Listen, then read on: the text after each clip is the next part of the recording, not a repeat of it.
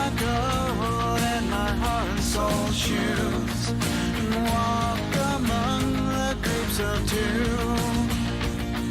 It's not ideal, it's just how we feel. It's a shame we're easily amused. The only cure for this forward motion is to make emotion fly away. The air is cold, but the water's not frozen. I see ripples rolling every day.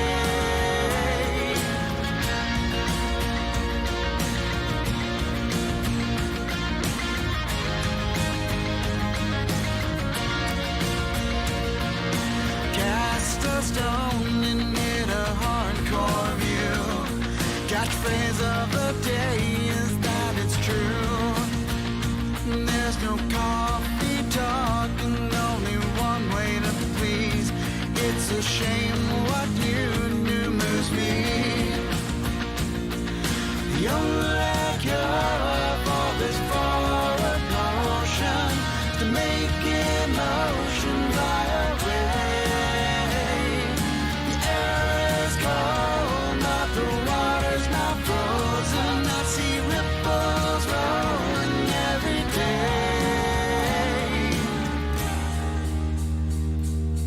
Yeah, I'm not looking for a windswept view. Our change has changed. Nothing's new. Write a new song that proves.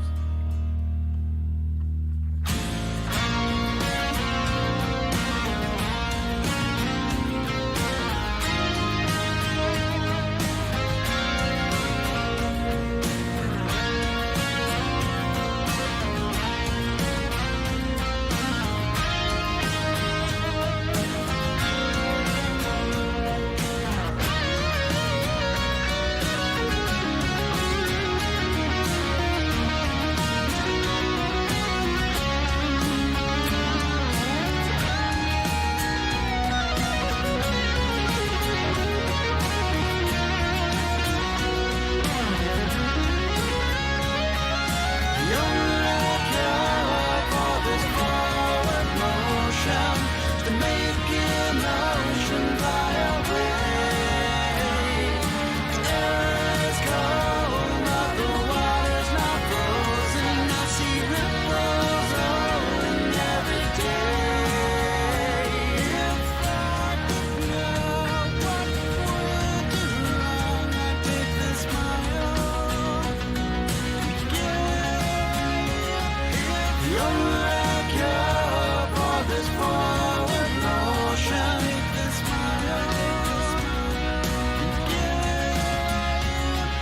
The only cure for this forward motion is this smile.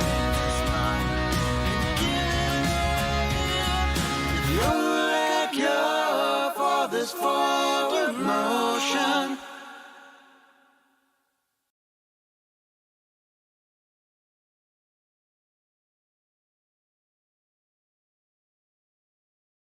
Hey, everybody, and welcome to Rebellious 1776. My name is Lynn Hurley, and I am here with you to critique, criticize, and fact check our nation's politicians in real time. We love watching a feisty congressional hearing around here because we want to see just where our tax dollars are going and what those sneaky little politicians are saying. And if you know someone else who would enjoy watching along with us, please feel free to share the love and share the show with them. And then just sit back, grab yourself a snack and a drink. And if you're watching live, please join us in the chat as we watch our nation's finest in action. There's always good conversation going on. And if you like talking all things politics, why not hit that subscribe button? It's not going to hurt you. Just go ahead and hit it. See what you think. Also, don't forget to turn on the notification bell so you always get notified anytime I have a new show coming up. Sometimes they pop up because sometimes hearings, press conferences, who knows? They pop up all the time in the world of politics. So every now and then there is a last minute show. So make sure you have that notification bell turned on to all so you always get notified. How are you all today? Well, we are going to watch a hearing. This is a Senate hearing, which we don't watch quite as much of. We tend to watch a lot more House hearings, but we're going to watch a Senate hearing today. This is an older one, but there is a reason why we're watching it. So this is from last October, actually last Halloween, October 31st, 2023. And they're going to be talking about threats to the homeland. And we're going to have a little discussion afterwards. It is a long hearing, so settle in, get comfy, get yourself a snack and a drink. Like, I do mean that. And afterwards, we're going to have a conversation as to why this is relevant right now. And with that, oh my goodness, it's like amateur hour. I didn't even get this set up. Ugh, what am I doing today? Okay, we're going to get this all set up. And once I finally do, let me know how the sound is. All right, let me just double check that that is good. I think so. I think we're doing good. All right, and let me get that going and let me know how the sound is. Make sure you guys can hear that okay. Let's see. We're good. Maybe? Hold on just a second.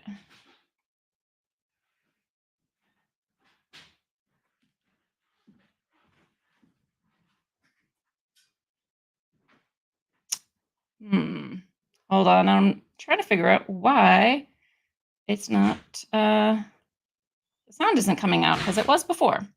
So let's just see if I can get that going again. Seeing. Oh, okay. Let's see. Did they take a little break? What happened here? That are very. There we go. Seeing our.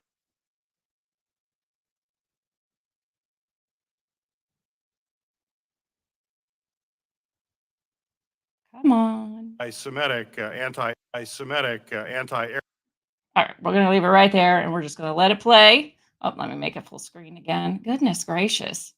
I am just not prepared today. Okay, there we go. Thank you, Gary. I can do it. Oh, it is playing right now, but every time I try to skip ahead, it cuts into it. So we're going to give it just a minute. It should be starting pretty. Will come to order.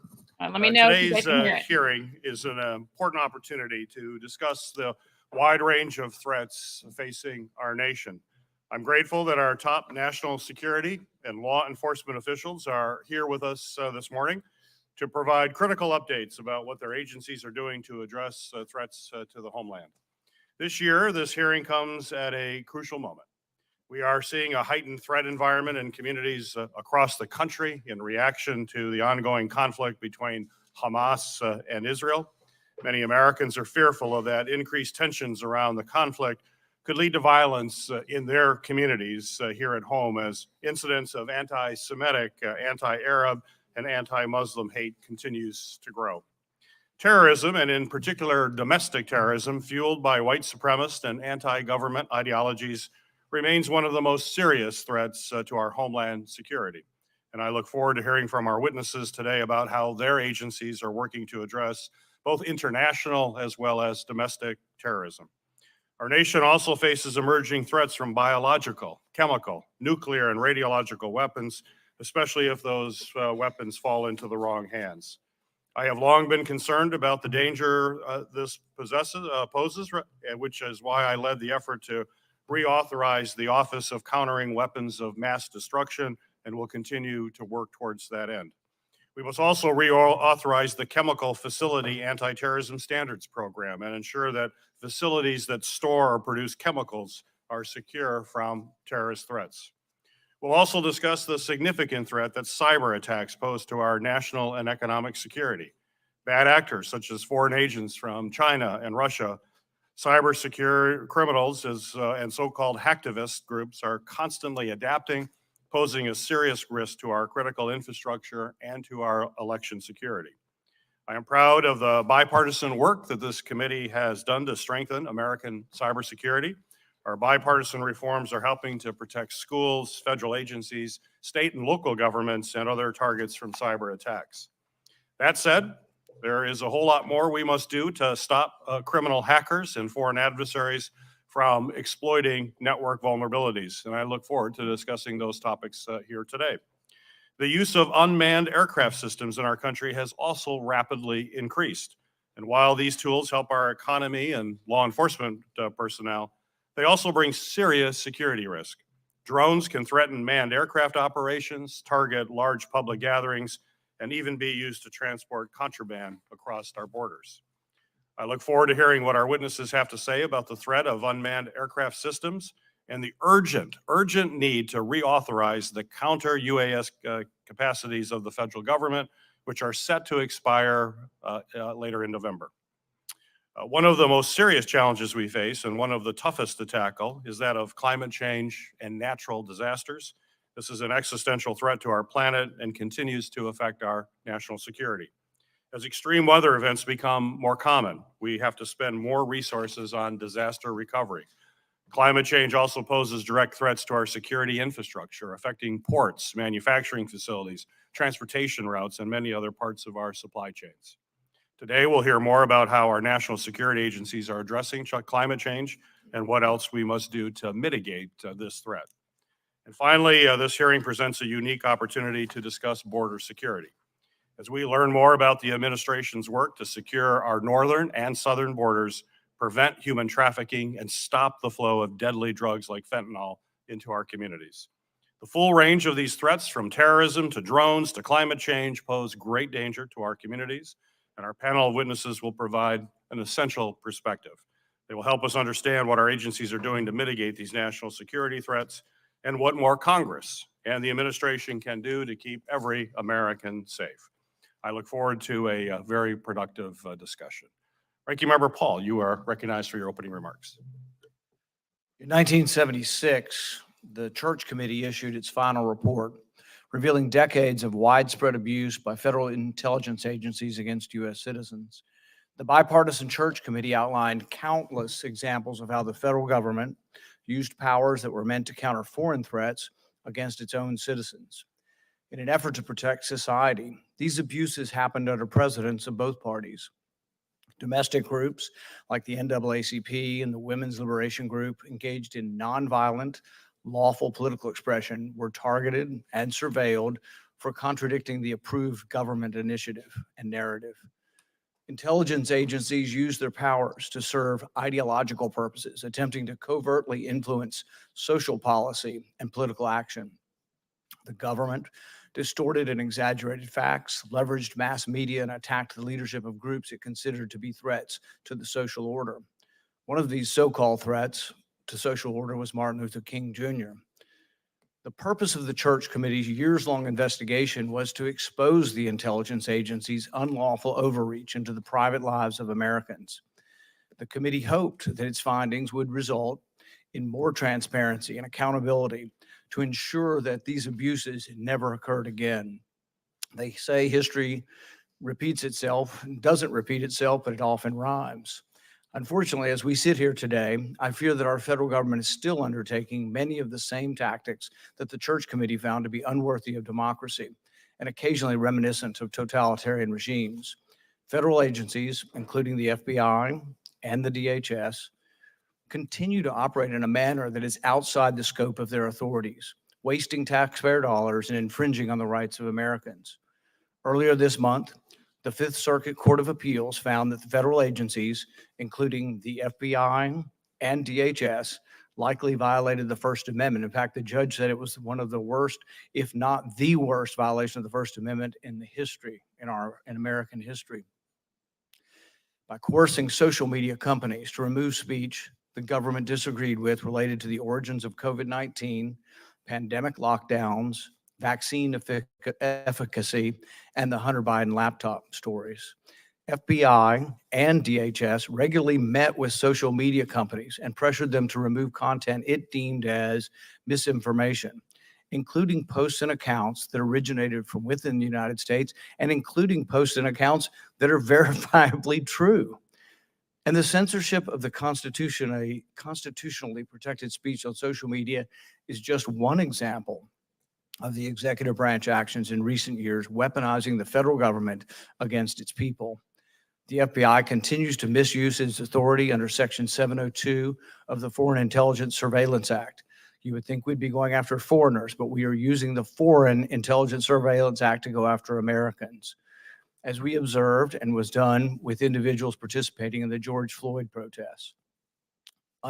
Unconstitutional access to Americans' activities was instituted against those in the George Floyd protests. DHS warned of violence from Americans who questioned the efficacy and safety of the COVID-19 vaccines and protested government overreach associated with pandemic mitigation measures. These agencies, charged with protecting the security of our nation, targeted parents who protested restrictive COVID-19 policies at school board meetings and labeled Catholics as potential domestic terrorists. It is hardly a surprise that the faith of Americans in their government is dwindling. Instead of focusing on rampant violent crime across the nation and the unprecedented crisis at the border, FBI and DHS are using their resources to surveil and censor law-abiding Americans engaged in constitutionally protected speech. When the federal government's activities are improperly focused inward, legitimate national security threats go unnoticed. The Church Committee highlighted the important point, highlighting that the FBI placed more emphasis on domestic dissent than on organized crime. And its effort to combat foreign spies suffered because of its focus on American protest groups. The narratives from the past and the present draw a concerning parallel. The lessons of the Church Committee report resonate nearly 50 years later, yet the cycle of executive branch overreach continues. The American people deserve accountability from the federal government, and Congress cannot continue to abdicate its constitutional duty to conduct oversight. As the Church Committee aptly pointed out, power must be checked and balanced, and the preservation of liberty requires the restraint of laws. It is our responsibility to ensure that the principles of American democracy endure, and I hope my colleagues on both sides of the aisle will work with me to do just that. It is the practice of the Homeland Security and Governmental Affairs Committee to swear in witnesses. So if each of our witnesses would please stand and raise your right hand. Do you swear the testimony you will give before this committee will be the truth, the whole truth, and nothing but the truth, so help you God? Thank you. You may be seated. Secretary Alejandro Mayorkas is the 7th Secretary of the Department of Homeland Security. Oh, we know who Secretary he is. Mayorkas has led a distinguished career over 3 decades as a law enforcement official and a lawyer in the private sector. He has served as the department's Deputy Secretary, as Director of U.S. Citizenship and Immigration Services, and at the Department of Justice as Assistant United States Attorney in the Central District of California.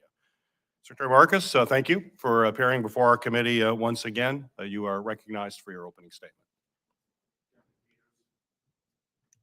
Chairman Peters, Ranking Member Paul, distinguished members of this committee. In September, the Department of Homeland Security published the 2024 Homeland Threat Assessment, laying out the most direct, pressing threats to our security. Already, in the weeks since the assessment was published, the world has changed. Hamas terrorists horrifically attacked thousands of innocent men, women, and children in Israel on October 7th, brutally murdering, wounding, and taking hostages of all ages. In the days and weeks since, we have responded to an increase in threats against Jewish, Muslim, and Arab American communities and institutions across our country. Hate directed at Jewish students, communities, and institutions add to a pre-existing increase in the level of anti-Semitism in the United States and around the world. As the last few weeks have shown, the threat environment our department is charged with confronting has evolved and expanded constantly in the 20 years since our founding after 9/11. Today, individuals radicalized to violence can terrorize using a vehicle or a firearm. A transnational criminal organization needs only to conceal 2.2 pounds of fentanyl in a commercial truck or passenger car crossing through our land port of entry to kill as many as 500,000 people. Lone actors in nation states such as Russia, Iran, and the People's Republic of China can use computer code to steal sensitive personal information, shut down critical infrastructure, and extort millions in ransom payments. Compromising deepfake images can exploit and ruin the life of a young person. Extreme heat, wildfires, and devastating hurricanes are increasing in frequency and severity. And our department's founding rationale, the threat posed by foreign terrorists using weapons of mass destruction, remains. The 260,000 men and women of the Department of Homeland Security work every day to mitigate these threats and many more. I am immensely proud to be here today on their behalf to discuss the work they do, the challenges they face, and most importantly, the support they require from Congress to do their jobs. Thank you for the opportunity to do so. I would like to focus today on two such means of critical, urgent support. First, Congress must not allow key DHS authorities to lapse. Our department's authority to implement the chemical facility anti-terrorism standards expired on July 28th. That means the Cybersecurity and Infrastructure Security Agency is barred from inspecting over 3,000 high-risk chemical facilities, identifying who is accessing them and whether they are stockpiling dangerous chemicals. Historically, more than a third of inspections identify at least one gap in a facility's security. Our counter-drone authority will expire on November 18th, challenging, among other missions, the Secret Service's ability to protect the President and Vice President, and Customs and Border Protection's ability to patrol the southwest border and intercept cartel drones ferrying drugs and other contraband through the air. Our department's Office of Countering Weapons of Mass Destruction Authority will expire on December 21st. That would hinder our ability to detect biological and illicit nuclear material threats and safeguard against the use of AI in the development of biological weapons, as President Biden charged us with doing yesterday in his executive order on artificial intelligence. Finally, key elements of our intelligence collection authority under Section 702 of the Foreign Intelligence Surveillance Act will expire on December 31st. Expiration would leave our country vulnerable to attacks supported by American citizens, and it would cripple our ability to identify and secure American citizens who are the targets of such attacks. Renewing each of these four authorities is common sense, bipartisan, and critical to our national security. This is not a moment to let our country's guard down. Second, we need Congress to allocate sufficient resources to enable our nation's frontline officers to carry out their difficult jobs and keep the American people safe. 2 weeks ago, our administration requested critical supplemental Homeland Security funding that would help do just that. This funding package would allow us to more effectively combat the scourge of fentanyl, stem the impacts of historic migration, and accelerate work authorization for eligible non-citizens. This funding will, in short, make a critical difference in our department's operational capacity and in our national security. Ensuring the safety of the American people is a national imperative and a governmental obligation. It is. I look forward to Truly partnering is. with Congress to deliver for the men and women who keep our country safe. I look forward to working with you to address the threats and challenges America faces today and in the years to come. And I look forward to your questions. Thank you. Thank you, Mr. Secretary. Director Christopher Wray is the 8th Director of the Federal Bureau of Investigation. Director Wray began his law enforcement career over 2 decades ago, serving in the Department of Justice as an Assistant U.S. Attorney for the Northern District of Georgia. He has also served on the President's Corporate Tax Fraud Force and supervised the Enron Tax Force, in addition to playing a key role in national security objectives for the department. Director Wade, so welcome back to the committee for your testimony here today. You're recognized for your opening statements. Thank you. Good morning, Chairman Peters, Ranking Member Paul, members of the committee. discussions about the most pressing national security threats and what we face and what we're doing to tackle them are always important, but it seems especially well-timed this year with the dangerous implications the very fluid situation in the Middle East has for our homeland security. The reality is that the terrorism threat has been elevated throughout 2023, but the ongoing war in the Middle East has raised the threat of an attack against Americans in the United States to a whole nother level. Since the horrific terrorist attacks committed by Hamas against innocent people in Israel a few weeks ago, we've been working around the clock to support our partners there and to protect Americans here at home.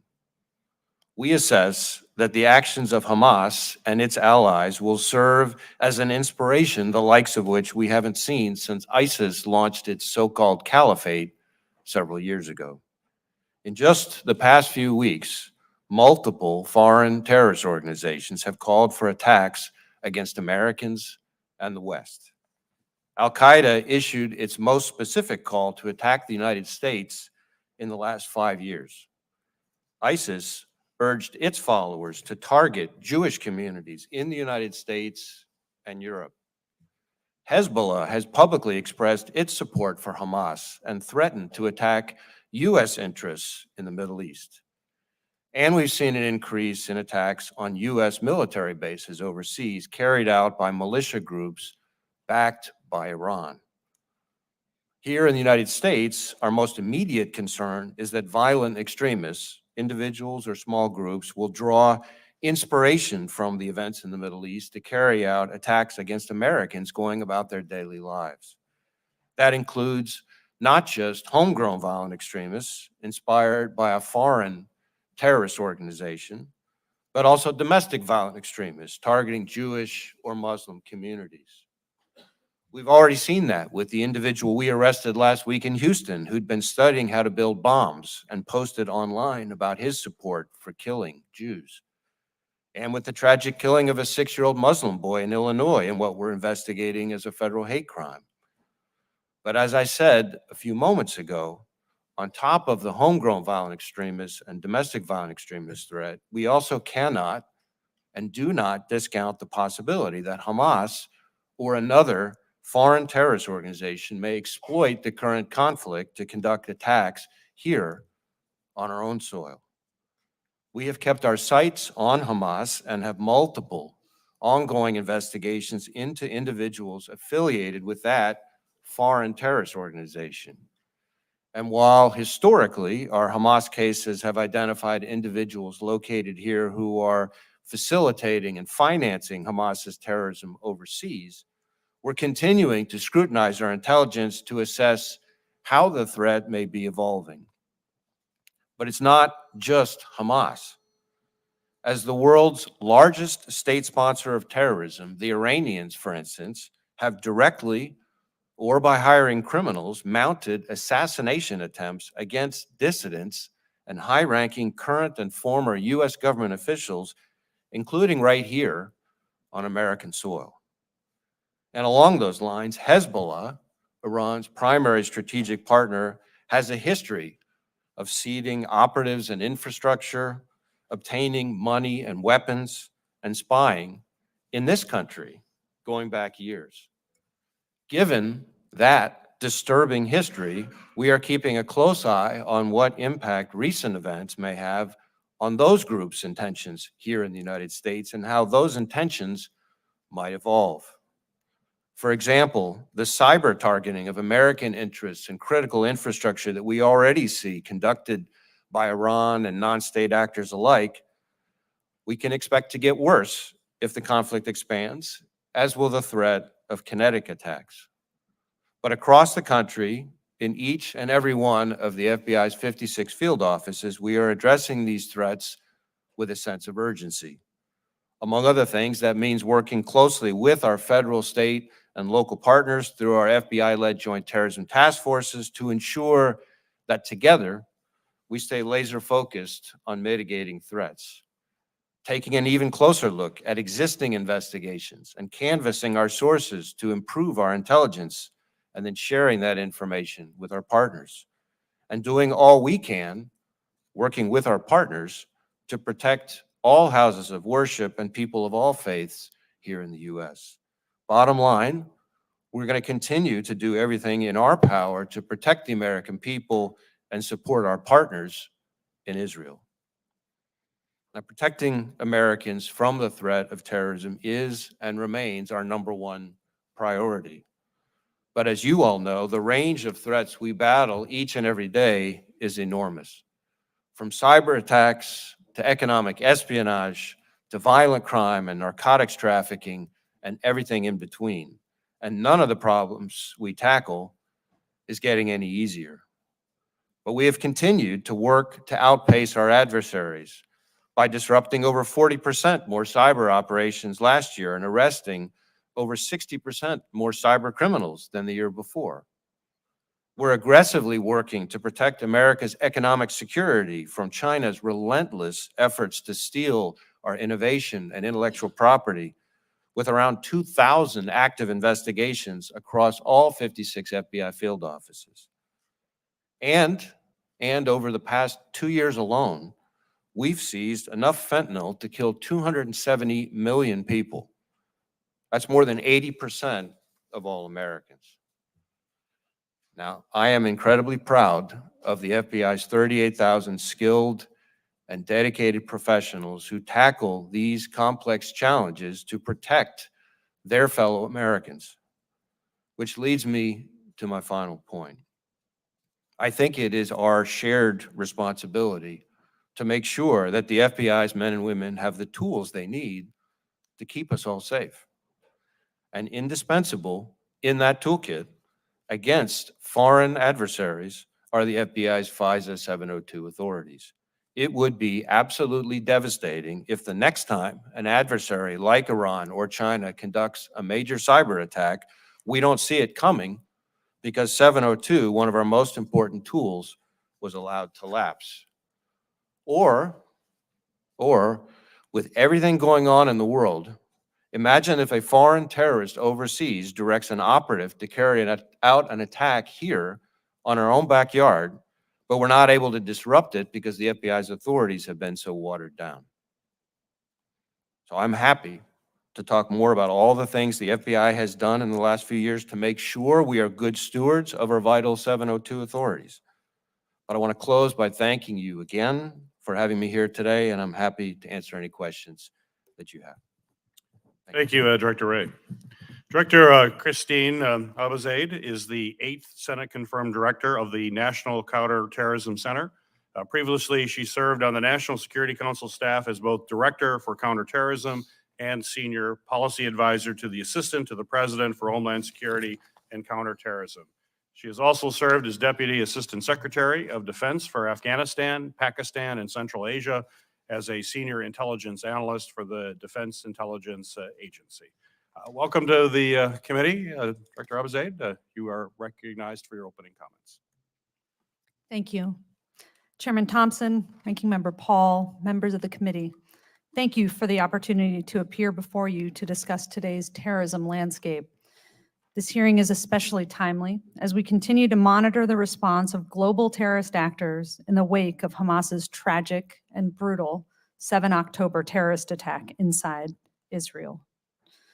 The deadliest day in Israeli history resulted in the deaths of over 1,400 people, including more than 32 Americans, thousands injured, and over 240 civilians and soldiers taken into Gaza as hostages, at least a handful of which are Americans.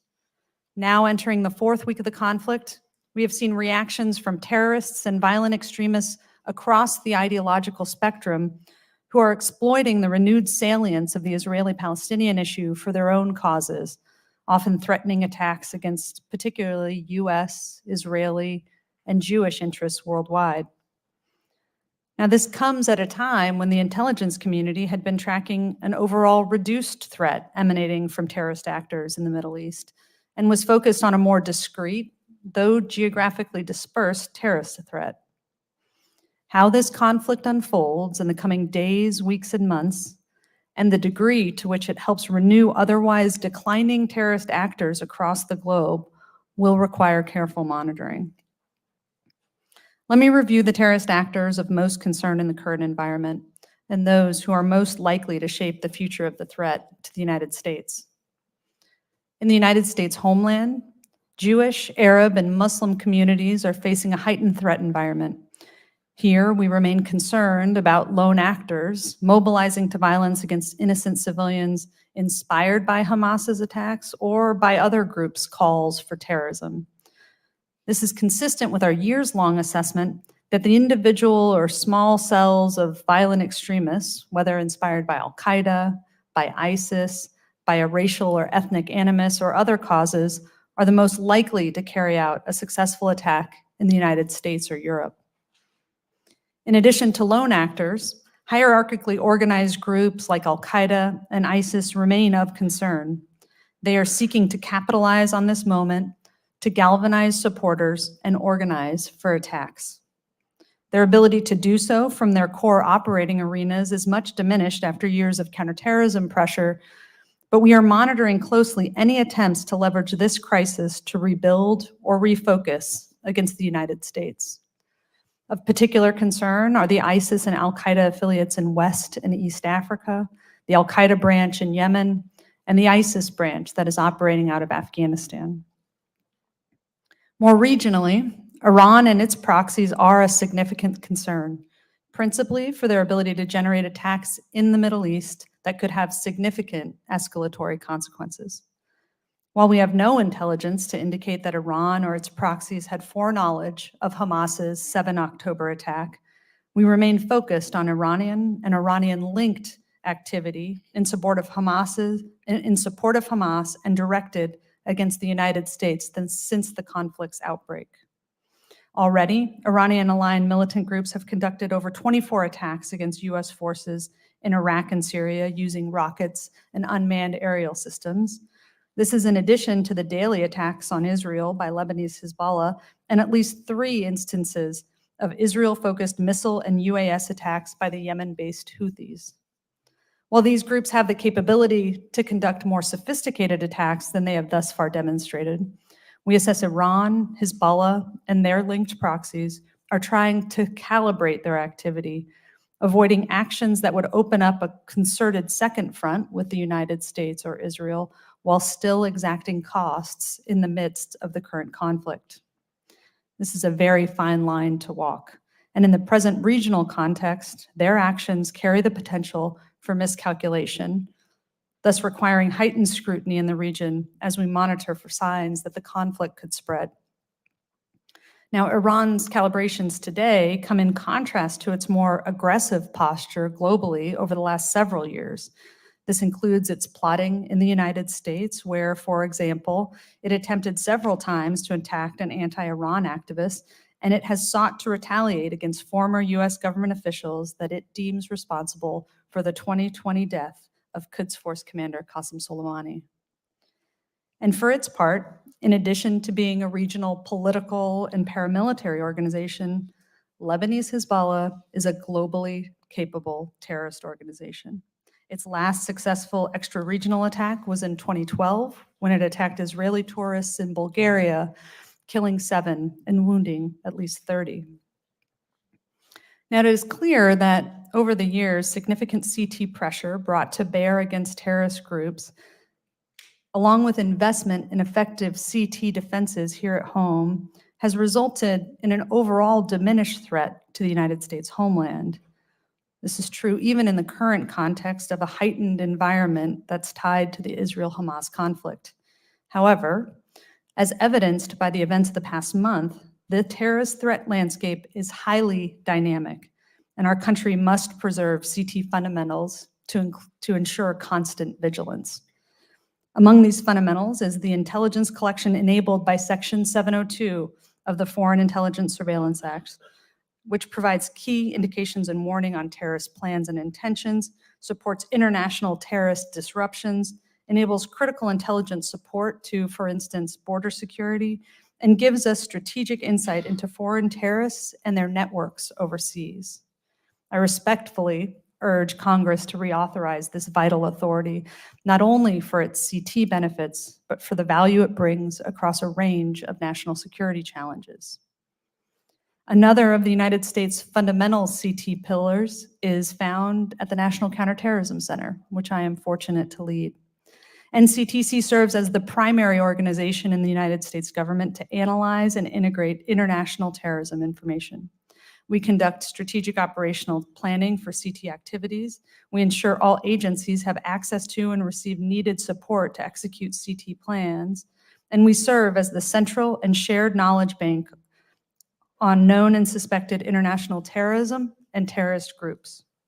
My organization is part of a whole of government CT architecture that must work across a spectrum of the threat landscape to quickly identify new threats and overcome enduring challenges that might allow space for terrorists to advance attacks.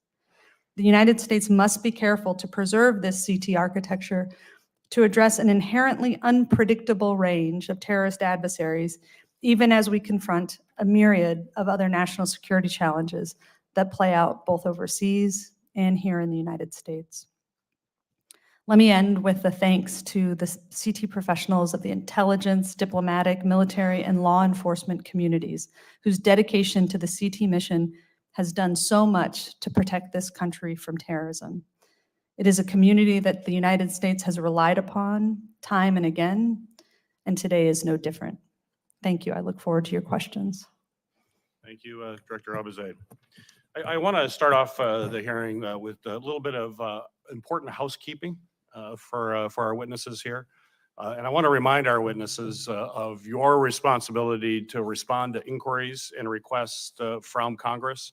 The oversight responsibilities that we have here in Congress are a core facet of our democracy, and the executive branch and the executive branch officials must be responsive to requests from members of this committee. Questions for the record should be answered promptly and accurately, which is not what we have been seeing. Director Wray, there are instances where questions for the record are not answered by the FBI till over a year after the hearing has taken place. In fact, we still do not have responses to our questions for the record from last year's threats hearing. Director Wray, that's simply unacceptable. You have had a year waiting for OMB clearance, and that's simply not a valid excuse. We do not accept that at all. Get on the Can I ball. have your commitment, as well as Mr. our other Wray. witnesses here, to prioritize QFRs for this hearing and return members' requests as promptly and as quickly as possible? And what is that time frame? Well, certainly you have my commitment that we will do everything in our power to move the QFRs, the questions for the record, as quickly as possible. As your question noted, That's not a commitment. unlike correspondence exchange, QFRs, questions for the record, have to go through this interagency OMB clearance process. So we don't have complete control over that, but I will do everything in my power to try to expedite and move that So he's process saying along. a to the question extent takes that's longer within than my a power. year to get No, I hope answered? your power is enough to do it in less than a year, considerably, like other agencies all across government do. Secretary Mayorkas? Mr. Chairman, you have our commitment. Director? You have my commitment as well. Great, thank you. All three of you have spent a great deal of time in your opening comments talking about the increased threat as a result of the conflict in the Middle East. And also want to bear in mind that we've seen hate crimes increase even prior to this conflict. I think the FBI report shows a 36% increase in anti-Semitic hate crimes occurring before the war as well. So this is indeed a significant threat, and I appreciate all of you focusing on that in your opening comments. Secretary Mayorkas, one tool that we have to protect nonprofit organizations, particularly houses of worship, is the Nonprofit Security Grant Program. Could you tell this committee how important that program is and the need for additional resources to protect particularly houses of worship? Mr. Chairman, the Nonprofit Security Grant Program is of vital importance to faith-based and other nonprofit institutions around the country. The funding that we distribute to thousands of such organizations enable them to secure their facilities so individuals of all faiths can attend their places of worship in a safe and secure environment. Whether it's the installation of cameras, the employment of security guards, other important security features, the funding we provide enables target-rich and very often resource-poor institutions to equip and empower themselves to keep their facilities safe. It is of vital importance, and that is why we have requested additional funds of Congress for that program.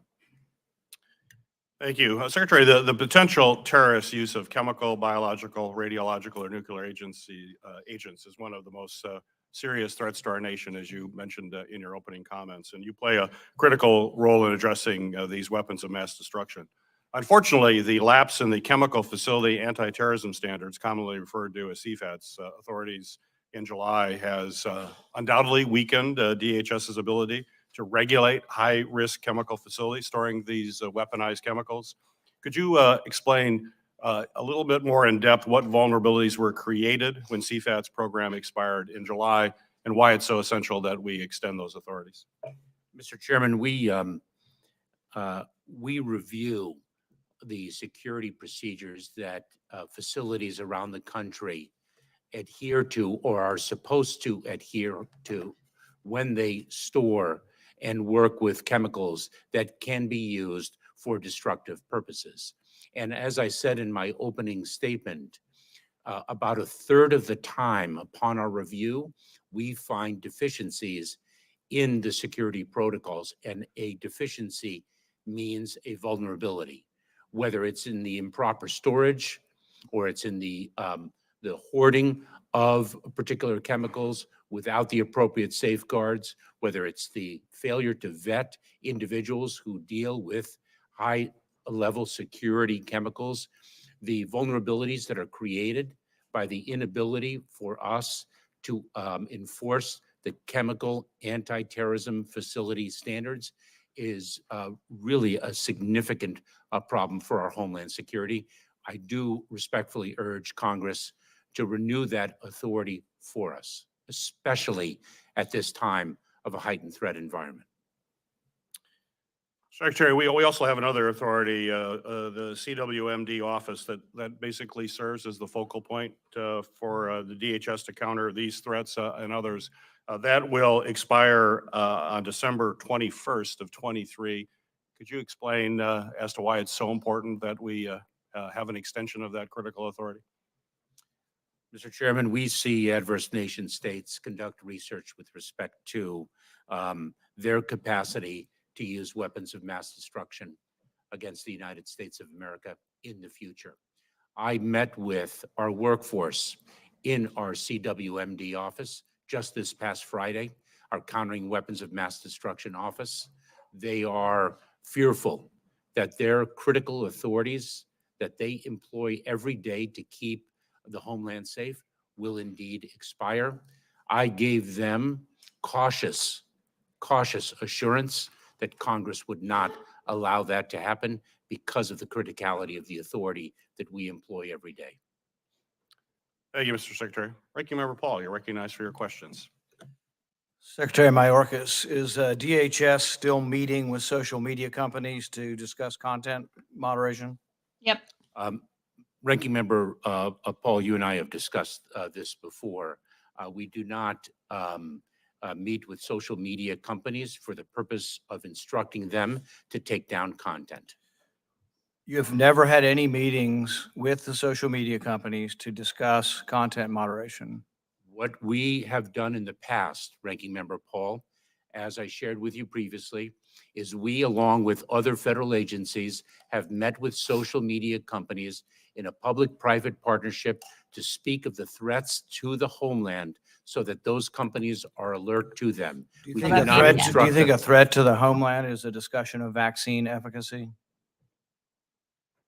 I do not. Yes, he does. Ranking Member Paul, and I If should say, if you'll have your staff read, and I think it'd be good for you to read also the Missouri versus Biden case, it lists time and time again discussion of constitutionally protected speech that has nothing to do with national security.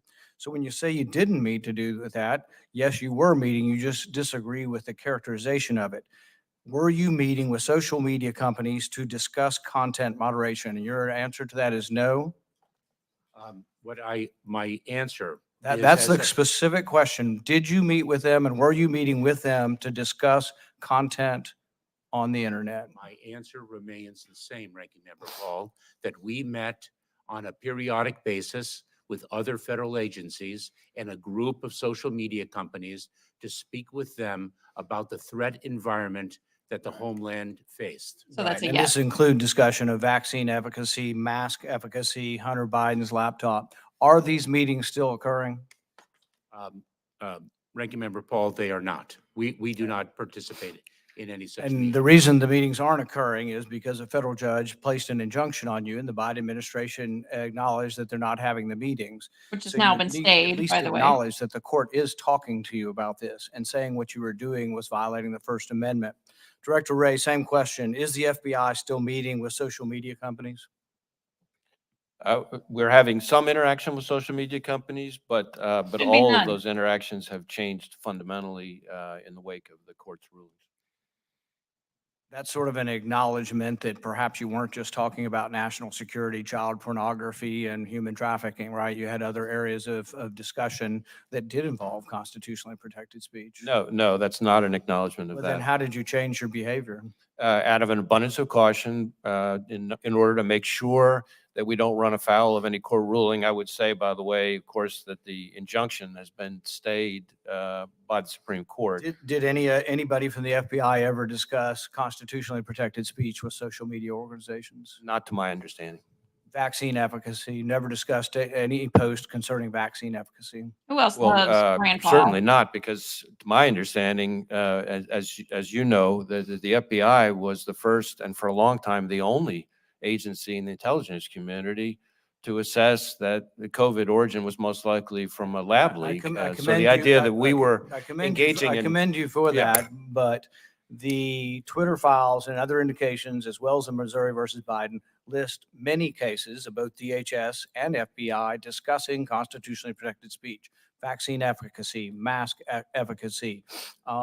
People who said, my brother got the vaccine and died yesterday. And the brother actually did die, but proof of cause and effect is one thing. But taking down posts like that was part of the discussion in these meetings. Not by the FBI. We would not have been engaging with social media companies about vaccine efficacy, to my knowledge, certainly. Director Ray, in 2017, the Department of Justice issued subpoenas to members of the House Intelligence Committee, congressional staffers, as well as Senate Judiciary Committee staffers to turn over private information. Were you involved with that investigation, aware of it at the time? I'm not familiar with that specific This investigation. had to do with the leaks, I believe. We have never been told completely, but the leaks concerning the Crossfire Hurricane and the leaks concerning the conversation between Flynn and Kislyak that was wiretapped, that was classified, that somehow got out, but you're not aware of anybody from Congress being investigated? Well, as I sit here right now, that's not something that's ringing a bell for me. Do you see a problem with the Department of Justice issuing subpoenas to congressional staffers who are providing oversight to the very organization that's issuing the subpoenas? Well, certainly, anytime there's an investigative activity that touches upon a separate branch of government, namely the legislative branch, it has to be done extraordinarily carefully. And there are all kinds of policies that the department has in place to make sure that that's done appropriately. Director A, did the FBI pay Twitter money to moderate content moderation? I'm not aware of us paying money to moderate content there or anywhere else. What was the $3 million for that the FBI gave that's been revealed in Twitter files, which has been characterized by those writing the Twitter files as payment for content moderation? Basically, they said Twitter, you know, you guys were meet with them all the time and you had them taking down so many posts. They said, well, gosh, it's a lot of work. Why don't you pay us? And so you did. You paid them $3 million. Are you aware of the payment? I'm not aware of that specific payment, but I can tell you that when it comes to payments, going back well over 4 decades, when we are required by federal law, when a company, like in this instance, a provider, goes through expenses to produce information, we're required to reimburse them for those expenses. And so I think that a lot of the questions about payments revolve around exactly that. And you will repeat under oath that there was never any discussion of the FBI to take down constitutionally protected speech. You think it's all national security, child pornography, sex trafficking, no discussion of constitutionally protected speech, because this is all going to come out, and a lot of it's come out already in depositions, but you're saying there was never any discussion by any of your agents in any of these meetings of constitutionally protected speech being taken down? To my knowledge, our agents conducted themselves in compliance with the law throughout. Same question to Secretary Mayorkas. You're not aware of your agents ever discussing any constitutionally protected speech with any of the social media companies? The same answer as Director Ray provided to you, Ranking Member Paul. Thank you, Ranking Member Paul. Senator Hassan, you're recognized for your questions. Thank you, Mayorkas Mr. is Chair, so and thank you and the reasonable. ranking member for having this hearing. To our witnesses, thank you for being here today. Thank you for your work, and please thank the women and men who serve with you for their extraordinary work, all directed at keeping us safe, secure, and free. I want to start with a question to Secretary Mayorkas and Director Ray. We're dealing with a constantly evolving fentanyl epidemic in this country. Transnational criminal organizations in China and Mexico change tactics frequently, but they continue to be responsible for the vast quantities of fentanyl that is smuggled into the United States, an issue that I and other senators raised with senior Chinese leaders last month, including President Xi, on our recent bipartisan CODEL. Some Chinese exporters even advertise their ability to evade customs and inspections and seizures as they advertise the availability of precursors. When it comes to U.S. law enforcement, what specific steps are DHS and the FBI taking to disrupt and dismantle the transnational criminal organizations that are supplying chemical precursors and manufacturing and smuggling fentanyl and other drugs into the U.S.? And we'll start with you, Mr. Secretary. Senator, we have a multi-pronged approach to the scourge of fentanyl and attacking the transnational criminal organizations that peddle and smuggle in it. We have transnational criminal investigative units resident in other countries to dismantle and disrupt the cartels, along with our law enforcement partners in those countries. We have operations here that our personnel undertake to stop the flow of precursor chemicals, to interdict the equipment that is used in the manufacture of fentanyl, and to interdict the finished product. Operation Blue Lotus is one example, Operation Artemis, and so many others. We have surged our personnel and resources to, in fact, interdict more fentanyl than ever before. Thank you, Director Ray. So we're participating in a number of ways. I think the first that I would mention is our Safe Streets task forces are focused on the gangs that are here distributing fentanyl and other dangerous drugs. We just, for example, just this past month, I guess in September, our Phoenix office, working with our partners, seized something like 400,000 pills. That kind of seizure is becoming almost routine. So there's the distribution side here by the gangs. Our transnational organized crime task forces are focused on the cartel leadership, the source of supply. We have, I think, 380 investigations just into cartel leadership that we're conducting. We also, I think a third I would mention is we have something called J-Code, which focuses on darknet trafficking and dismantling darknet marketplaces of fentanyl and other substances. We also have things like a prescription drug initiative that's focused on pill mills and the providers that contribute to the problem. And then the last thing I think I would mention is we do a number of things to try to raise awareness. A while back, working with DEA, for example, we put out a movie called Chasing the Dragon, which was put into schools everywhere. And we have a number of similar outreach efforts to try to reach students and others on the awareness side. So distribution, supply, darknet, prescription drugs, and awareness. Thank you very much, and thank you for your efforts. I want to follow up on another theme that Director Ray raised in his testimony, and I'll actually pose this to Director Abizaid and Director Ray. Um, After Hamas's attack in Israel, I think we've all grown concerned, and Director Ray, you mentioned it, that the attack will embolden other terrorist organizations. Have the Hamas terrorist attacks been used by other terrorist organizations in their messaging and propaganda? And I'll start with you, Director Abizaid.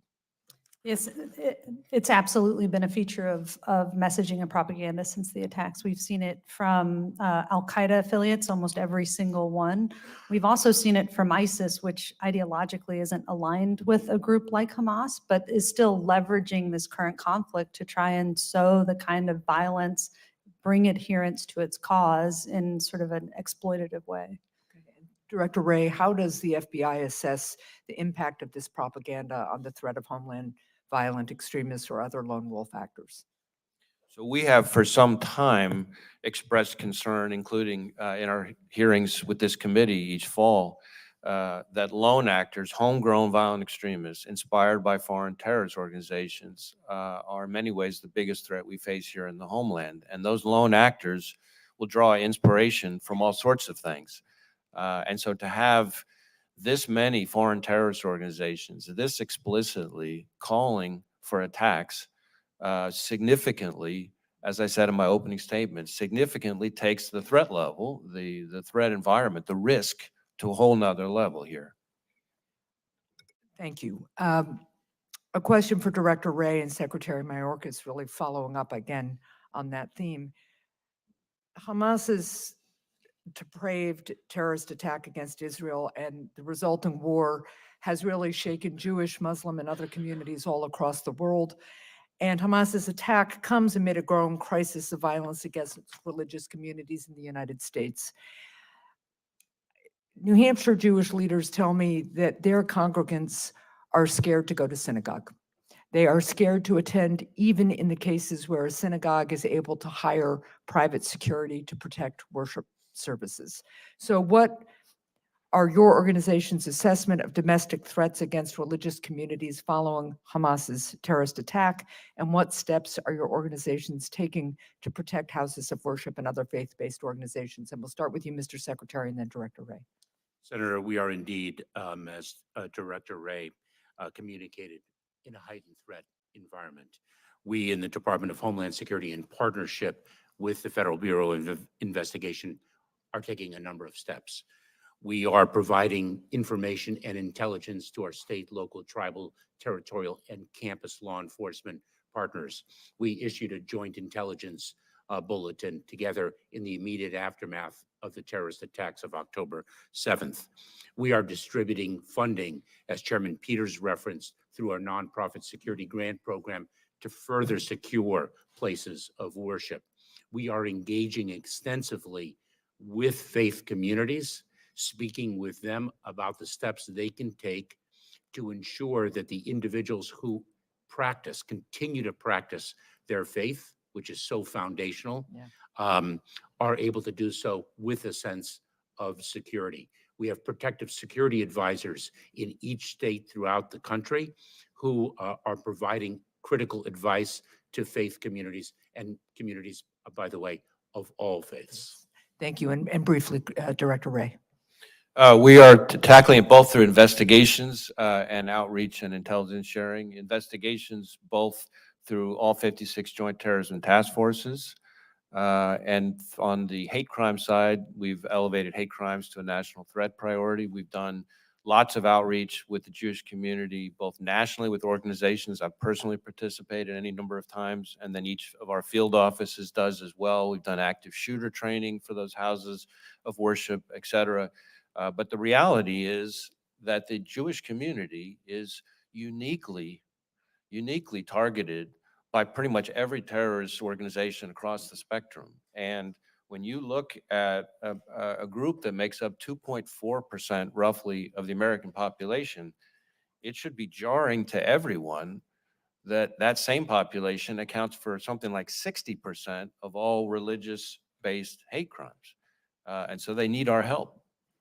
Thank you. And Mr. Chair, thank you for your indulgence. Thank you, Senator Heston. Senator Johnson, you're recognized for your questions. Thank you, Mr. Chairman. Secretary Mayorkas, I think you're familiar with my chart. I started developing this as chairman of this committee, dates back quite a few years now. It's changed over the years. It used to be titled Southwest Border in Apprehensions. That's back in the good old days when we actually apprehended, detained, and oftentimes deported. For some reason, well, I know the reason, that under your administration, you've changed it now to encounters. So now it's titled Southwest Border Encounters because now we encounter, we process, and disperse. And it seems like your solution to the self-inflicted wound to America is we've just gotten more efficient at processing.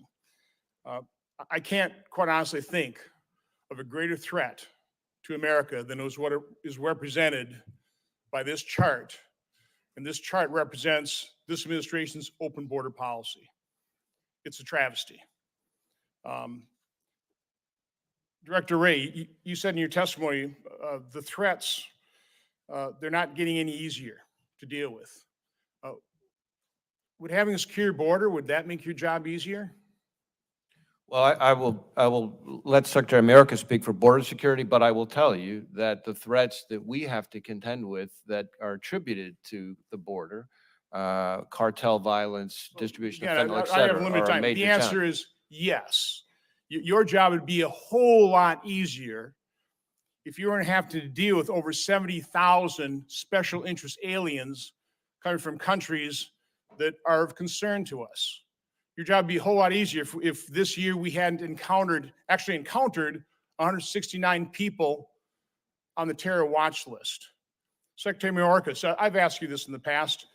What numbers are represented here? How many people has this administration let in by encountering, processing, dispersing, or that have come in as a known or unknown gotaway? What approximately? I don't need an exact number. So what do we got? Senator, let me say. I need numbers. Again, don't filibuster me. How many people has this administration led into the country? Let me say at the outset that our job would be a lot easier if the broken immigration system was No, fixed. Mr. Secretary, I want a number. How many people have you led into this country? I should also Okay, comment. I'll give you the number. It's about 6 million. About 1.7 million as known gotaways. Now, again, we don't know who these people are. We just know that they've come to this country and they're residing somewhere. Where are all these people residing? Where did the 6 million people go? Senator, you speak of encounters, and let me share Would you with answer my questions? Where did these 6 million people go? Are you keeping track of them? To what extent do we have a handle on where these 6 million people are in America? Senator, as you well know, when an individual is indeed released, they are released into immigration enforcement proceedings and are subject to removal if they do not have a legal basis to remain in the United States. You're not And in answering the fact- question. Where do these people reside? We know we've got about 100,000 in New York, and New York Mayor Adams says it will destroy New York. That's, by the way, less than 2% of the 6 million people. So less than 2%, 100,000 is going to destroy New York. What's happening around the country? I'm not going to get answers from Secretary Mayorkas. So Director Ray, what are you doing to track these people and investigate the potential threat? So we are tackling it through a variety of means. There are some categories I would put kind of in the terrorist watch list category, and there it's our joint terrorism task forces that are working with partners throughout the law enforcement community to try to identify. So how many pursue those. agents do you have tasked to investigate potential terror threats coming into this country and those 6 million people, and particularly the 1.7 million gotaways? How many agents are on investigating that flow of illegal immigrants? Well, I don't know that I can give you the exact number, but let me Give try a to ballpark. Let me try it Is this way. Is it 100? Is it a couple hundred? Is it, just a ballpark? Well, I would say we have several hundred agents who are tackling the threats that come from the border, both from a national security side, a counterterrorism side, and from an organized crime or violent crime side. So how does that compare to the number of agents you had on, for example, investigating the January 6th protesters? How many agents, at the height of that investigation, how many FBI agents were assigned to that task force? I don't have exact numbers, but what I would tell you is that You got a I feel ballpark. I feel relatively confident that the number of agents working on threats that are attributable to the border far exceeds the number of people working on the January 6th investigation. What about the height of the January 6th investigations? Same answer. Same deal, okay. Mr. Secretary Mayorkas, what is the average or the range of trafficking fees? I mean, because, by the way, we have a 100% secure border on the Mexican side, right? I mean, very few people are crossing into this country without going through human traffickers. So they have to pay a trafficking fee. What is that range of trafficking fees? When you speak of trafficking, Senator, you mean smugglers?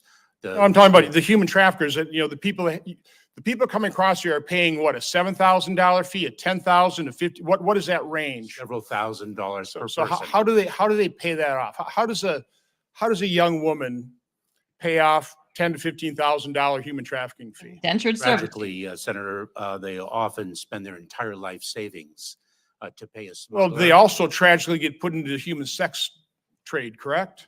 There are all sorts. Director Ray, are you investigating that?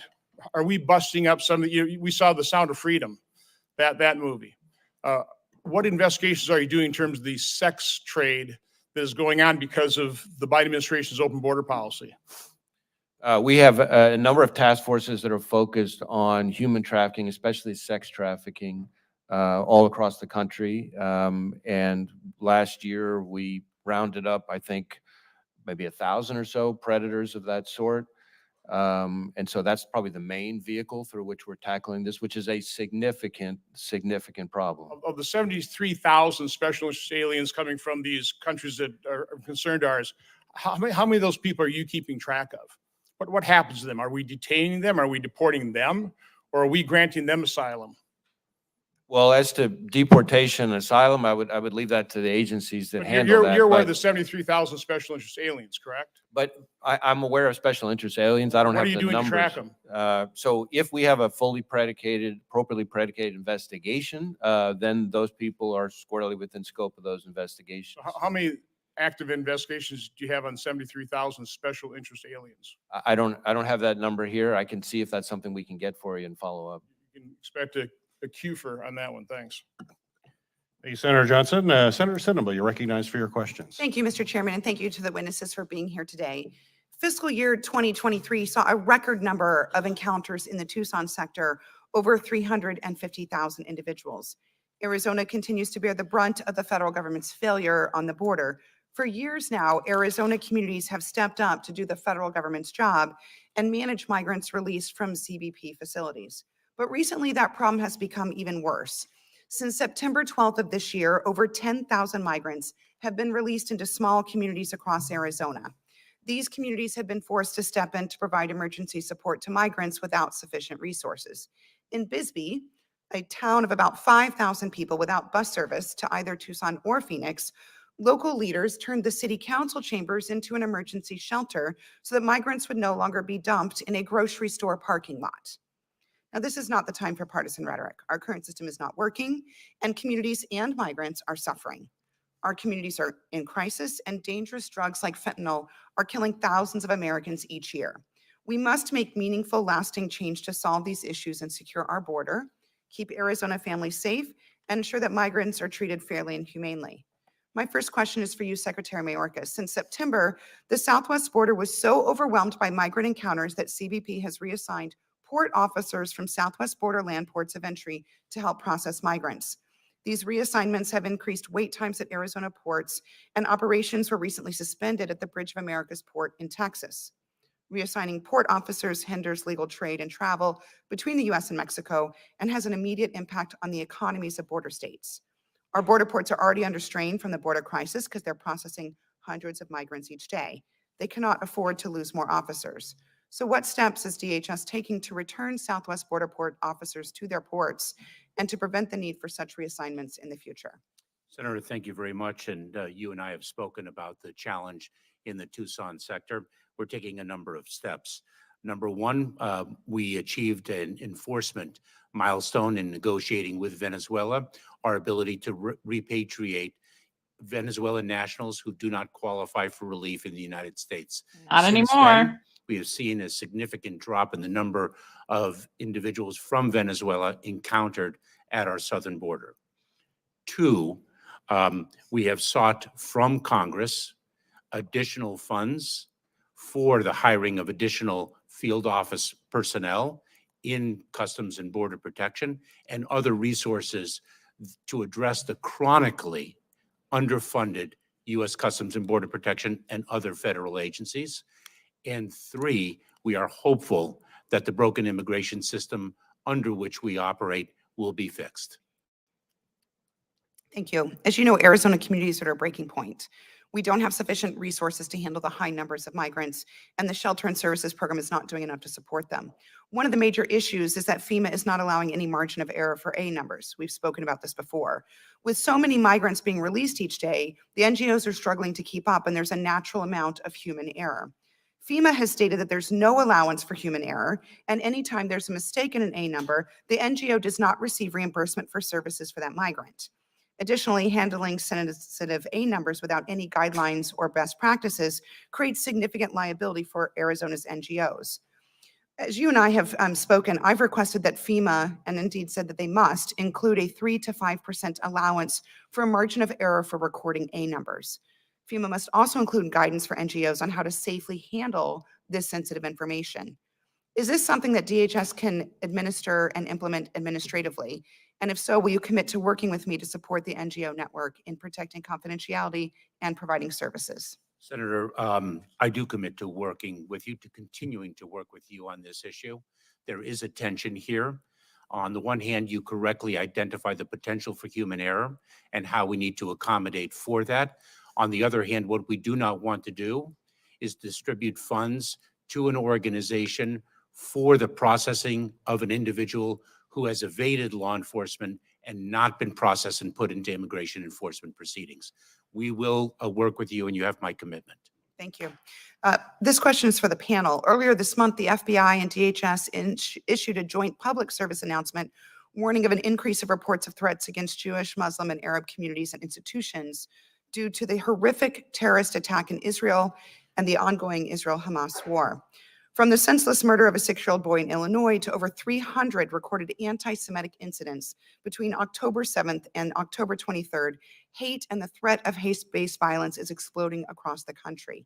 Director Wray, what additional steps is the FBI taking to track hate-based violence across the United States? And what additional support do you need from Congress? And for Secretary Mayorkas and Director Abizade, I was not close at all.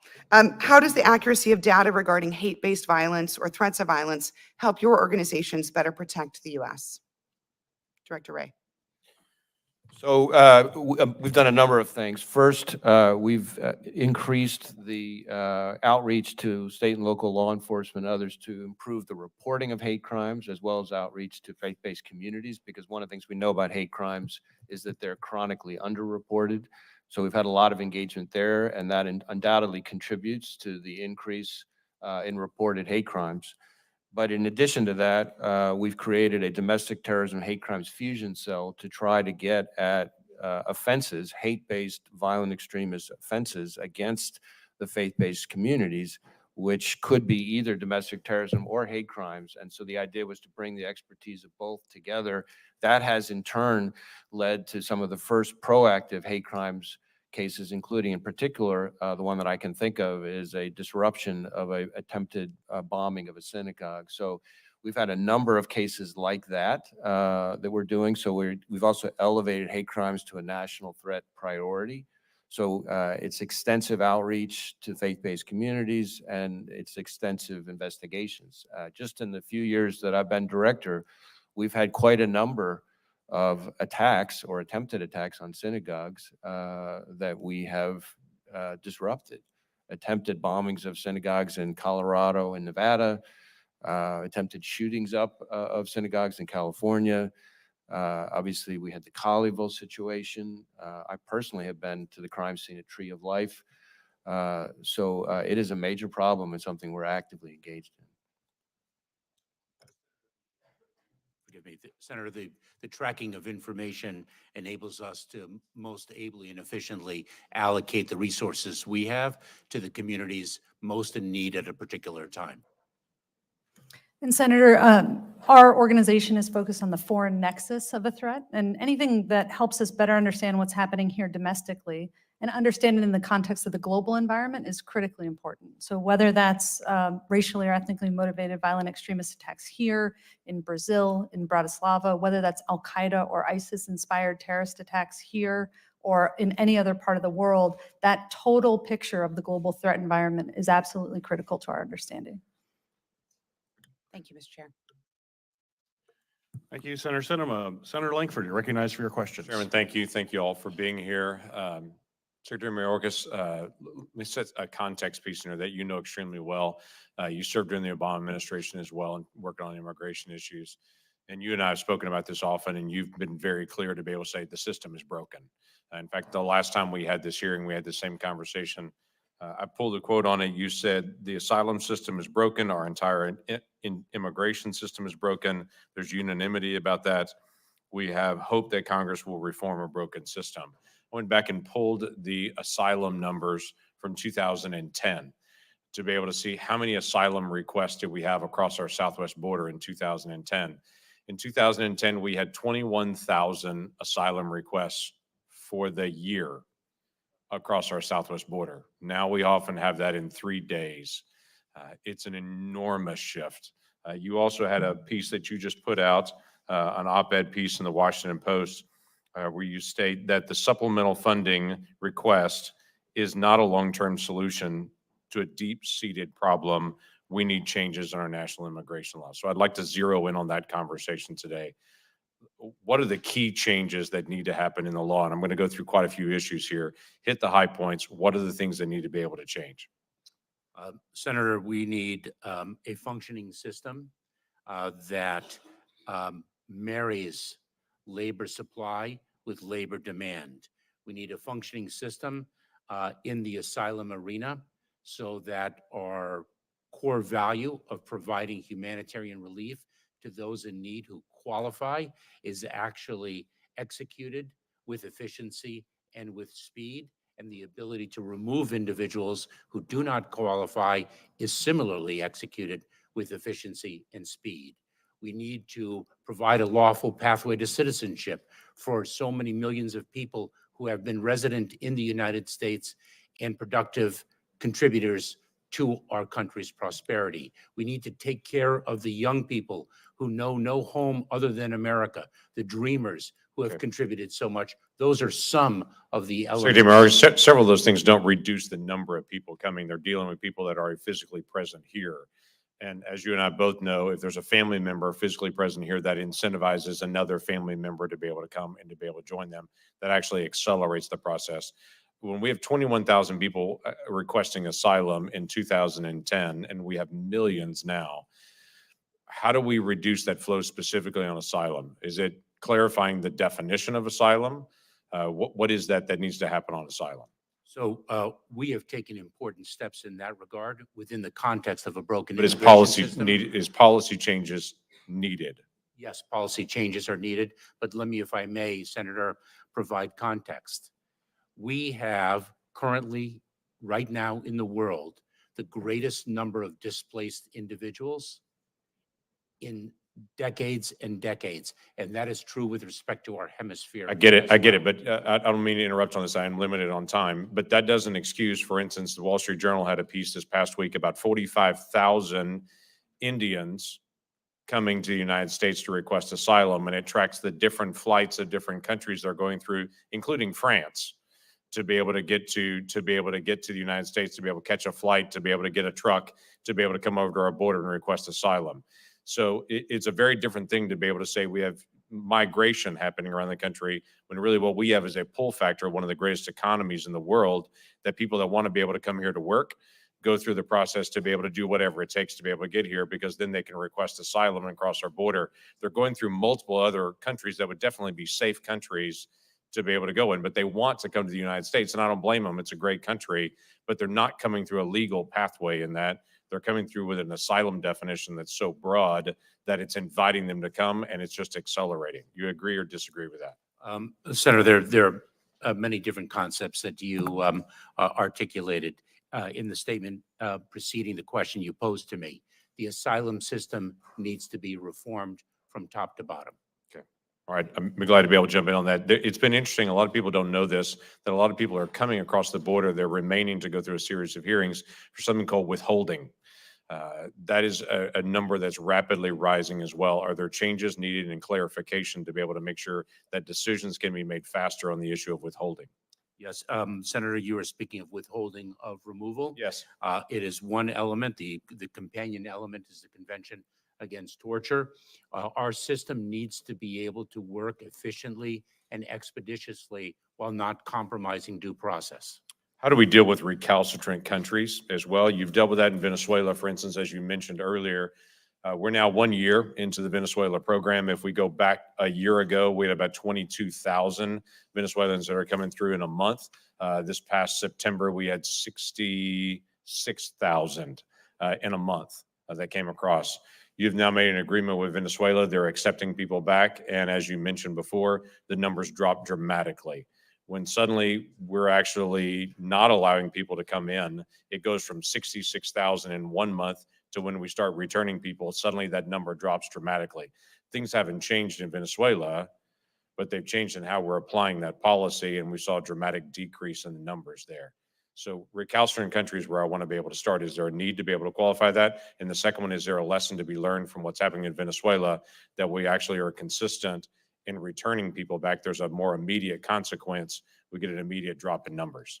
Senator, our model is to build lawful pathways and to deliver consequences for individuals who do not avail themselves of those lawful pathways. Our ability to repatriate individuals to the countries of origin when they do not qualify for relief under our laws is of vital importance. And what we have been able to accomplish with respect to Venezuela is a very powerful example of that. Okay, you asked for additional funding for detention beds there. What is the right number to be able to process individuals near the border, to be able to make decisions and to be able to respond, rather than having to release so many individuals on their own recognizance and saying, we'll follow up with you in the days ahead. We don't have time to process now. Senator, we have been employing expedited removal.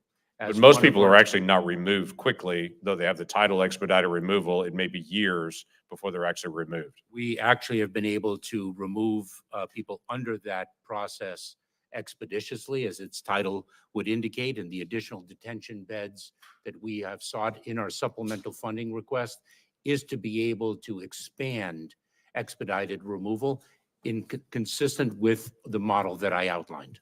Okay, thank you. Thank you, Mr. Chairman. Thank you, Senator Langford. Senator Rosen, you're recognized for your questions. Thank you, Chairman Peters, Ranking Member Paul, and for holding this important hearing. I also want to thank the witnesses for their testimony today, and Secretary Mayorkas, I want to thank you for working with my office and the entire Nevada delegation to ensure that the upcoming Formula One Grand Prix, just in a few weeks, has the federal interagency security support it needed. We raised that tier rating, and we appreciate it. I'm going to go right into border security, Mr. Secretary. As you know, fentanyl is destroying communities across the country, Nevada, no exception.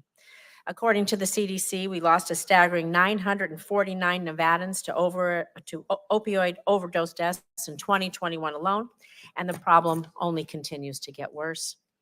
As I've stated before, stopping the influx of these deadly drugs starts by strengthening our border security through a significant increase in resources. That's why earlier this month, I joined with several of my colleagues in urging President Biden to allocate additional funds and resources to end the flow of fentanyl at our southwest border. So, Mr. Secretary, as the Senate considers the administration's supplemental funding request and looks to prioritize what is most critical for that package, what additional resources can Congress allocate to DHS specifically to strengthen your ability, the department's ability, to detect and intercept fentanyl at our ports of entry so we can address the worsening crisis? Thank you very much, Senator. The scourge of fentanyl has been building year over year for more than five years. We have sought in the supplemental funding request additional resources for the Department of Homeland Security to combat the fentanyl epidemic. Specifically, we have sought approximately $850 million for enhanced technology. our non-intrusive inspection technology. We have also sought funds for additional officers so that they can deploy to the ports of entry where the predominant amount of fentanyl is smuggled through passenger vehicles and commercial trucks, so that we can interdict more of the fentanyl. We are accomplishing that at an unprecedented level because of the incredible personnel that we have and the strategies that we are employing to maximize results. Thank you. I want to move now to something that is rising anti-Semitism. How do we counter that? So following Hamas's brutal October 7th terrorist attack on innocent Israelis, our nation has witnessed a dramatic increase in anti-Semitic threats and incidents targeting Jewish Americans, including Jewish students being threatened and harassed on college campuses. According to the Anti-Defamation League, reported incidents of anti-Semitism have increased by 388%, 388% compared to the same period last year. Government agencies have a responsibility to ensure the safety and security of Jewish Americans. I'm encouraged that the administration's supplemental budget request includes a significant allocation for the life-saving nonprofit security grant program, which I have been calling for. There's still so much more to be done. Last week, Senator Langford and I led a bipartisan, bicameral letter to DHS and FBI requesting their immediate attention to this crisis and a briefing on the current threat assessment, the interagency coordination efforts, and preparedness and resiliency measures that are in place to prevent and respond to violence against Jewish Americans. So to Secretary Mayorkas and then Director Wray, can you please commit to providing members of Congress with this briefing we asked for? And could you outline the specific actions your agencies are taking to prevent and respond to this alarming rise in anti-Semitic violence? Senator, you certainly have my commitment for that briefing. It was just a couple weeks, I think, before the terrorist attacks of October 7th that I attended and spoke at the Eradicate Hate Summit in Pittsburgh, Pennsylvania, and met with survivors of the Tree of Life tragedy. On October 8th, I participated in a convening hosted by the Anti-Defamation League, where more than 700 participants heard from me with respect to the threat landscape and what we would do to address the aftermath of the horrific terrorist attacks. Since then, we have engaged every day with the Jewish American community, as well as other communities of faith that feel under tremendous threat, to educate them about the steps they can take to ensure the safety and security of their worshipers and their members. We have deployed our protective security advisors in each state to work with communities of faith. We have shared information and intelligence with our state, local, tribal, territorial, and campus law enforcement partners in partnership with the FBI. I have spoken with a number of leaders of colleges and universities with respect to their need to take leadership and to ensure the safety and security of the students on their campuses. We are doing a whole series of actions to address this moment. Thank you. Director Wray. Absolutely. I look forward to having our folks participate in the briefing that you requested.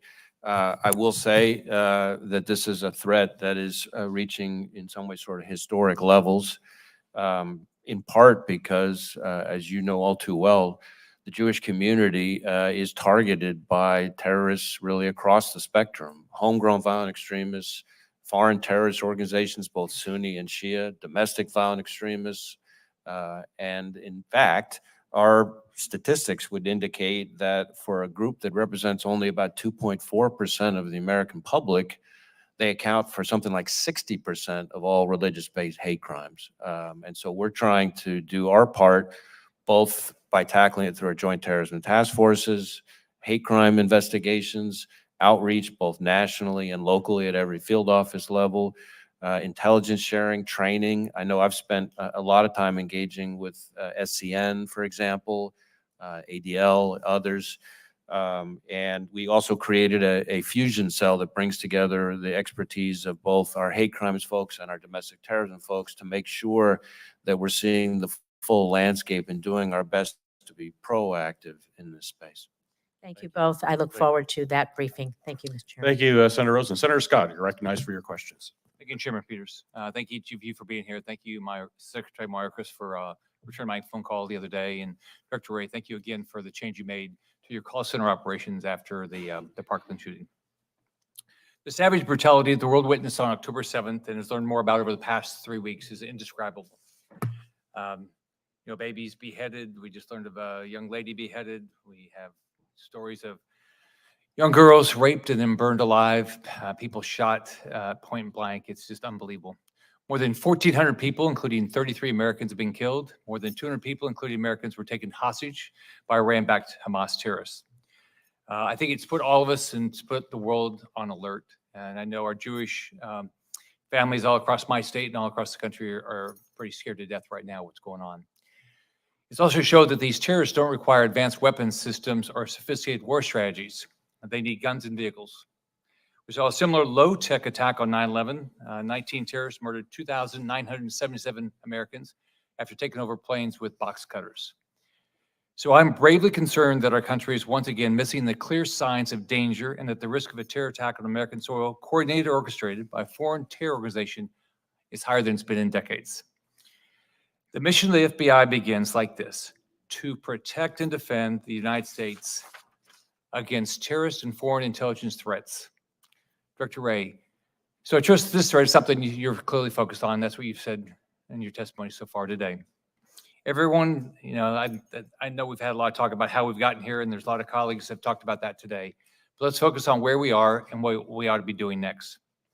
We also know we have a lot of people in the United States from countries who have large populations of people and even leadership who hate Jews, just absolutely hate Jews and the American way of life. We know that 70,000 Afghans came into the United States, largely unvetted, after the botched withdrawal of U.S. forces in 2021. CBP data from between October 2021 and October 2023 shows that agents encountered 6,386 nationals from Afghanistan. So that's almost 77,000 people from Afghanistan, largely unvetted, as well as 659 from Iran and 538 from Syria. Now let's remember, it only took 19 terrorists to do 9/11. Agents also encountered 164 people from Lebanon, 139 from Yemen, 123 from Iraq. Director Ray, on Sunday, October 15th, you told reporters that, quote, here in the U.S., we cannot and do not discount the possibility that Hamas or other foreign terrorist organizations could exploit the conflict to call on their supporters to conduct attacks on our own soil. I think it's important to understand that what you're saying here, and that we have to make it very clear to the American people that the threat of terror is real and rising in the United States. And I think we'd all agree on that. So just to be clear with the American people, what I'm hearing from you today is that the threats are on the rise and our homeland is at great risk of danger. So that's where we are. So now let's talk about where we go. So Director Ray, so that morning, my 11-year-old grandson was with me. And so we watched as the Hamas terrorists came across and started hearing the stories. So I was trying to explain to him what a terrorist is. So how would you define a terrorist? Well, I think a terrorist is somebody who commits violence in furtherance of some ideology or political or social goal. It's probably the best definition I would use. In media interviews, you have repeatedly spoken about the potential for threats posed by lone wolves in the wake of the Hamas terrorist attack on Israel. Is it fair for the American people to interpret this as you or the FBI are not concerned at all with a coordinated attack by foreign terrorists on Americans here on U.S. soil? No, that would not be how they should interpret it. That's why I said we cannot and do not discount it. It is true that over the last several years, and I think Director Abizaid said something similar in her opening statement, that we went through a period where the traditional structured foreign terrorist organization threat in the U.S. subsided some in favor of this ISIS-inspired, let's say, attack. That's past. But while that threat hasn't gone away, to be clear, that threat has not gone away. What has now increased is the greater possibility of one of these foreign terrorist organizations directing an attack in the United States. We haven't seen evidence that it's actually happening yet, but what we have seen is, and I listed them off in my opening remarks, one terrorist organization after another calling for attacks. And We should wake up. it is a time to be concerned. We are in a dangerous period. So the Office of Intelligence and Analysis at the Department of Homeland Security issued a report last month warning that foreign terrorist organizations are looking to capitalize on the ability to easily enter the United States at our southern border. So Director Wray, is the FBI able to track all threats and prevent these individuals from conducting an attack on U.S. soil? I couldn't say that we were able to detect all individuals. With the people that we know about, as Secretary Rumsfeld used to say, the known, we're quite good at together with our partners. But it is the unknown that I worry about quite a bit. So Director Wray, can you say that we do not have either individual foreign terrorists or terror cells affiliated with foreign groups currently operating in the United States? Well, we're not tracking that, but again, I point back to what it is. The gaps in our intelligence are real, and it's something that we have concerns about. So Director Wray, so what would you say right now to the American public? Because like in my state, I've got a significant Jewish population.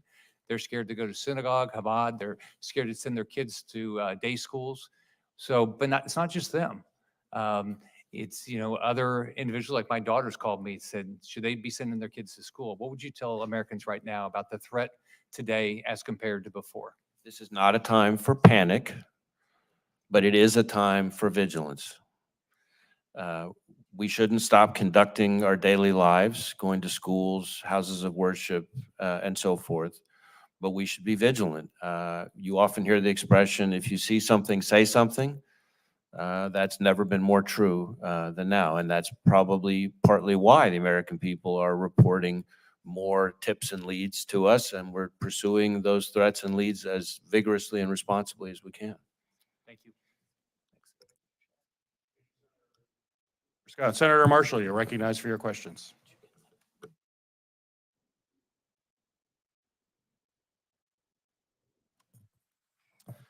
Thank you so much. Mr. Secretary, approximately how many illegal aliens in this country or here on asylum have direct ties to Hamas, to Hezbollah, to the Islamic Jihad or the Islamic Revolutionary Guard Corps of Iran? Senator Marshall, let me assure you that the individuals that pose a risk to our national security are our highest enforcement priority. The safety and security of the American public. Do you have any idea how is many our numbers, highest what those mission. numbers are? Is it tens? Is it hundreds? Is it thousands? An individual who poses a risk to our national security is our highest enforcement priority. And if So you don't know the answer to the question? And if detention is indeed warranted by reason of the risk they present, then we indeed detain them. Do you have an Just answer so to my weaselly. question? I believe I have answered your No, question. you No, have. sir, you didn't. I asked you how many have direct ties to Hamas, Hezbollah, Islam Jihad. Senator, if an individual is identified as having a nexus to one of those organizations, we would consider We them want a number. risk to our national security and take appropriate enforcement action to Thank- include, for thank you. example, detention and removal.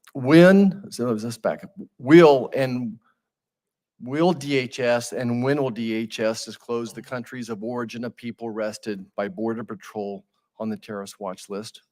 I'm sorry, can you repeat the question, Senator?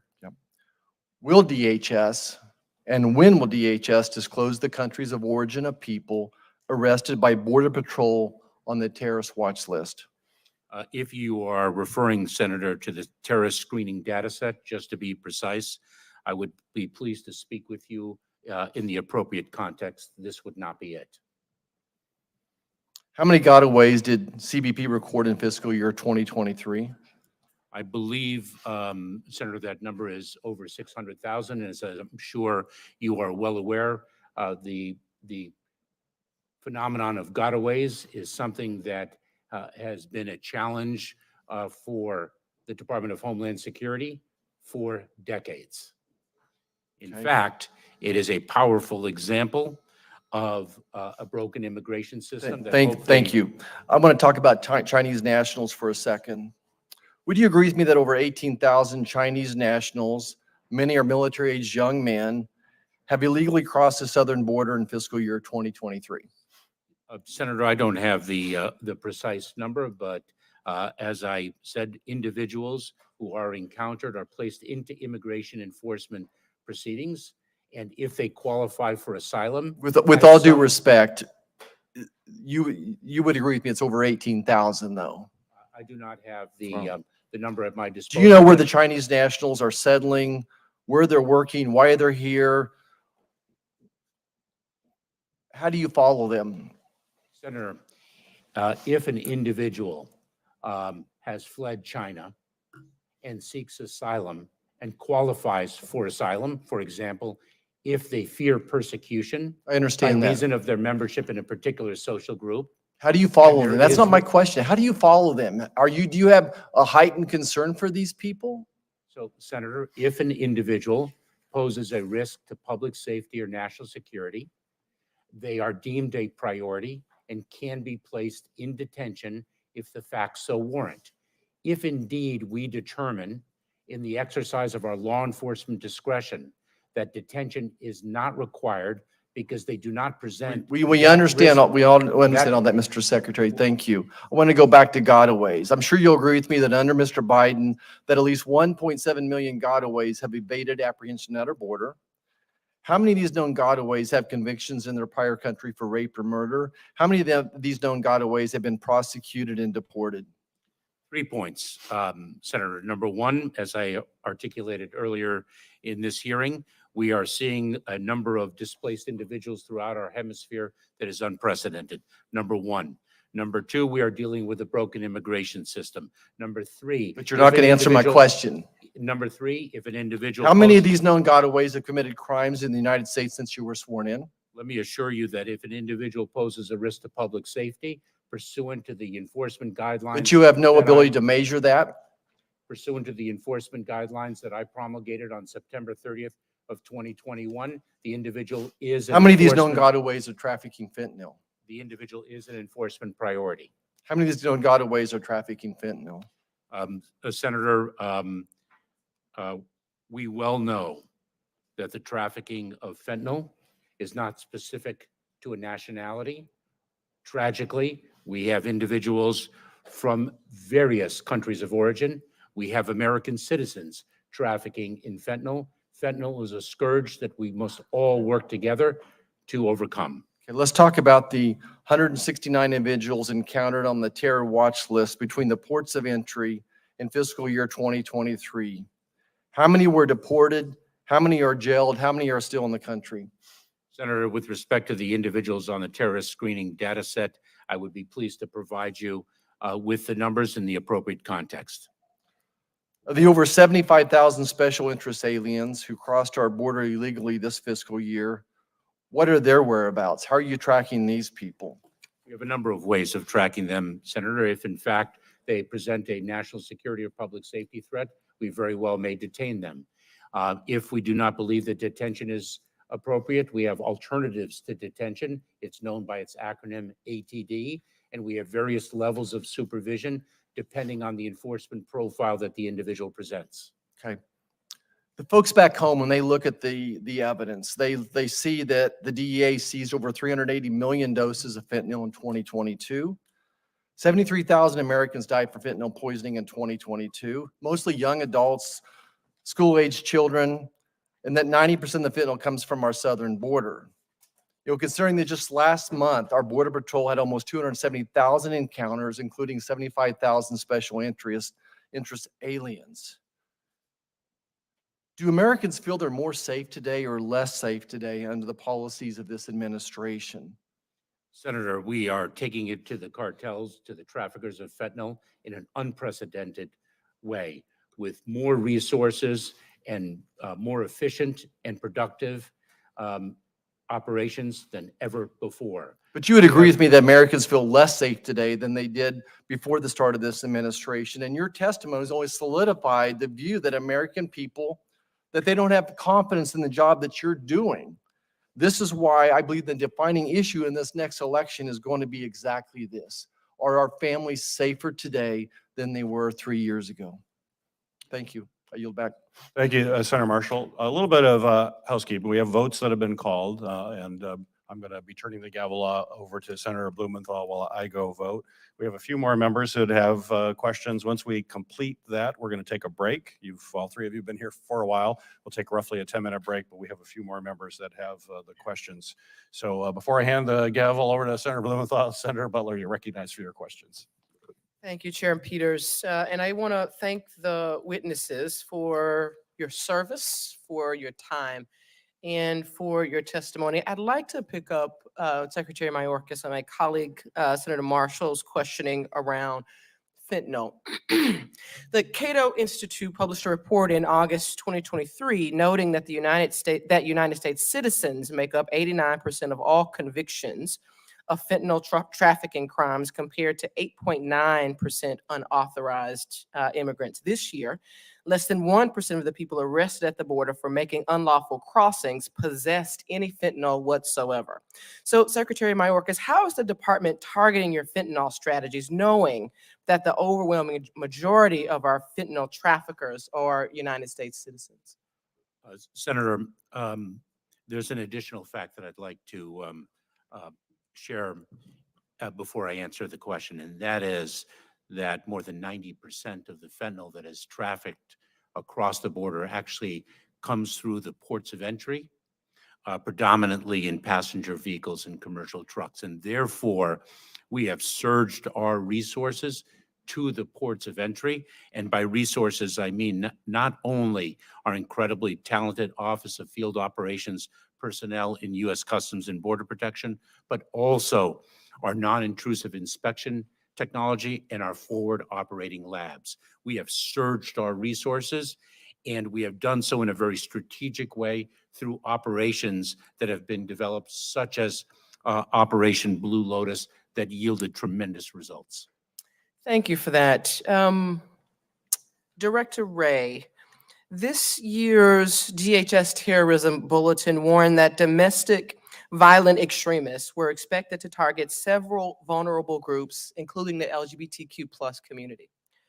The FBI's annual hate crime statistics report revealed a 13.8% increase in hate crimes based on sexual orientation and 32.9% surge in hate crimes based on gender identity over the previous year. This hatred, I think we all can appreciate, heartbreakingly so, has really impacted communities across the U.S. In just 20 days, our nation will be commemorating the 1-year anniversary of the Club Q shooting in Colorado Springs that led to the deaths of 5 people and wounded 17 others. Director Wray, why do you believe that there's been such a terrifying surge in hate crimes attacking the LGBTQ+ community? Well, I'm not sure I know the answer. What I would tell you is that I think it may be part of a broader phenomenon that we're seeing in this country, that people, no matter what their motivation is, no matter what their hatred or their ideology is, are choosing to express that hatred or motive through violence.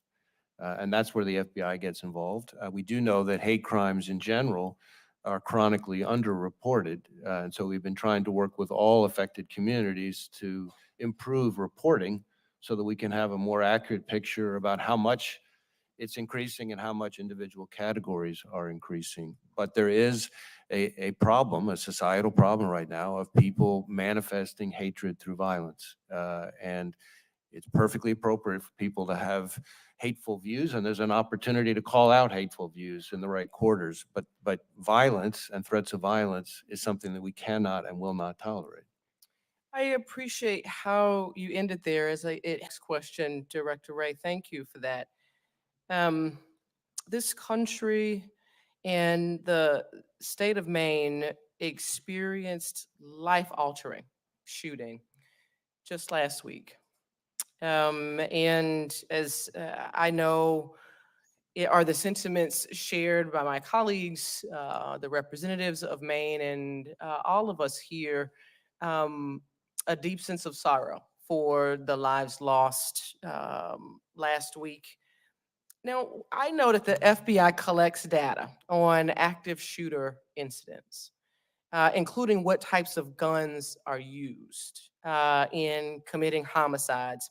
How does the proliferation of mass shootings involving high-capacity weapons impact the Bureau's work to keep our nation safe? Well, certainly, individuals who are inclined to commit violent attacks, if they use a weapon that gives them greater capacity, have greater potential for lethality. And do you find it with the Bureau's work that it makes your work as an agency more difficult, more challenging? How does that, the accessibility of these weapons, the scope and scale of what is the lethality that is possible, how does that impact the work of your officers, whether in Maine or other instances where we've seen these type of weapons used? Well, dangerous weapons represent dangers to law enforcement, and one of the things that we've seen over the last several years is an increasing threat to law enforcement. I think 2021 had the highest number of officers shot and killed in the line of duty in something like a couple decades, and it is happening at a pace of about one every 5 days in this country. So law enforcement, which was always a dangerous job, is even more dangerous right now. Thank you. Thank you for that. Secretary Mayorkas, I'll end my questions with you. The SSP program is critical to all communities that are caring for recent arrivals to our country. I was encouraged to see the administration's supplemental request, including an additional $1.4 billion in SSP grant funding for local governments and nonprofits. This money, as you know, helps to provide food, shelter, and other services for recently arrived migrants. However, I know my colleague, Senator Sinema, and I are both concerned about money that's going to border states, which are bearing the brunt of receiving migrants. Can you please share with us how that funding will be prioritized, including whether border states will receive their fair share? Thank you very much, Senator. The Shelter and Services Program, the SSP program, is of critical in providing border communities and interior cities with the resources they need to address the housing and transportation, food and shelter of individuals who are in immigration proceedings under our law. We have sought $1.4 billion. We have learned a great deal from our prior administration of the Shelter and Services Program and its predecessor, the Emergency Food and Shelter Program. We do intend to engage extensively with border communities as well as interior cities with respect to the allocation of the funds should Congress execute on what we believe is desperately needed. And we will be fair and equitable and ensure that the funds are distributed according to where the need is greatest. Thanks, Senator Butler. Senator Carper. Thank you, Mr. Chairman. First, I just want to begin by welcoming you, thanking you for what you do for our country and for what those who you lead are doing at this moment for our country. This is an important hearing. I think we all realize that, and every year we realize it. And I must say, when I left here to go to another hearing, there was I just felt not a sense of despair or hopelessness, but a sense of gratitude that we have people like you and the hundreds of thousands of men and women you lead who are willing to serve each day, sometimes at greatly risk to themselves, to look out for all of us and our families. The threat landscape in our country continues to evolve, and it's critical that the United States be prepared to respond to whatever comes next. In recent years, when we have held our annual All Threats hearing, the panel has testified before us in this room that domestic terrorism is the primary terroristic threat in the United States. Specifically, the most consistent threat comes from white supremacists who commit acts of violence motivated by race or by religion. Last month, as a result of the horrific terrorist attack in Israel committed by Hamas and the ensuing war in Gaza, both of which have tragically left thousands of innocent civilians dead and hundreds held hostage, we have seen a rise in anti-Semitic and Islamophobic rhetoric and threats in the United States. The Nonprofit Security Grant Program was established, I think, in 2004. It was established as a means of providing security funding for nonprofit organizations at high risk of terrorist attack, including religious organizations. And I have a question, Mr. Secretary. How is the Department of Homeland Security, how is the Department of Homeland Security, rather, communicating with high-risk communities about this grant program in light of the increase in reports of threats against Jewish, against Muslim and Arab communities and institutions? Senator, first and foremost, thank you for always being a champion of the men and women of the Department of Homeland Security and across the federal enterprise. Your words of praise, sometimes delivered from the Senate floor, reverberate throughout our department and are profoundly appreciated by all. The Nonprofit Security Grant Program is a critically important tool in equipping places of worship, schools, other nonprofit organizations with the funds they need to build their own security so that their members can be safe and secure. We have seen in this administration an increase in the funding for that nonprofit security grant program.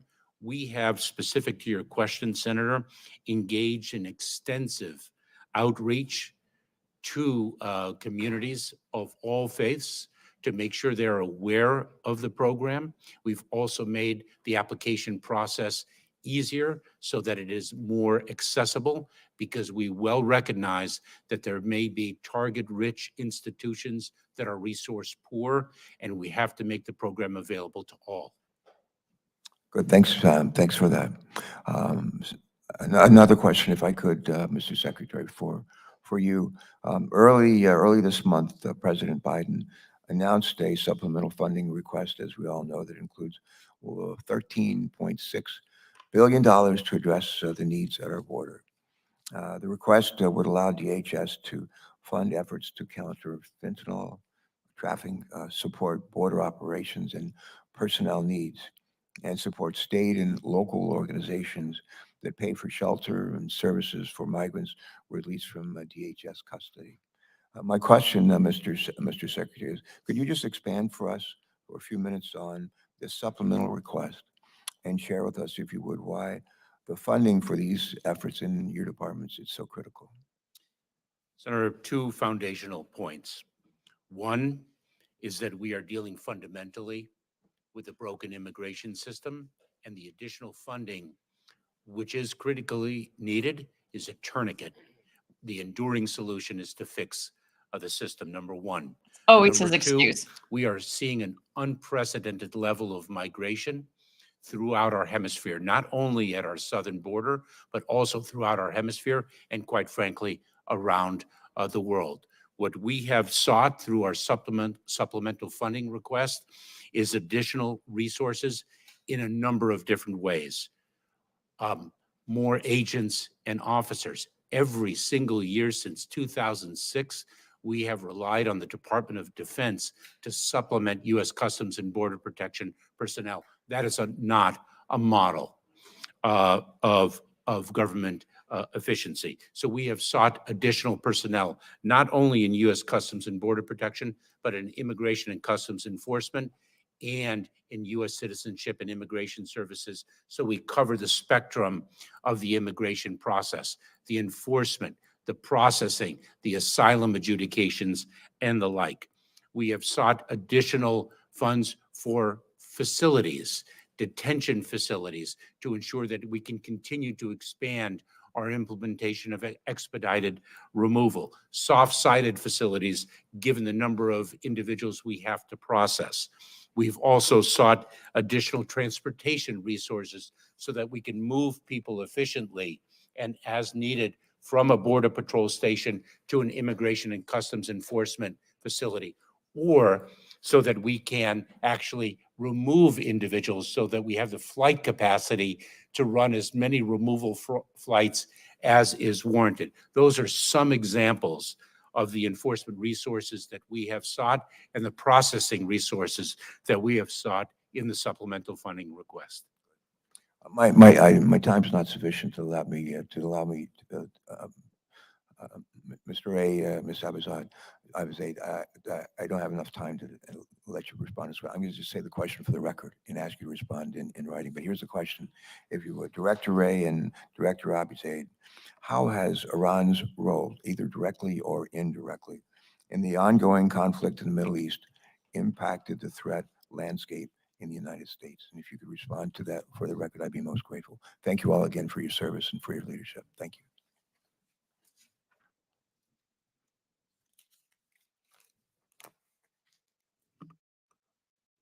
Senator Hawley is recognized. Thank you, Mr. Chairman. Secretary Mayorkas, let me start with you. You're familiar with the chant, "From the river to the sea, Palestine will be free." You familiar with that? I am. Do you know what it means? I do. Can you explain it to us? Senator, that is a chant that speaks of Palestinian desire for its homeland and a very expansive definition of its homeland at the expense of the independence of Israel. Well, indeed. I mean, it calls for the elimination of Israel, does it not? It does. So my question to you is, should students who are here on a visa, who gather and chant that slogan and actively advocate for the elimination of Israel and attacks on Jewish individuals, whether in the Middle East or here in the United States, as we're seeing on college campuses, should those students have their visas revoked? Senator, I believe you are referencing a provision in the Immigration and Nationality Act about which you have written to me, and I am very familiar with your assertion that that statutory provision requires the revocation of their visa. But should they have their visas revoked? I'm asking you. We are assessing your legal assertion.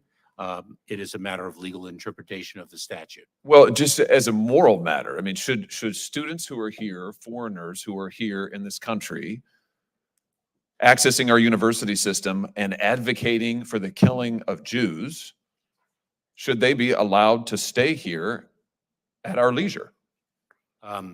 Senator, it is a matter of law, and it requires a legal interpretation, and I am not in a position to provide that legal interpretation. And let me add something. Wait. I just, my time is very limited. I have to say, I think your answer is disappointing, but let me ask you something else. Let me ask you about people who say other things. What about people who say things like, on October the 7th, F Israel, I'm cleaning up the language here, F Israel, the government and its military, are you ready for your downfall? People who say things like F Israel and any Jew who supports Israel. May your conscience haunt your dreams until your last breath. Palestine will be free one day. F apartheid Israel and is any Israeli. This is pretty extreme rhetoric, don't you think? Senator, I do, and I think there is a distinction between espousing or endorsing terrorist ideology and speech that is odious, that does not rise to that level. Fair enough. This person works for you. This is Nuja Ali, an employee of the Department of Homeland Security, who posted these comments on October the 7th. That's not all she posted. She also posted this graphic. Now, this is a fake graphic, I want to be clear, but I think we understand it. This is a paraglider, a Hamas paraglider, depicted here with a machine gun flying into Israel. She posted it under her online alias with the celebratory Free Palestine. Mr. Secretary, what's going on here? Is this typical of people who work at DHS? This is an asylum and immigration officer who is posting these, frankly, pro-genocidal slogans and images on the day that Israelis are being slaughtered in their beds. What have you done about this? 4 things I'd like to say to you. Number one, your question to suggest that that is emblematic of the men and women of the Department of Homeland Security is despicable. I'm Number sorry, two, what have you done? This person works for the Department of Homeland Security. Have you fired her? that was one of 4 answers. Have you fired her? One, Have you fired her? Don't come to this hearing room when Israel has been invaded and Jewish students are barricaded in libraries in this country and cannot be escorted out because they are threatened for their lives. You have employees who are celebrating genocide, and you are saying it's despicable for me to ask the question? Has she been fired?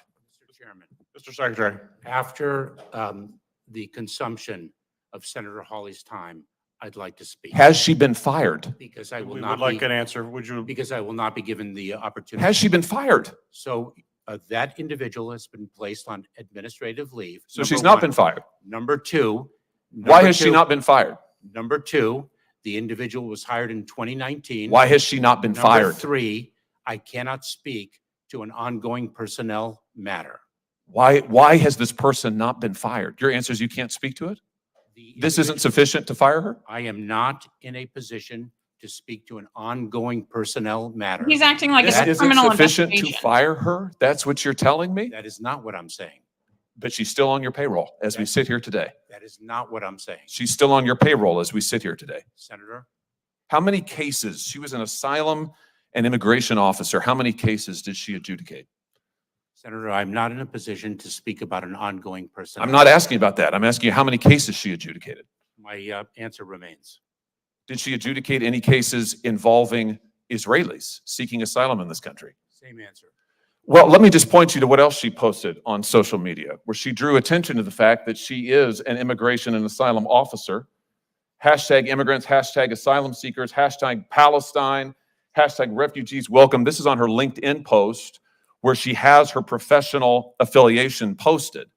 So I think the American people deserve to know, has she admitted, contrary to law, individuals who should not be in this country or denied Jewish refugees whose genocide she's advocating asylum that they deserve? Same answer. You're not going to tell us what this person's done? Are you conducting a review of her cases at least? Senator, as I have said over and over again, I cannot speak to an ongoing. You said that you will personnel not. I matter. can't believe that you would come to this committee knowing this. You know about this. I've written to you about it. You know all about it. And you come here unwilling to answer and suggest that it is wrong of me to ask you the question. Quite frankly, Mr. Secretary, I think that your performance is despicable. And I think the fact that you are not willing to provide answers to this committee is absolutely atrocious. Mr. Chairman, may I? Like, if you'd like to have a minute to respond, you are Oh, welcome to. I would, and I'm not sure I'll limit it to 60 seconds. That's fine. Number one, what I found despicable is the implication that this language, tremendously odious, actually it could be emblematic of the sentiments of the 260,000 men and women of the Department of Homeland Security. Number one.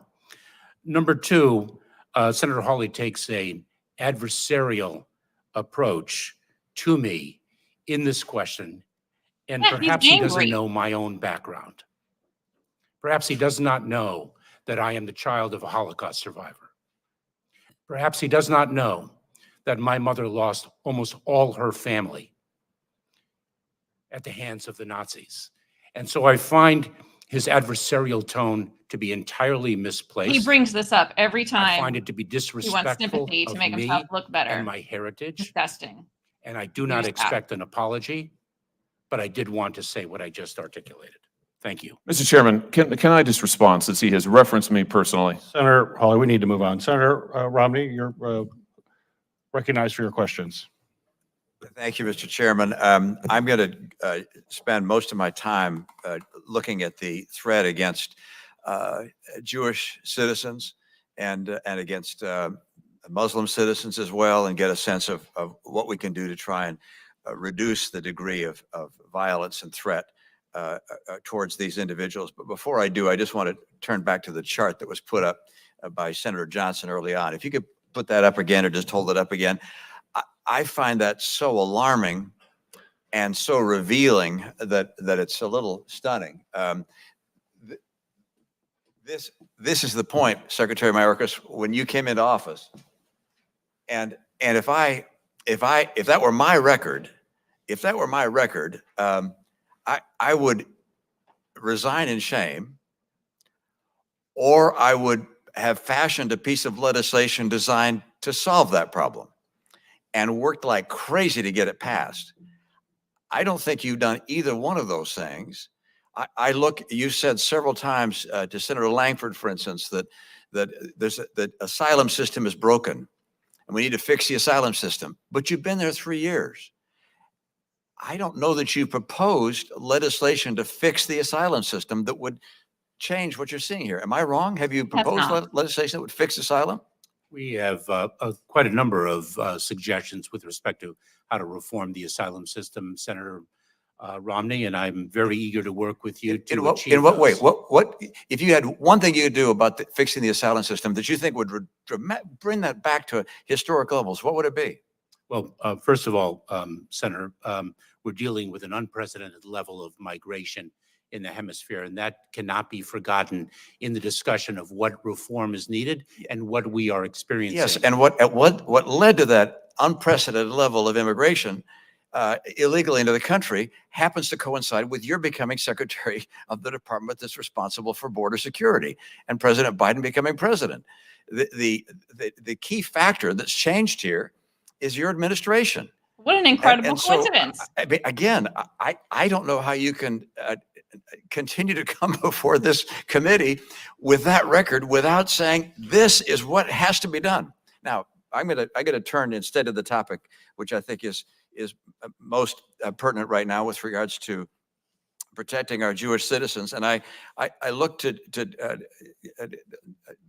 Commissioner Wray, Director Wray at the FBI, and ask of the attacks of a religious nature. You said some 60% are directed towards Jews in this country. Is that right?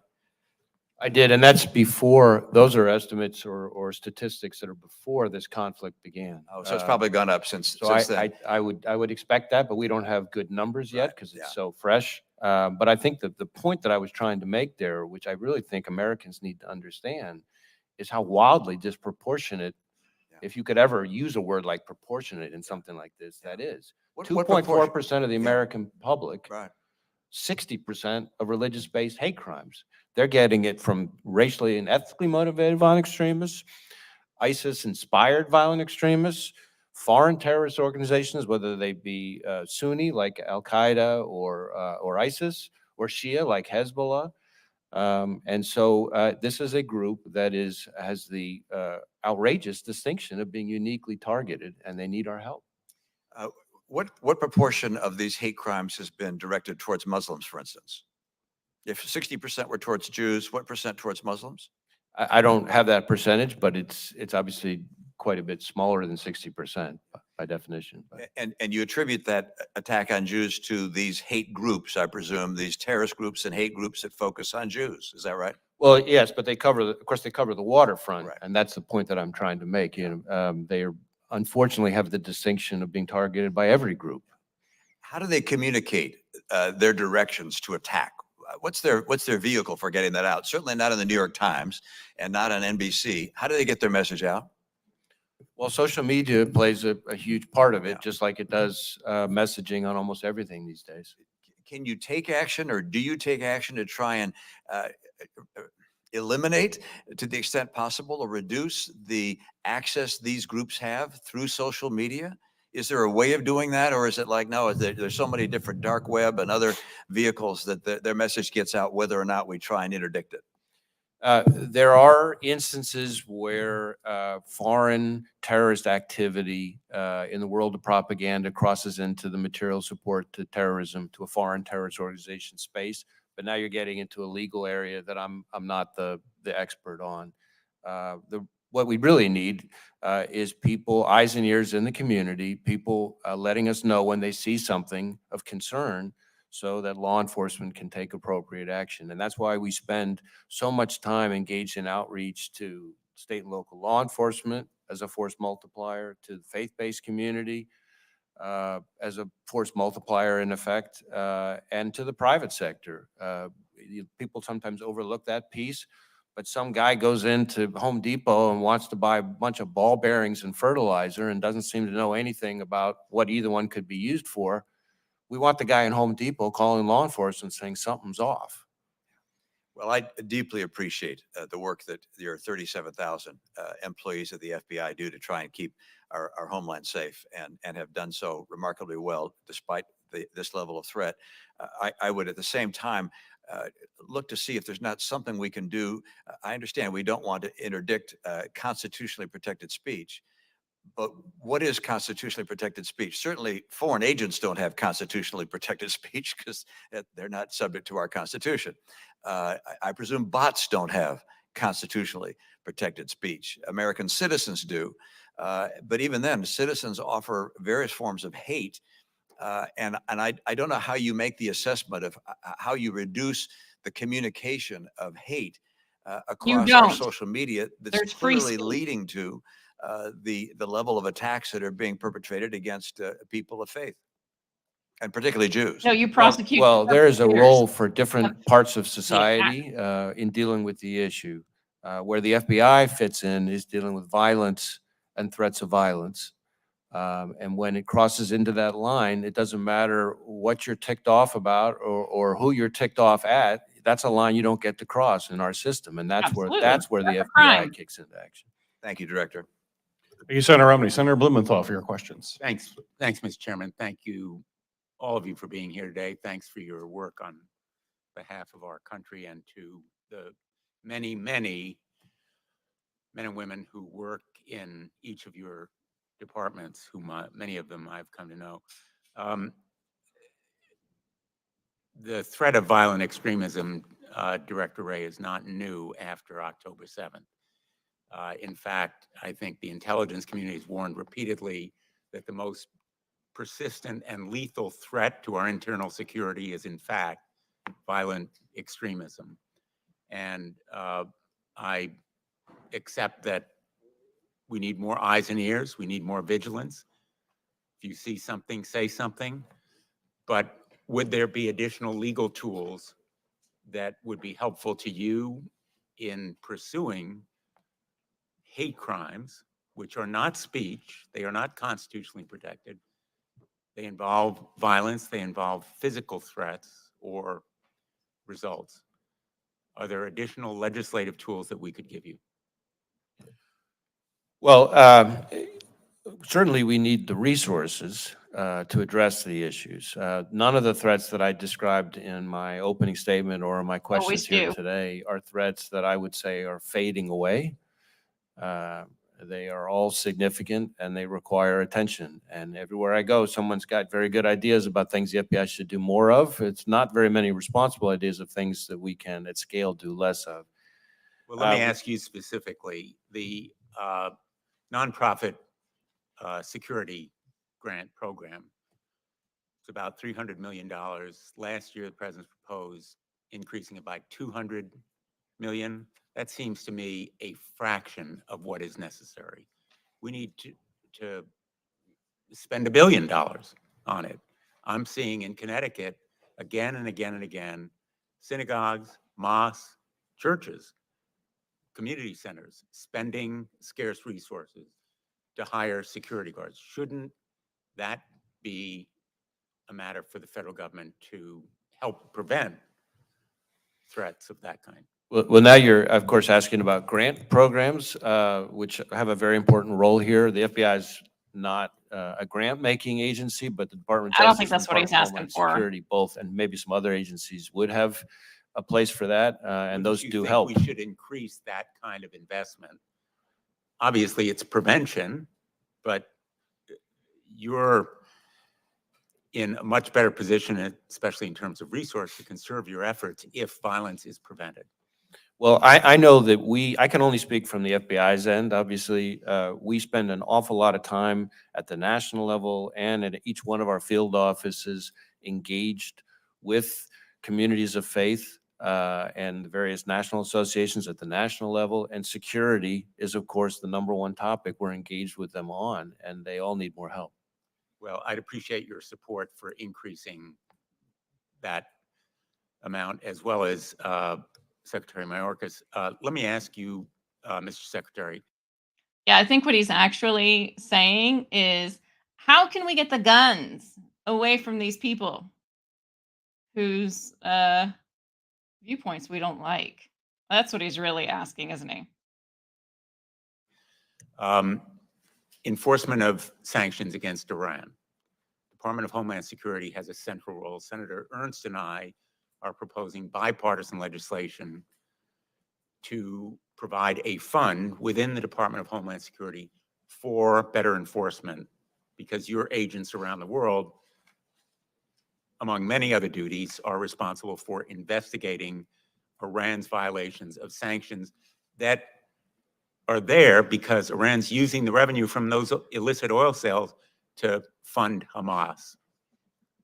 Hamas wouldn't exist. It wouldn't be a threat. It couldn't have attacked on October 7th without resources provided by Iran, which in turn derived from those oil sales. Shouldn't we provide you with more resources to enforce those sanctions? Senator, we would welcome the additional resources for Homeland Security investigations. Of course you I would. very much look forward to working with you on that legislation. And our personnel do tremendous work in HSI. Isn't it along with our incredible how federal each of these partners, organizations would to welcome enforce our the sanctions extra regime resources? and hold those who Do any seek of to them say, circumvent it nah, accountable. we're good, we're Thank you. good, thanks, keep the money? Ms. Abizaid, you seem to have escaped a good deal of controversy today, and I'm not about to embroil you in it, but you did make in your testimony a very, I think, important observation, and I'm going to quote it. Over the last several years, Iran has plotted against the United States, other Western interests, and Iranian dissidents more aggressively than they have at any time since the 1980s. And you go on. Can you provide us specific instances since October 7th? And are you concerned about the threat of possible Iranian-sponsored terrorism? Obviously, they don't send Iranian nationals somewhere. They use their proxies, just as they use Hezbollah, Hamas, the Houthis, the jihadists. Are there reasons for concern in the homeland? Yeah, no, thank you for the question and for including me in the discussion here today. I would say that Iran is the poster child for state sponsor of terrorism. It has long pursued terrorist proxy relationships. It has long pursued international operations, including especially over the last several years, not just focused on former government officials that it considers responsible for Qasem Soleimani's assassination, but also against Israeli interests and other interests worldwide. We've seen this pretty persistently. I will say that that stands in contrast to what we've seen since October 7th. You know, at this current moment, I would not have any indications of an Iranian threat inside the United States that should be of concern. That said, Iran has a significant escalatory capability that if it intended to be escalatory in this current conflict, we should be very concerned. And so the work that Director Wray has talked about, the work that we collaborate on in trying to counter Iranian-sponsored terrorist attacks all over the world is critically important for us to stay vigilant on in this current environment. Thank you. I'd like to pursue that line of questioning with you. I don't have time today because my time has expired. And I also will submit for the record a question on artificial intelligence. Senator Hawley and I have a framework. The president announced one yesterday. I think your agencies have a critical role to play. And let me just conclude on the point that Director Abizaid raised about potential foreign attacks. We still, in my view, have failed to hold accountable for the attack on 9/11. in support of the families that have sued Saudi Arabia. There is still information that the FBI could provide. I have had various meetings with your personnel, Director Ray, and they have sought to be cooperative, and we're going to pursue those questions. I just wanted you to know that we're continuing to focus on it. Your folks are engaged with us, and I hope we reach a successful conclusion. Thank you, Senator Blumenthal. Just for the members and the witnesses, we've got one more question from Senator Ossoff, and then we're going to take a 15-minute break, and then we'll be back for a second round. We'll change from 7 minutes per person to 5 minutes, but it'll be a 15-minute break following Senator Ossoff's questions. You're recognized for. Chairman. Thank you, Mr. Chairman. Thank you to our witnesses. Thank you for your service to the nation.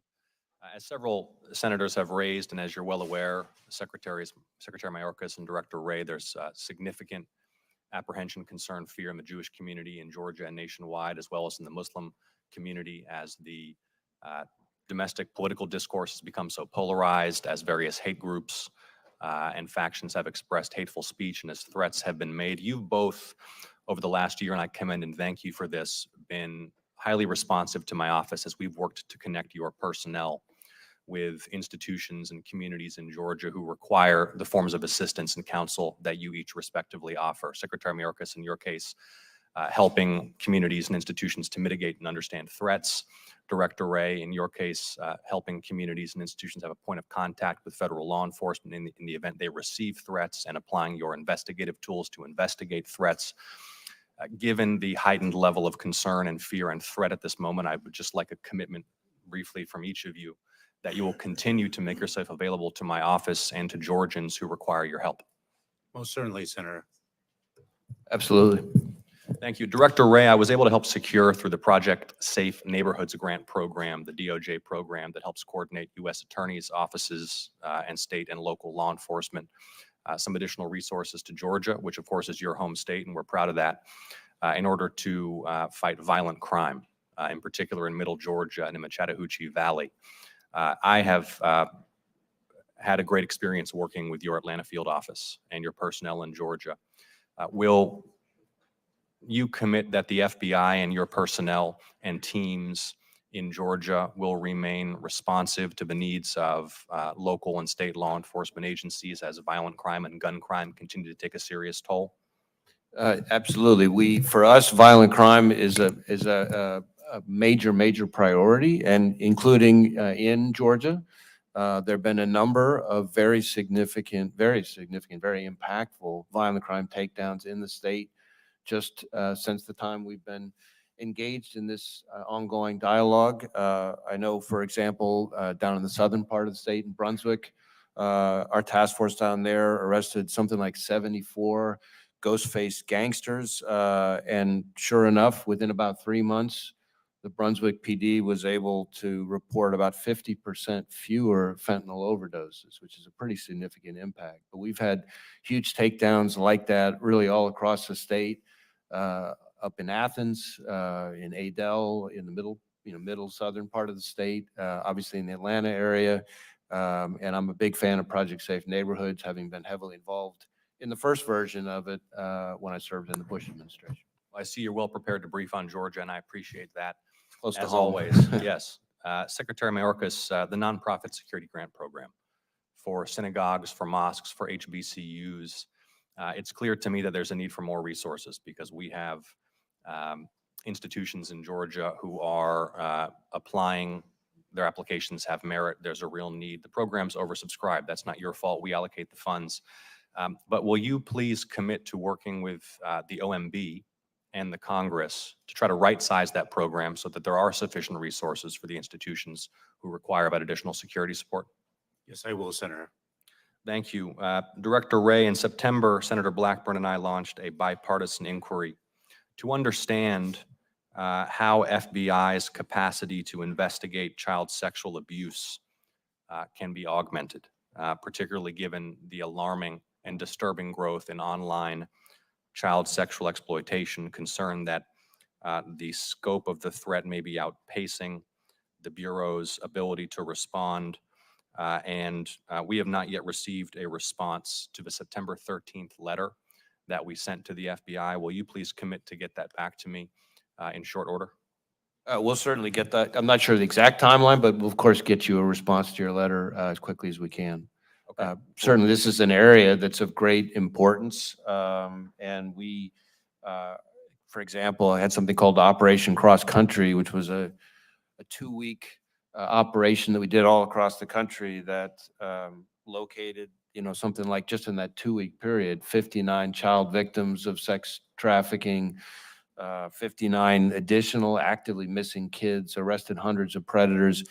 If you look at the year overall, we're rescuing thousands of kids from exploitation and rounding up thousands of predators. And I am very concerned that if some of the current budget proposals that are swirling around up here were to go into effect, you'd have fewer predators arrested, and fewer kids rescued. And Director Ray, that leads to my next question. According to the National Center for Missing and Exploited Children, or NCMEC, which, as you well know, is tasked by Congress to receive reports of missing and trafficked children from state and local agencies across the country. In Georgia, between 2018 and 2022, there were nearly 1,800 reports of missing foster youth.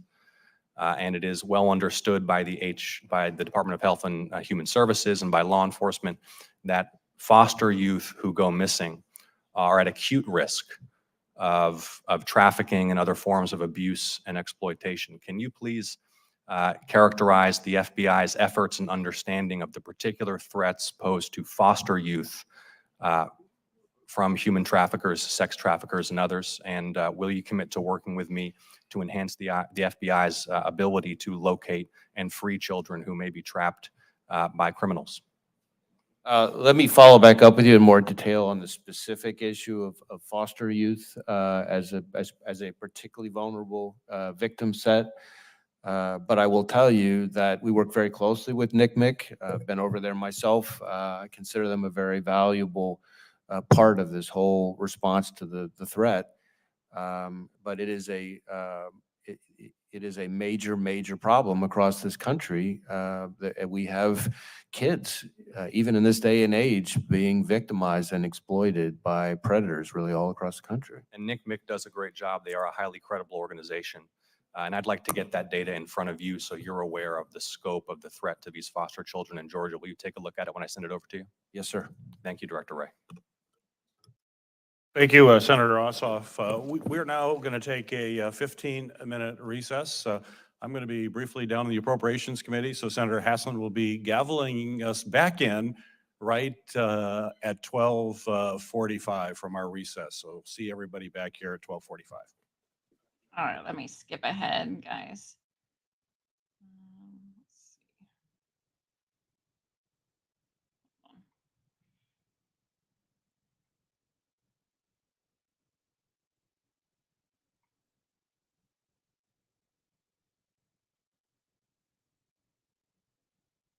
Make sure you stay till the end because I've got some really interesting stuff to show you guys that I don't think you have seen before. I know I haven't seen it before, and it's kind of shocking. All right, here we go.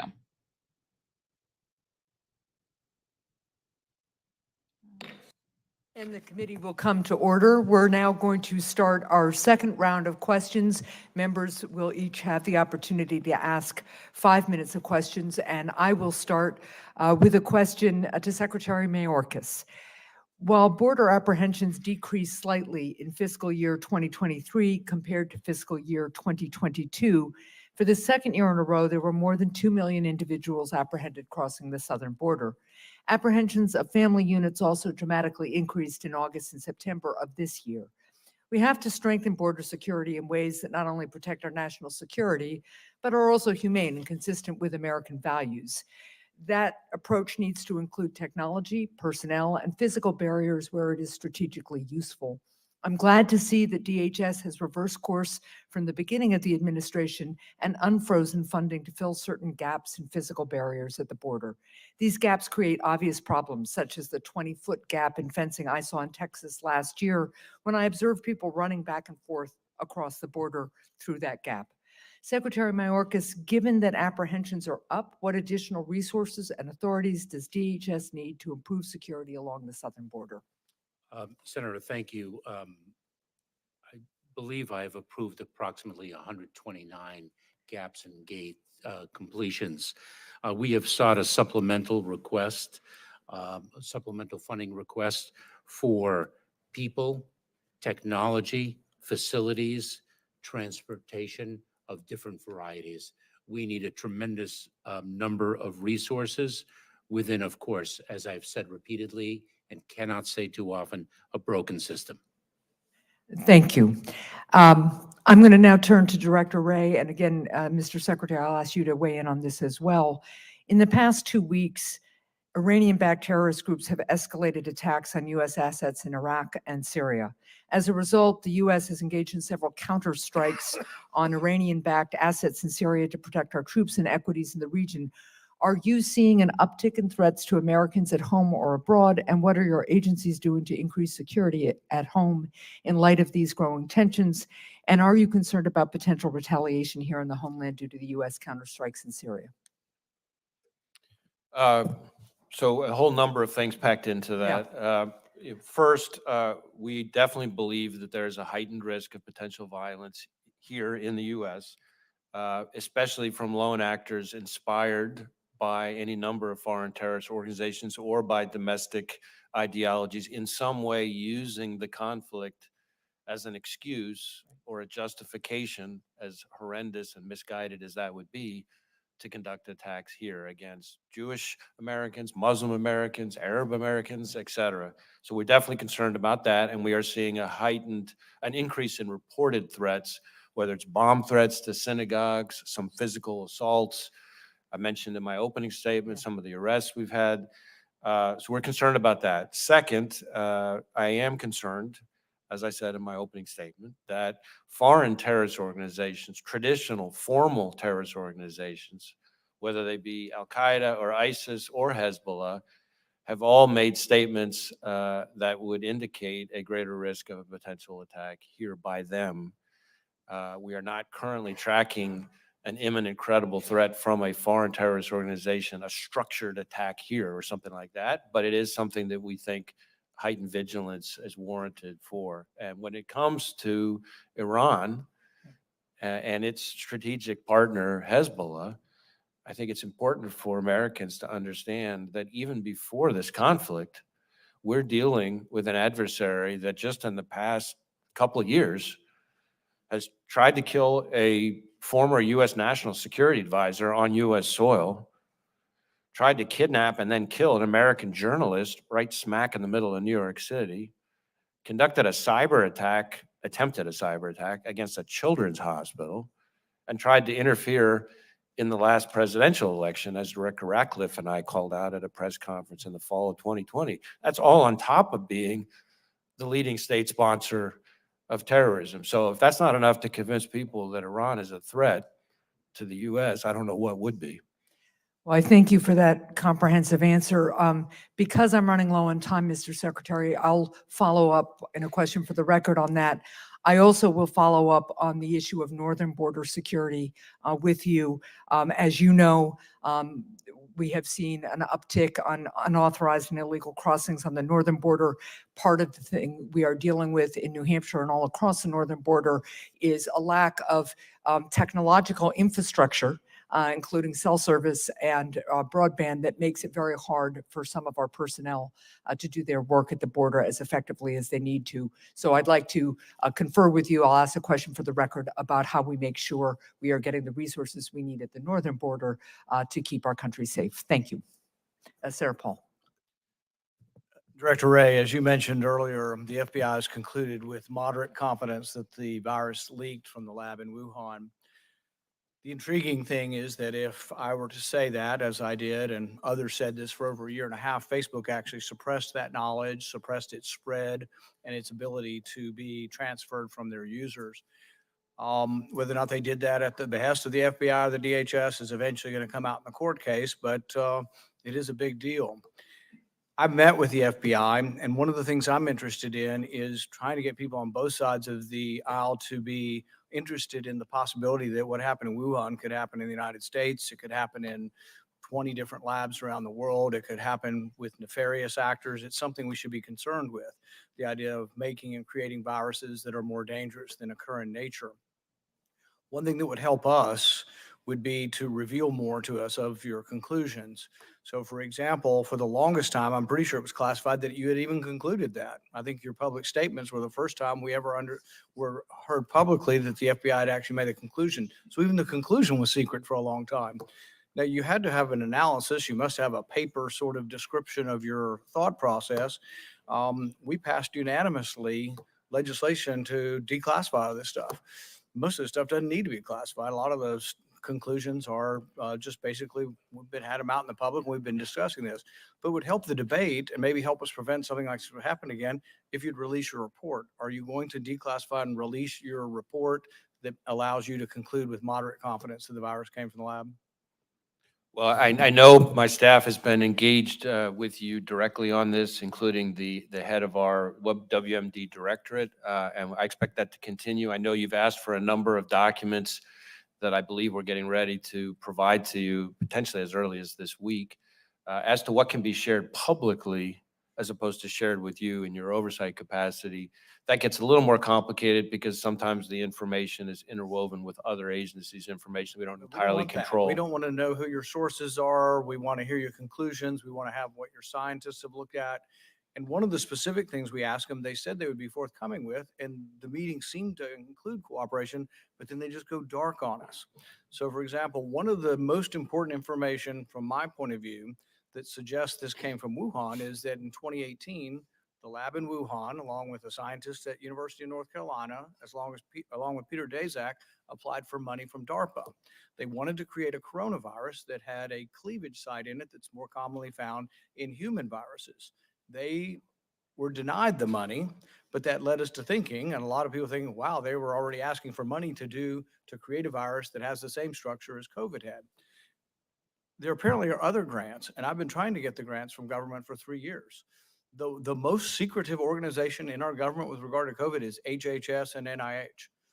We pay for all their grants. None of their stuff's classified. They won't give us the stuff. But I think in your review, my guess is your people knew where to look. And I asked them, are there other grants like the Diffuse grant from DARPA that was denied that you can point us to, 4 or 5 other grants that were either given to them in Wuhan, denied to them in Wuhan, maybe given to another country somewhere around the world, but worried us that, and were circumstantial evidence leading us to the conclusion. Those things should be easy. They're non-classified. We can't get them from the NIH. If you've seen them, we just want you to help us because it needs to be public, because our concern is this could happen again. There are scientists, legitimate pedigreed virologists at major universities who believe not only that this came from this lab, but the next one could kill 5 to 50%. What if they're aerosolizing Ebola virus or Marburg virus or Nipah virus? This is as dangerous as nuclear weapons, but we've had only one side sort of interested in this so far.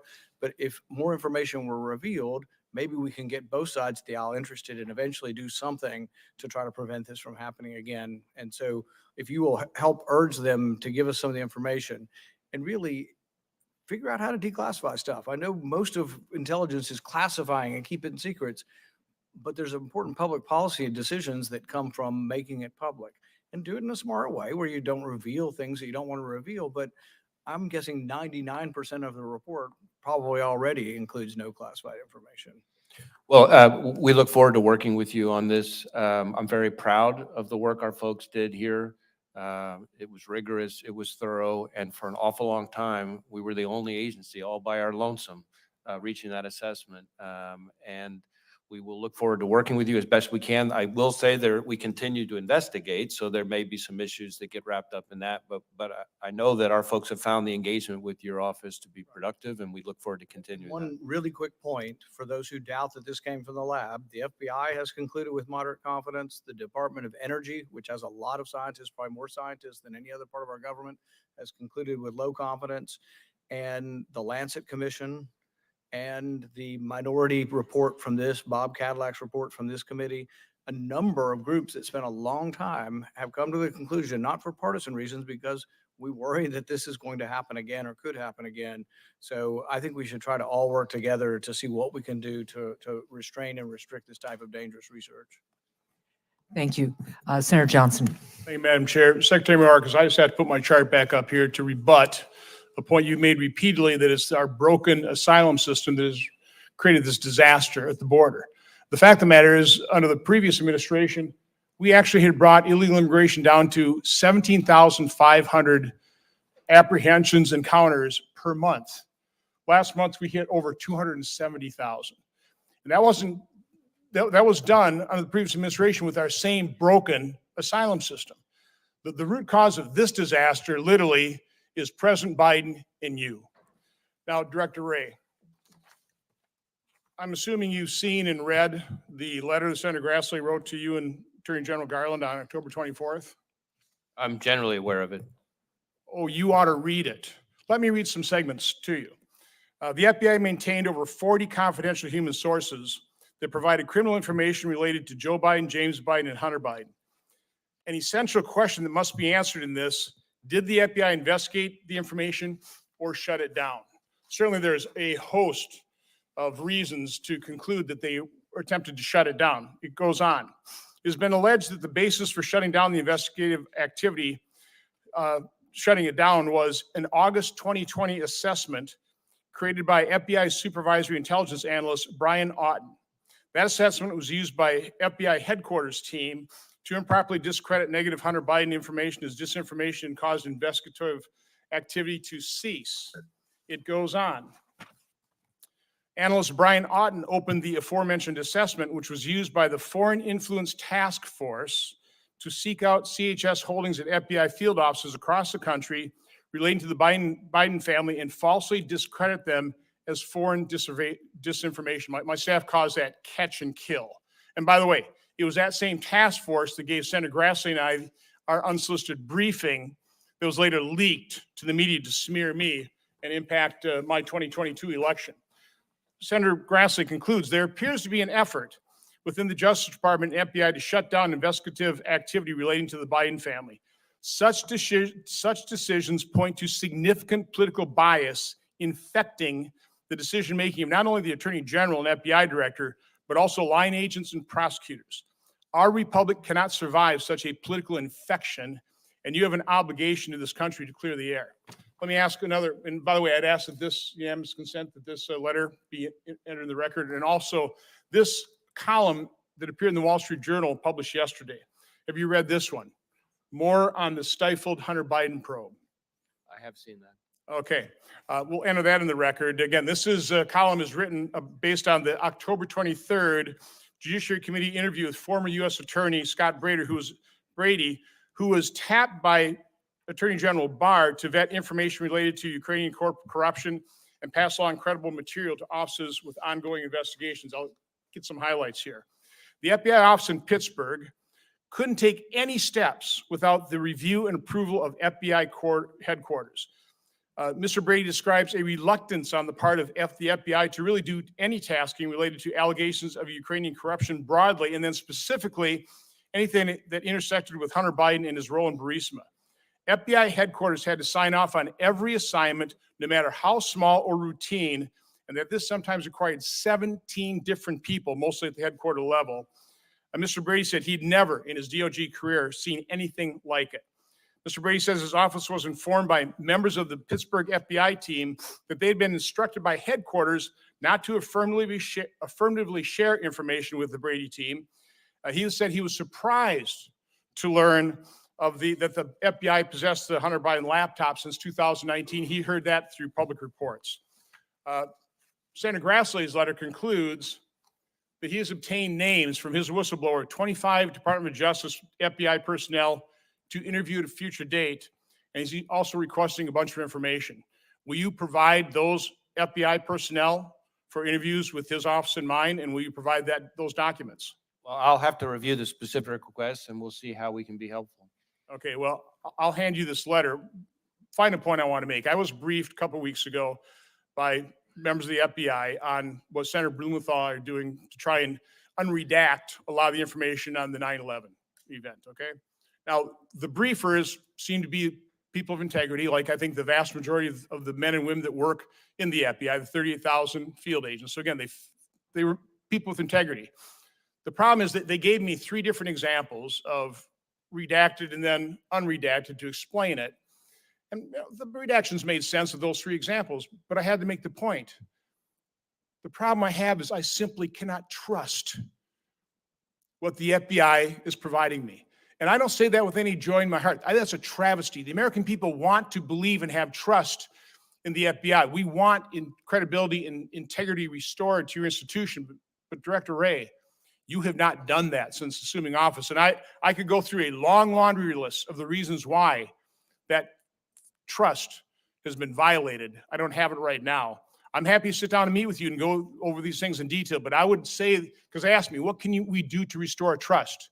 Start being transparent. My final point is, and this is actually a question, why is it, and this makes no sense, I'm an elected U.S. Senator. I have the highest security clearance. Why is it that unelected members of the FBI can see the documents unredacted, but I can't, even in a secure briefing room? That makes no sense whatsoever, but that's exactly how federal law enforcement, Department of Justice, the FBI, who are the law, remain above the law, remain above scrutiny, and completely scorn our constitutional responsibility and authority to provide oversight. We just can't do it, as the chairman was talking about earlier, about how you've basically ignored his requests for credit for the requests for the record. Mr. Chairman, may I respond? You may. So needless to say, I disagree with your characterization, not only of my own performance, but of our workforce. I will tell you, when it comes to trust and confidence, the number of people applying to be special agents of the FBI has gone up dramatically since I've been FBI director. And in fact, in your home state of Wisconsin, it's gone up about 160-something%, which is one of the highest in the country.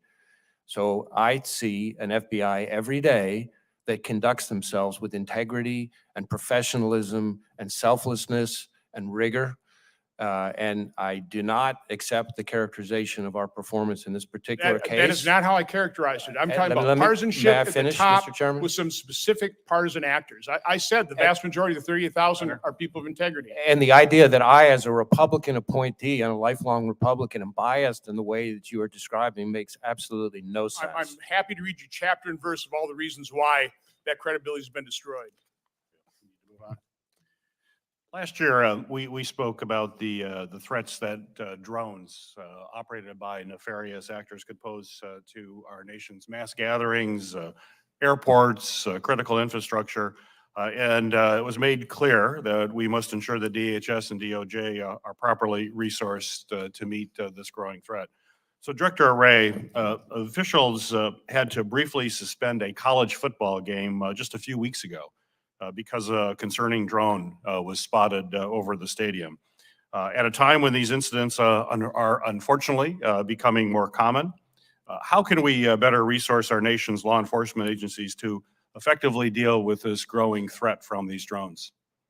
Well, certainly this is authority that's incredibly important, and the most important thing that I would want the American public to understand, and your colleagues who are not on this committee to understand, is that that authority needs to be reauthorized, because if it isn't reauthorized, there is no public safety agency in this country that can provide counter UAS security at these public events. And pretty much every time we've deployed, we have uncovered any number of unauthorized UASs in the vicinity of these events.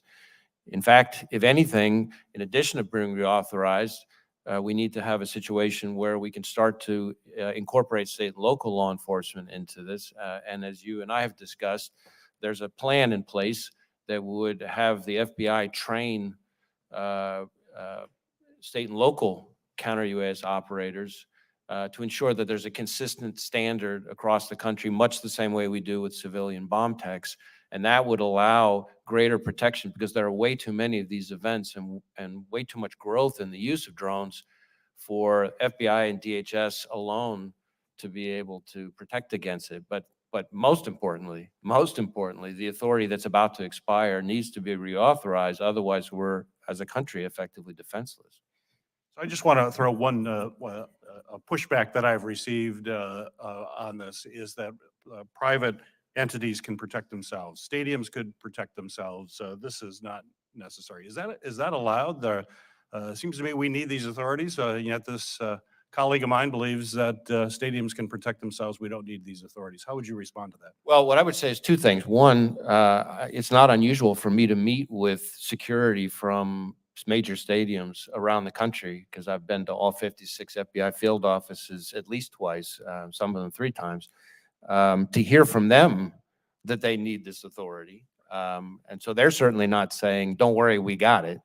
But the second thing I would say is that the authority that I've just described ensures a level of quality control. So to me, it's sort of the best of both worlds. We provide the security the American people need with the quality control that that would otherwise be lacking if people started engaging in potentially not lawful self-help. Right. Secretary Mayorkas, airports are uniquely vulnerable to these drone threats. And one of my greatest concerns is a drone interfering with a commercial aircraft near the airport. So talk to me and have the committee know how important these authorities are, particularly in protecting aircraft, and whether or not folks can do it themselves, or we need to do this, and this is why we need these authorities. Mr. Chairman, I thank you. I echo everything Director Ray expressed with respect to the criticality of renewing our authorities under the Counter Unmanned Aerial Systems law. It expires November 18th. The same holds true for airports. Owners and operators of aircraft have communicated to us loudly and clearly that the federal authority needs to be maintained. They cannot protect the airspace by themselves. I think that is a misimpression of the reality that we confront. And it's not only these large public facilities, these airports and the like, it's also importantly the border. We take down the drones of the cartels that are seeking to move contraband across the border. It is an very, very important authority that we have. Great. Thank you. Senator Scott, you're recognized for your questions. Thank you, Chairman. Again, thank you all for being here. You know, I'll tell you, I was involved in politics until I ran for governor in 2010.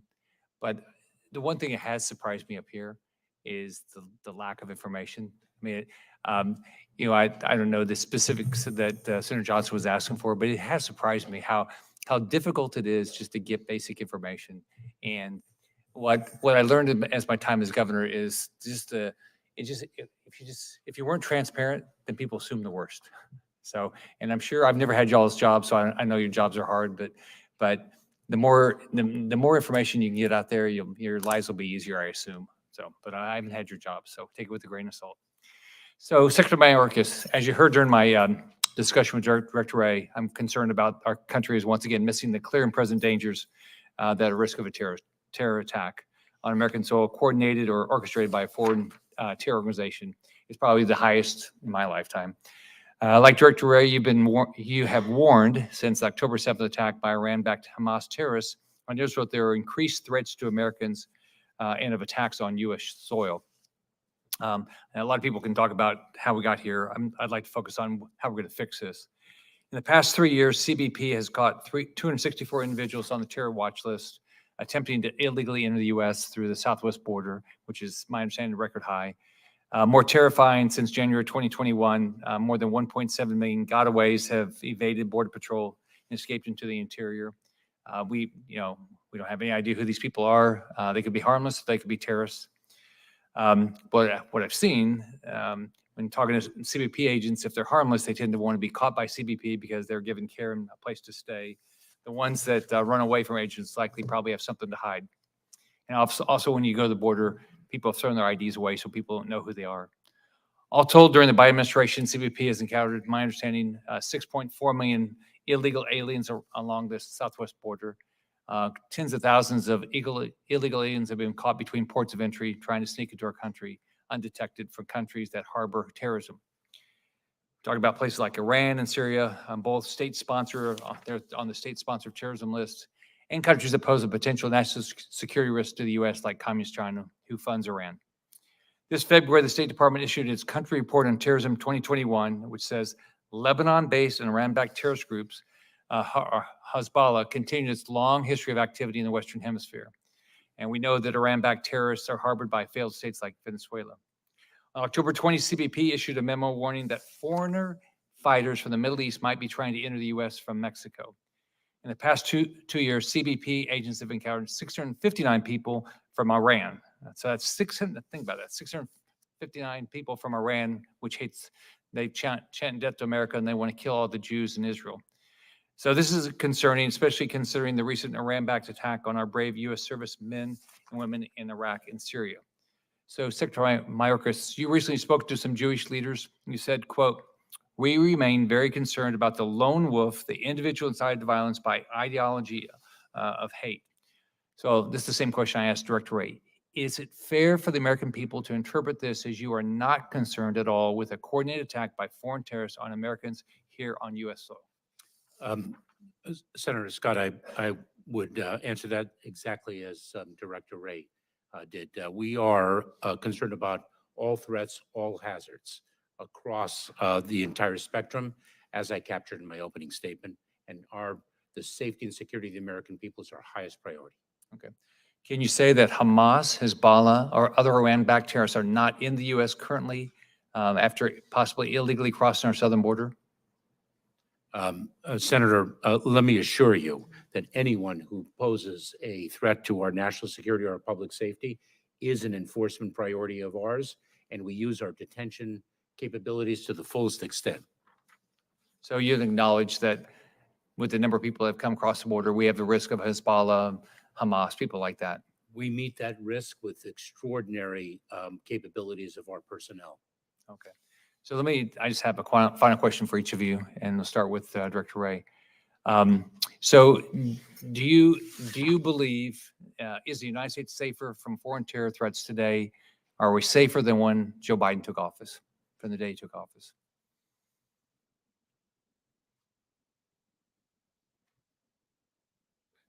What I would say to you is that the terror threats have elevated, but I also think there are a lot of things the country has done throughout law enforcement to be better prepared to deal with them. Secretary.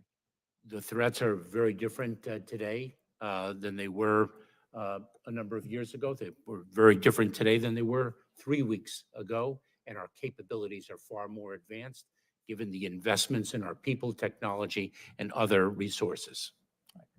Thank you. All of you. Thank you, Senator Scott. Senator Marshall, you're recognized for your questions. Absolutely. Senator Hawley, you're ready.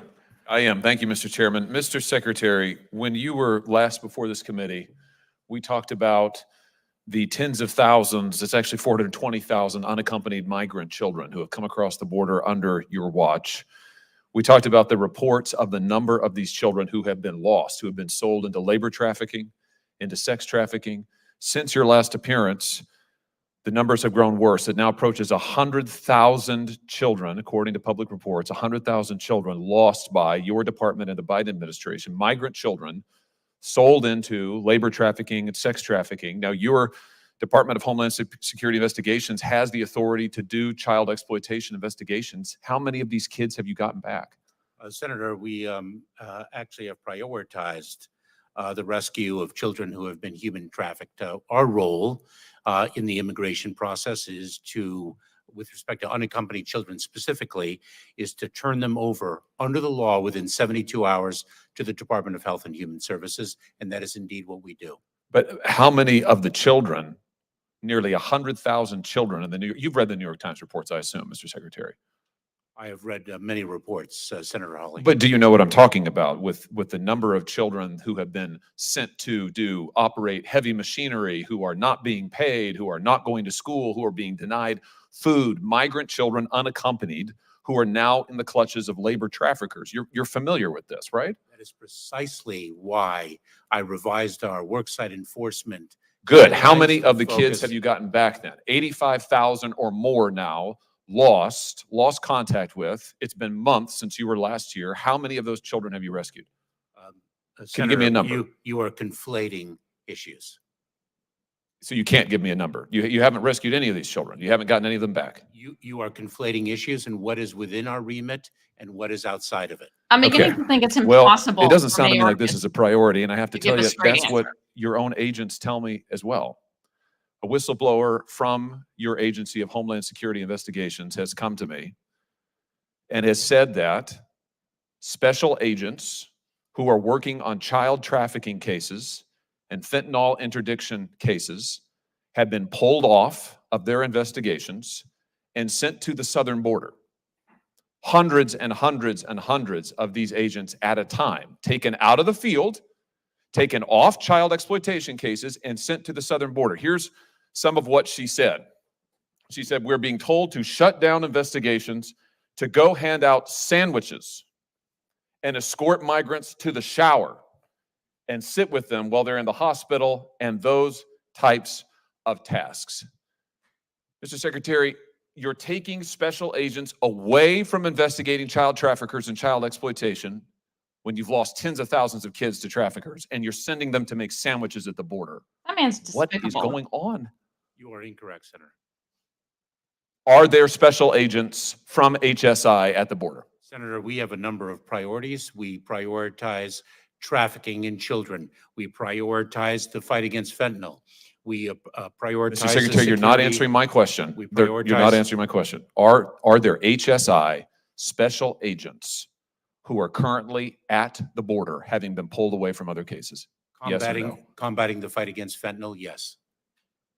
How many agents are currently at the border, having been pulled off of their other cases? To fight the scourge of fentanyl, I'd be very pleased to provide you with that data. That's not what the special agent is alleging. That's not what she said. She said that they're being taken off of fentanyl interdiction, off of child exploitation cases, off of their other investigations into criminals to make sandwiches. That's her quote. You're saying that this is a lie, that she's wrong?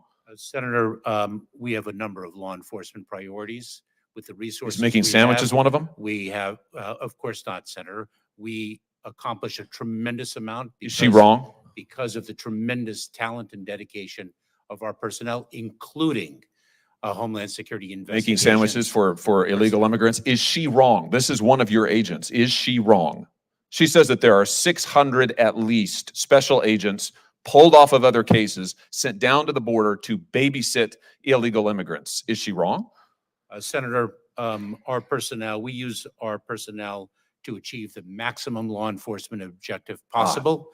That is what we do. Oh, no. So you're not going to Not deny wrong. it? And I'm incredibly proud of what our people do Well, this is every news. single day. This is news. Well, I want to thank this brave whistleblower for coming forward and let the record reflect that the secretary will not deny what she has said, that hundreds of special agents are pulled off of their law enforcement duties all around the country, by the way. Her testimony to me is this happens all around the country and sent down to the border to make sandwiches for illegal immigrants. This is your administration in action. It's a total failure, Mr. Secretary. That is incorrect. Marshall, you're recognized for your questions. Okay, thank you, Chairman. Mr. Secretary, do DHS employees have your personal contact information? And how widespread do you believe the distribution of your personal contact information is to DHS personnel? When you speak of personal information, do you mean outside of the work context? Your personal contact information, your personal emails. Senator, I do not distribute that to DHS personnel. Aside from email and text messaging, do you use any other form of personal electronic communication, such as encrypted message applications that may have errantly received or transmitted communications relating to official DHS business? Senator, I follow the rules scrupulously. I wonder why he's Is asking. that a that. yes or a no? Senator, I follow the rules scrupulously. Okay. In April, in sworn testimony before this committee, you insisted, and I'll quote you, if somebody errantly sends me an email, my personal email, that should have been sent to my work email. I forward it to my work email. That's what I do. I fulfill my responsibilities scrupulously, and I have 100% confidence in the integrity of the actions.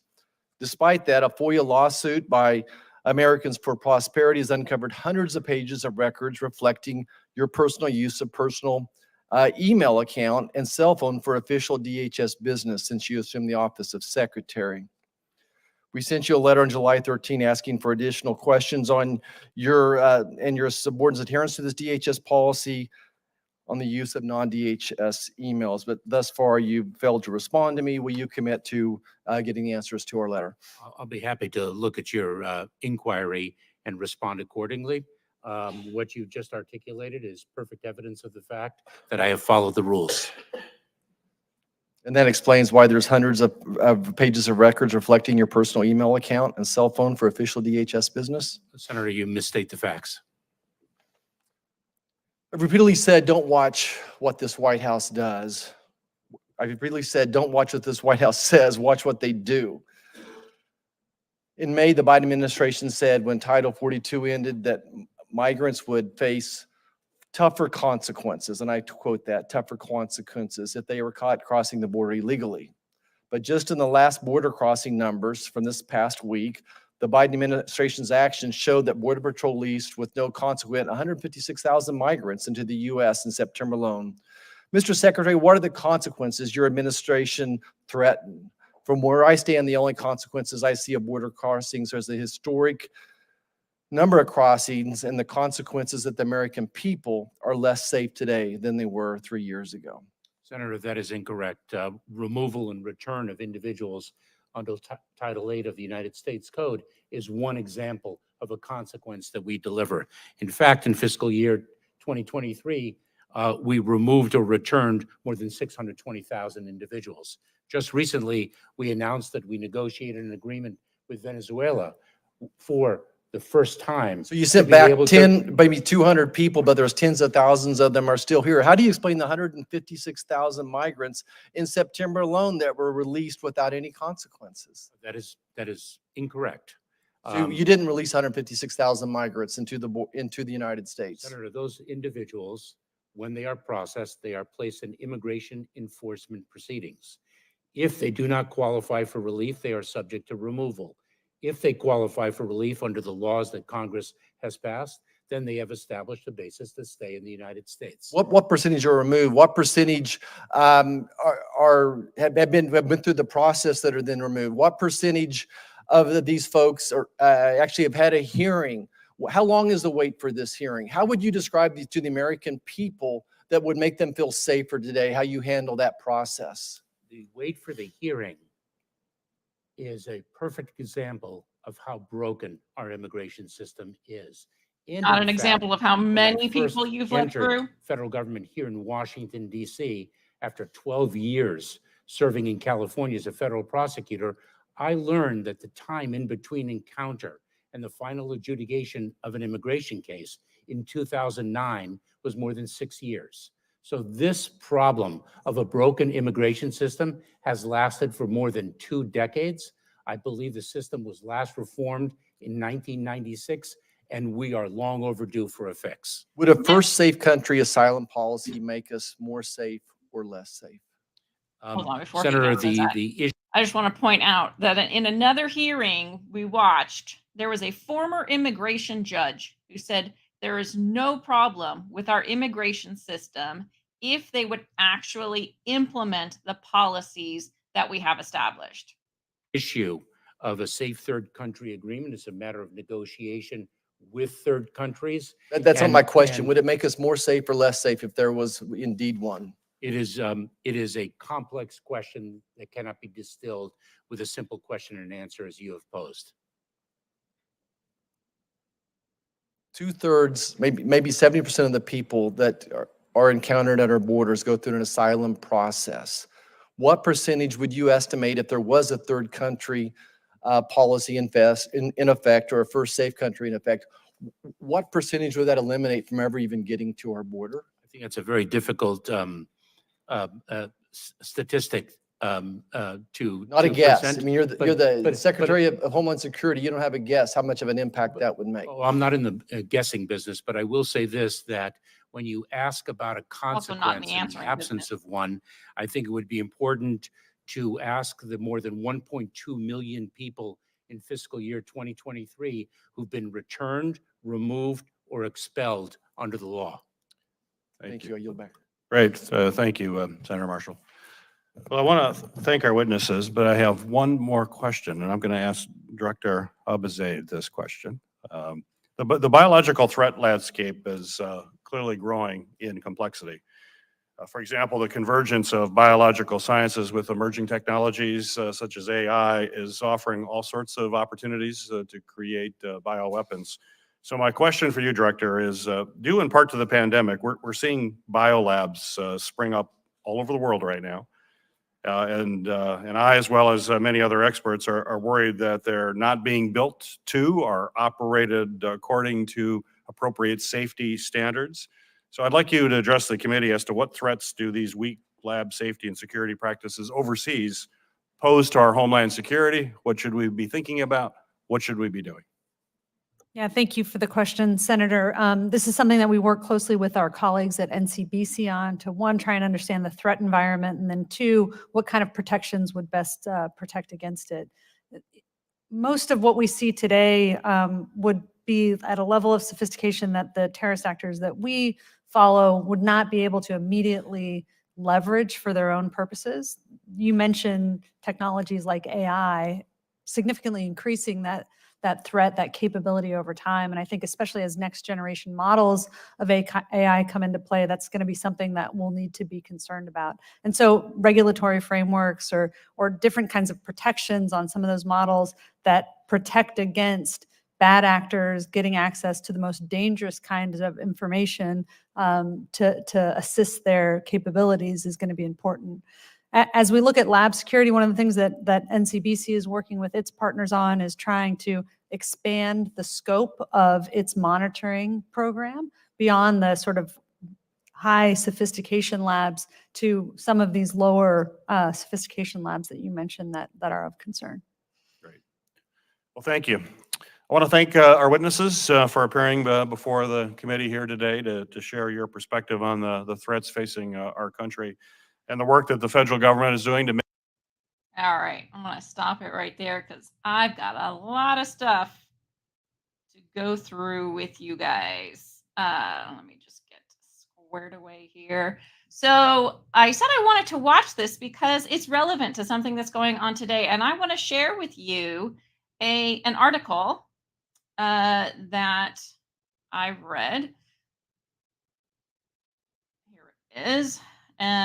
This is on Fox. It says the Biden DOJ continues its war on Christian Americans.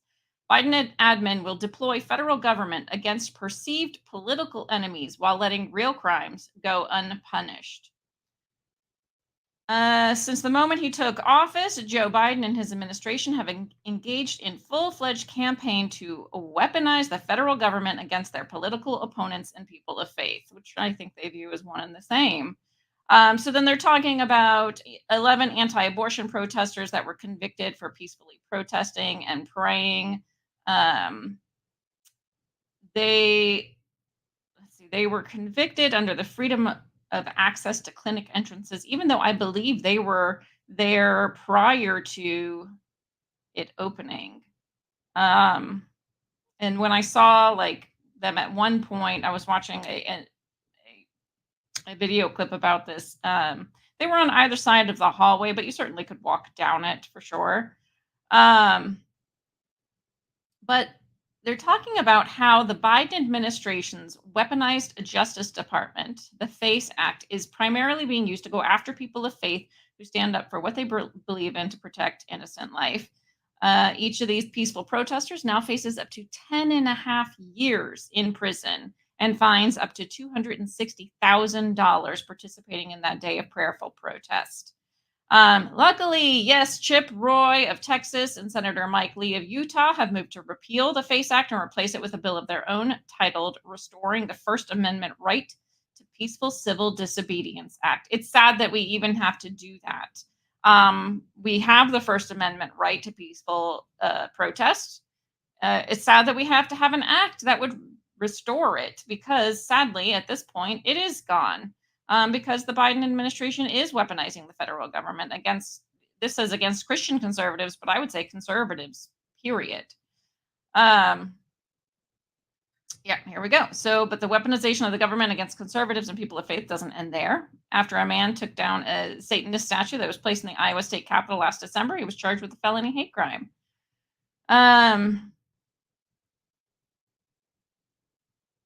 And even more disturbingly, in 2021, the Biden administration released a memo instructing the Department of Justice to go after concerned parents at school board meetings after receiving a letter that compared these parents to domestic terrorists. Domestic terrorists, parents.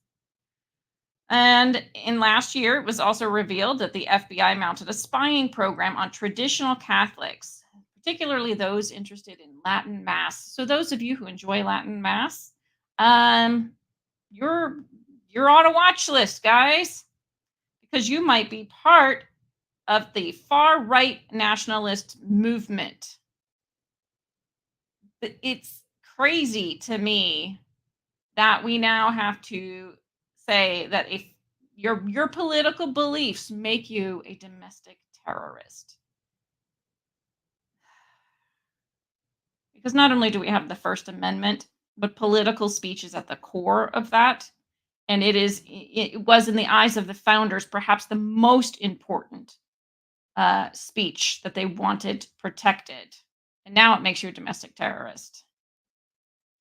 It's absolutely crazy. And yes, in the eyes of the Biden Department of Justice, these Christian patriots are the actual threat to the American way of life, not the criminals who are carjacking, terrorizing, and even killing everyday Americans in our cities. Many of these conservative Christians are facing harsher penalties than those who committed acts of arson and vandalism in the BLM riots of 2020, and even the 6 illegal immigrants who recently assaulted multiple police officers in New York, 5 of whom were released on bail. Think about that. These people who were sitting there praying, expressing their right to protest peacefully, they were peacefully protesting, are getting harsher penalties than those who have committed acts of arson and vandalism in the BLM riots and the 6 illegals that we saw on video who assaulted multiple police officers. The administration has clearly made use of the justice system against their political enemies. It's clear they consider everyone who opposes their views as enemies as well. That is 100% accurate. And I'm going to show you a little something that our president, Joe Biden, one of the things that he has said about the people, yes, who have a different viewpoint than he does politically. Let's listen to what Sleepy Joe There's had to something say. dangerous happening in America now. There's an extremist movement that does not share the basic beliefs in our democracy. The MAGA movement.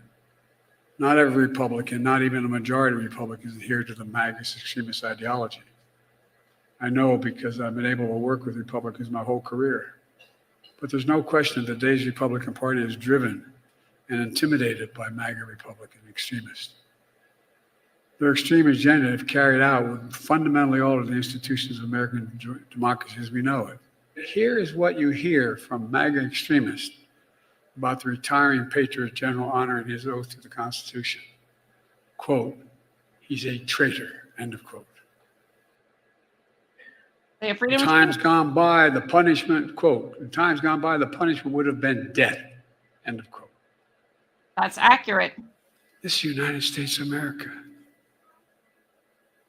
This is the United States of America.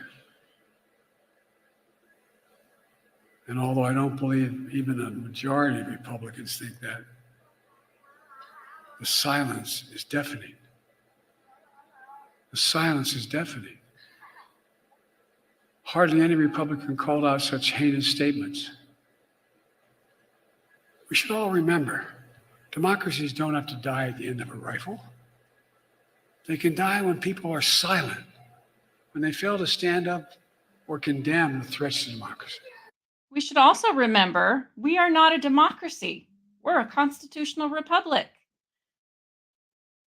Yet none of them say that, do they? No Democrat says we are a constitutional republic. Every single time it's a democracy. And we're going to go into why in a little bit, but I still got some more to show you before we get there. All right, let's see. Benny Thompson. So they were having a hearing, a House hearing on, it was actually on radical left-wing domestic terrorism. But Benny Thompson, nope, Couldn't go with that one. Gentleman yields back. Thank you. And I now recognize the ranking member of the full committee, Mr. Thompson, for his 5 minutes of questioning. Thank you very much. Mr. Erickson, what was your position at DHS? I held a number of positions. I was there from February of 2018 until January of 2021. So I was the law enforcement advisor in the Office of Partnerships and Engagement. I was law enforcement counselor to 3 secretaries. I was deputy chief of staff and very briefly acting chief of staff at the end. So are you familiar with the data produced by DHS relative to domestic terrorism? It depends what data you're speaking of. The Office of Intelligence and Analysis publishes an annual report on domestic terrorism. I'm familiar with the Office of Intelligence and Analysis. I'm not familiar with the specific data points that you may be referencing. So if I told you that the Director of Intelligence and Analysis and the Director of the FBI annually report to this committee, would you understand that that's what happens? Yes. If I told you that in both instances, the Director of Intelligence and Analysis and the FBI said the #1 domestic terrorist threat to the homeland was radical right-wing extremism. Are you familiar with that? Yeah, you're referencing the Undersecretary, I assume, of INA, Intelligence and Analysis, and the Director of the FBI. Yes, I'm familiar with that. I'm also familiar with the fact that that was referenced in the 2020 Homeland Threat Assessment that was released, again, under the Trump administration. So the #1 threat to the homeland is radical right-wing domestic terrorism.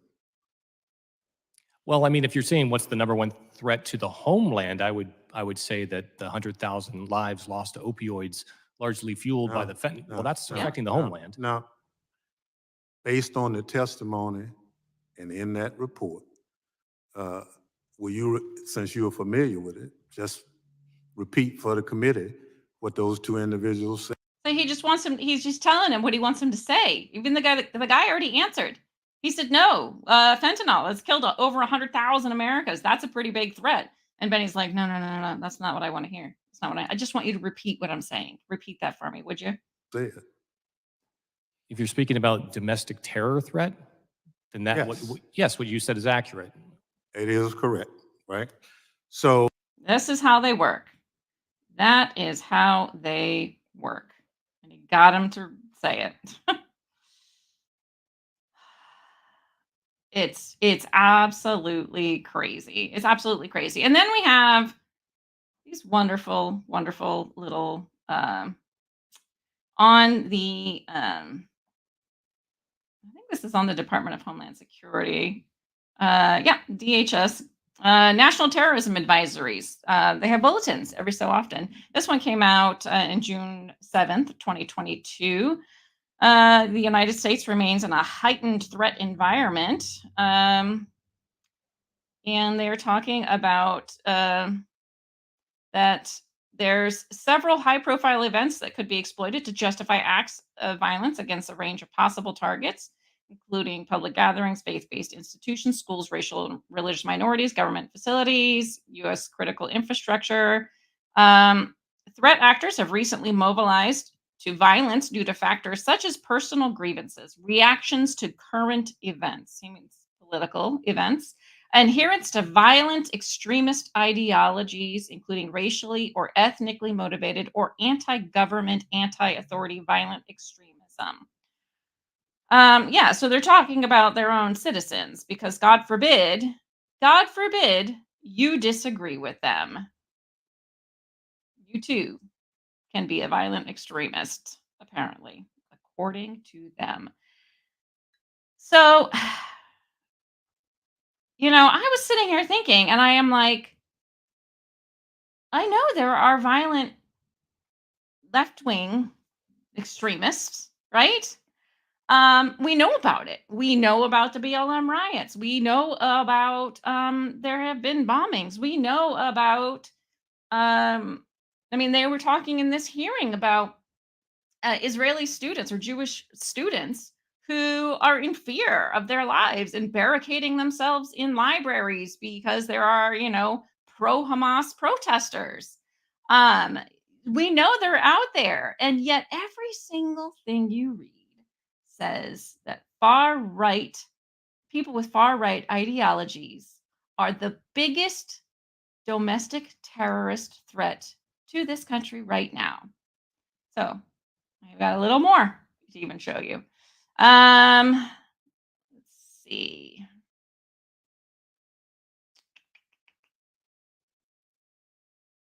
Oh no, did I get rid of them? I hope not. Well, you know what? Let's look at this. This actually was interesting because this was in California, surprisingly, like of all places. Yeah, February 22nd. A judge cleared charges against an alleged white supremacist. I mean, did you ever think you'd see the day when that would happen? Says there's a bias against the far right out of a California judge. Wonders never cease. An Orange County federal judge dismissed criminal charges for the second time in 5 years against accused members of a Southern California white supremacist group suspected of inciting brawls at political rallies throughout the state. U.S. District Judge Cormac J. Carney on Wednesday dismissed charges against Robert Rundo, who was extradited from Romania last year. And Robert Bowman. The two were charged with conspiracy to violate the Anti-Riot Act and rioting. Okay. Rundo is a founding member of this Rise Above movement, or RAM, a white supremacist group, according to the federal indictment, that touted itself as a combat-ready militant group of new nationalist white supremacy and identity movement. Okay, well, not supporting that. But the judge isn't wrong. So Carney, the judge, granted the defendant's motion to dismiss, agreeing that Rundo and Bowman were being selectively prosecuted while far-left extremist groups such as Antifa were not. Prosecuting only members of the far right and ignoring members of the far left leads to the troubling conclusion that the government believes it is permissible to physically assault and injure Trump supporters to silence speech, Carney wrote in his order. There seems to be little doubt that defendants, or at least some members of RAM, engaged in criminal violence, but they cannot be selected for prosecution because of their repugnant speech and beliefs over those who committed the same violence with the goal of disrupting political events. Thank you. A judge who finally seems to understand the First Amendment. Yes, how did he put it there? Their speech may be repugnant, but that doesn't mean you can prosecute them over it. Now, when they start threatening people and cross the line into that, yes, that becomes a crime. But just because you don't like what somebody says doesn't mean that you can prosecute them, especially if you have, say, both sides of the, both sides of the different political parties equally doing the same type of rioting. You can't just go after the conservatives. Finally, a judge who understands that. But guess what happened? Can you guys guess? The circuit court blocked the judge's decision to release the white supremacist for being selectively prosecuted. That's right. A federal appeals court panel on Thursday moved to stay a district court judge's order. That means they canceled it out. Doesn't mean that they overturned it per se. That cleared the release of an alleged leader of a white supremacist organization. Say why they said.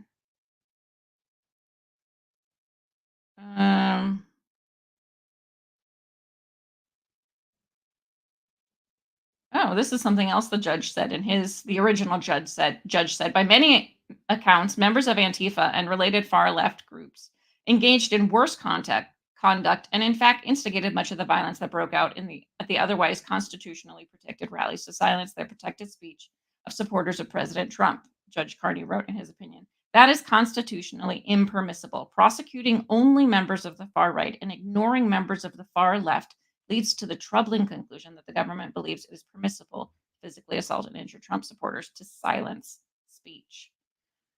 The government cannot prosecute RAM members, such as the defendants, while ignoring the violence of members of Antifa and related far left groups because Ram engaged in what the government and many believe is more offensive speech. Carney wrote, referring to the Rise Above movement, of which Rondo and Bowman were members, prosecutors have described the Rise Above movement as a combat-ready militant group, which we already read. But at least this judge, had the presence of mind to recognize what was going on. Unfortunately, the Ninth Circuit overturned this judge's ruling, unfortunately, which is not that surprising. I mean, we see it all the time. People who are, who have a conservative viewpoint are silenced. We've seen it in the Twitter files, how, conservative viewpoints were more silenced than, even violent far left viewpoints. We see it with Trump. I mean, look at all of the prosecutions against him right now, which are clearly politically motivated. If you go on to X and you have conservative viewpoints, you probably have experienced what I have, which is you get mobbed with like left-leaning viewpoints. But they're not even viewpoints, really. They just sit there and they insult you, they call you stupid. I've been called stupid, a moron, an idiot, a child, a MAGA, see you next Tuesday. What else? I mean, I've gotten called all kinds of names for not saying anything that would even be, that would even be remotely offensive. The last time I got mobbed was because I simply asked someone to show me proof about a claim they were making because I hadn't heard it. And I said, can you show me the proof of this? Because too often they will sit there and parrot the things they've heard on the news, like they know exactly what they're talking about, but they have nothing to back it up. And so I said, can you show me what you're talking about? Show me some proof, please. And I got mobbed for 2 days. It might even still be going on. I haven't checked today. For 2 days, people calling me an idiot, calling me a moron, telling me to fuck off, all kinds of things. Like, it's unbelievable, this mob mentality. It is a brainwashed mob. It absolutely is. It's unbelievable. And in that, to me, is hate speech. Like, if you want to sit there and talk about hate speech, Biden administration, look at some of the things we're getting called. I mean, a MAGA cunt is not hate speech. Sorry, everybody, I'm going to say it because that's what I got called. That's not hate speech to you? Come on. Like, if you're going to prosecute conservatives, you should probably prosecute liberals as well, because from what I've seen on X, they're even worse. They are even worse. It is absolutely, it's crazy. Yeah. Dummies don't have facts, just insults, the loud minority. Yeah, they don't. They don't have facts. The only thing they resort to is calling you names and insulting you and saying you're an idiot, that you're stupid. It's absolutely crazy. So, I was sitting here and I'm like,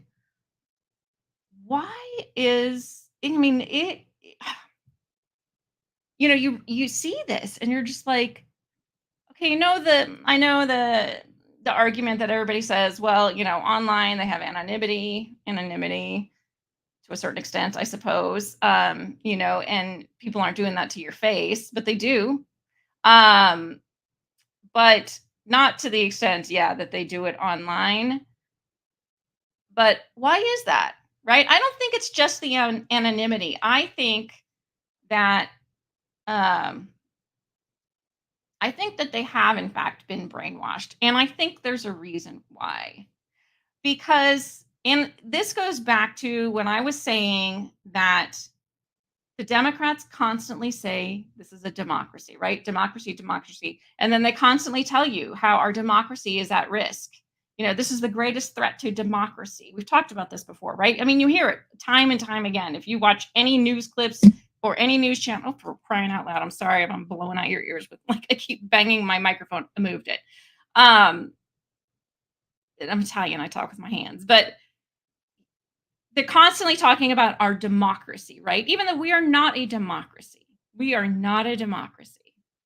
So let's look at what, like, our founding fathers, and I've talked about this a little bit before, but I got some stuff to show you guys. Our founding fathers did not want this to be a democracy. They absolutely did not. And, Joe Biden, I'm going to take this down. I'm sorry. Eggy, the patriotic chicken, will come back. Joe Biden constantly says, that MAGA Republicans they don't believe in the Constitution, which is patently false. Republicans, for the most part, not all of them, some of them, are a little bit kind of left leaning. I'm going to move this over to make room for these. Then I'm going to show you. A lot of them are for the Constitution. They believe in what the Constitution says. So let's see, what did our founding fathers think about democracies? We've got John Adams. Remember, democracy never lasts long. It soon wastes, exhausts, and murders itself. There never was a democracy yet that did not commit suicide. It is in vain to say that democracy is less vain, less proud, less selfish, less ambitious, or less avaricious than aristocracy or monarchy. So he says that in a letter from John Adams to John Tyler. We have James Madison. Democracies have been found incompatible with personal security or the rights of property. Yeah, no kidding. And in general, been as short in their lives as they have been violent in their deaths. James Madison. John Marshall. Between a balanced republic and a democracy, the difference is like that between order and chaos. I think we see that right now, don't we? Alexander Hamilton says, it has been observed that a pure democracy, if it were practicable, that's a hard word to say, would be the most perfect government. Experience has proved that no position is more false than this. The ancient democracies in which the people themselves deliberated never possessed one good feature of government. Their very character was tyranny, their figure deformity. Another quote from John Adams. Remember, democracy never lasts long. It soon wastes, exhausts, and murders itself. There never was a democracy yet that did not commit suicide, meaning they don't last. Benjamin Franklin. They who can give up essential liberty to obtain a little temporary safety deserve neither liberty nor safety. And isn't that what the Democrats are constantly talking about?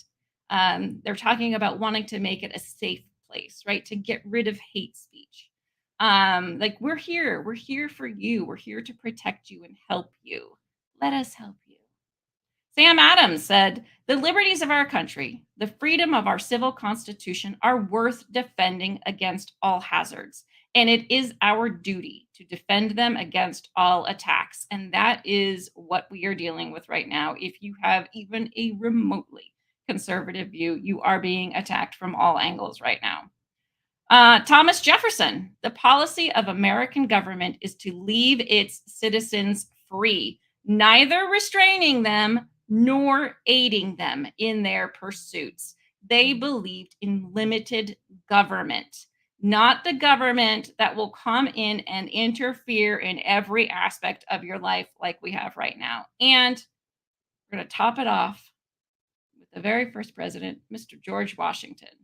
The preservation of the sacred fire of liberty and the destiny of the Republican model of government, which we have, are justly considered as deeply, perhaps as finely staked on the experiment entrusted to the hands of the American people. We have a republic, a constitutional republic. So why in the world do the Democrats keep saying we have a democracy? Well, because they don't want a democracy per se. What they want is a socialist democracy. And people like AOC and Bernie Sanders don't even hide that. But what exactly is a socialist democracy? Well, let's take a look at some things. And you'll see exactly what they're doing when we read through some of these.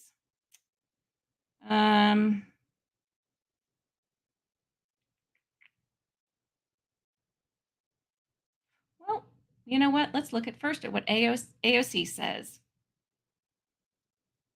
Oh, I hate it when they have these giant things that won't go away. Okay, here we go. Exclusive. AOC explains what democratic socialism means to her. And for those that don't know, she's a card-carrying member. And we will get into that. I think it talks about that in here. Representative Alexandria Ocasio-Cortez has described herself as a democratic socialist. Critics of the Bronx native have used the oft misunderstood term socialist to describe her. That's actually accurate because democratic socialist is a subset of socialist. Socialism is defined as state-controlled economy in which private property and income distributions are subject to social control. But academics debate what the term actually means. President Trump has tied Democrats to socialism, noting that a progressive agenda could cause the U.S. to fall into a similar state of chaos as Venezuela in his State of the Union address. AOC took the country by storm when she beat longtime Democratic incumbent Joseph Crowley. But how did this 29-year-old Latina who has described herself as a democratic socialist become the youngest woman ever elected to Congress? We don't really care, but let's see what she says about it. So when millennials talk about concepts like democratic socialism, we're not talking about the kinds of Red Scare boogeyman. Yeah, they actually are. We're talking about countries and systems that already exist that have already been proven to be successful in the modern world. During the Cold War, animosity towards the Soviet Union manifested into anxiety over the term socialist, which has since remained an often misunderstood term in politics. Ocasio-Cortez has likened her view of democratic socialism to Scandinavian social democracy, which is different than democratic socialism. And we're going to get into the distinction between the two. But this is what they do, right? It's like a they practice, I was calling it the other day, I was talking to my husband, confusion politics, right? So they say things that aren't exactly true, but they make them very vague and kind of flowery and make them sound nice and wrap them up into very kind of difficult to understand, very generic, general terms to confuse you. And that is the point. The Congresswoman's progressive platform consists of a single-payer healthcare system that covers all forms of healthcare. See, that sounds nice, right?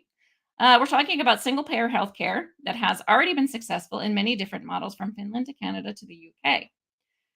She's also talking about how she was paying off her student loans, probably not anymore, and that her platform includes guaranteeing that Americans a living wage that maintains basic levels of dignity so that no person in America is too poor to live. That's what democratic socialism means in 2018, and not this kind of McCarthyism, Red Scare of the past era. She doesn't even understand what she's talking about herself. Or maybe she does, and she's just wrapping it up in a pretty little bow. So I think so many New Yorkers remember the morning after the election, after Donald Trump got elected. Of course, was on a Tuesday. Why was it, of course, on a oh, is it always on a Tuesday? I think it is, right? Most of us had to go to work the next day. I remember taking the 6th train downtown. And it was so quiet. It was so quiet on the subways. And we're talking about the train car was packed. And you could just feel the heaviness on every single train. Oh, that's good. She hasn't let her political stardom get in the way of how she feels about her family. She talks about kind of when her mom became a citizen, super duper. Okay. Well, she's not really talking anymore about what democratic socialism actually is. So you know what? You know what I did?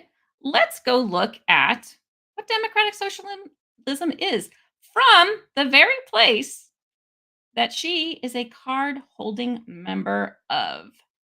Where is it? Here we go. So this is the Democratic Socialists of America. And these are socialist strategy articles, Resistance Rising, Socialist Strategy in the Age of Political Revolution. So this was written in 2016. So of course, when, Donald Trump was first campaigning. And they kind of go through the history of what democratic socialism is for roughly 30 years after the end of World War II. The United States and non-communist Europe experienced solid economic growth, declining inequality, expanding social services, increasing working class power, coupled with landmark advances towards racial, gender, and sexual equality. And then they're talking about, this is kind of setting the stage of, look, isn't it wonderful? And then they talk about the rise of neoliberalism, insurgent responses. Let's get down to okay, challenges facing the left and progressive movements. Yet we must not overstate the strength of progressive and leftist politics today. And likewise, we must not understate the extent of the challenges that lie before us.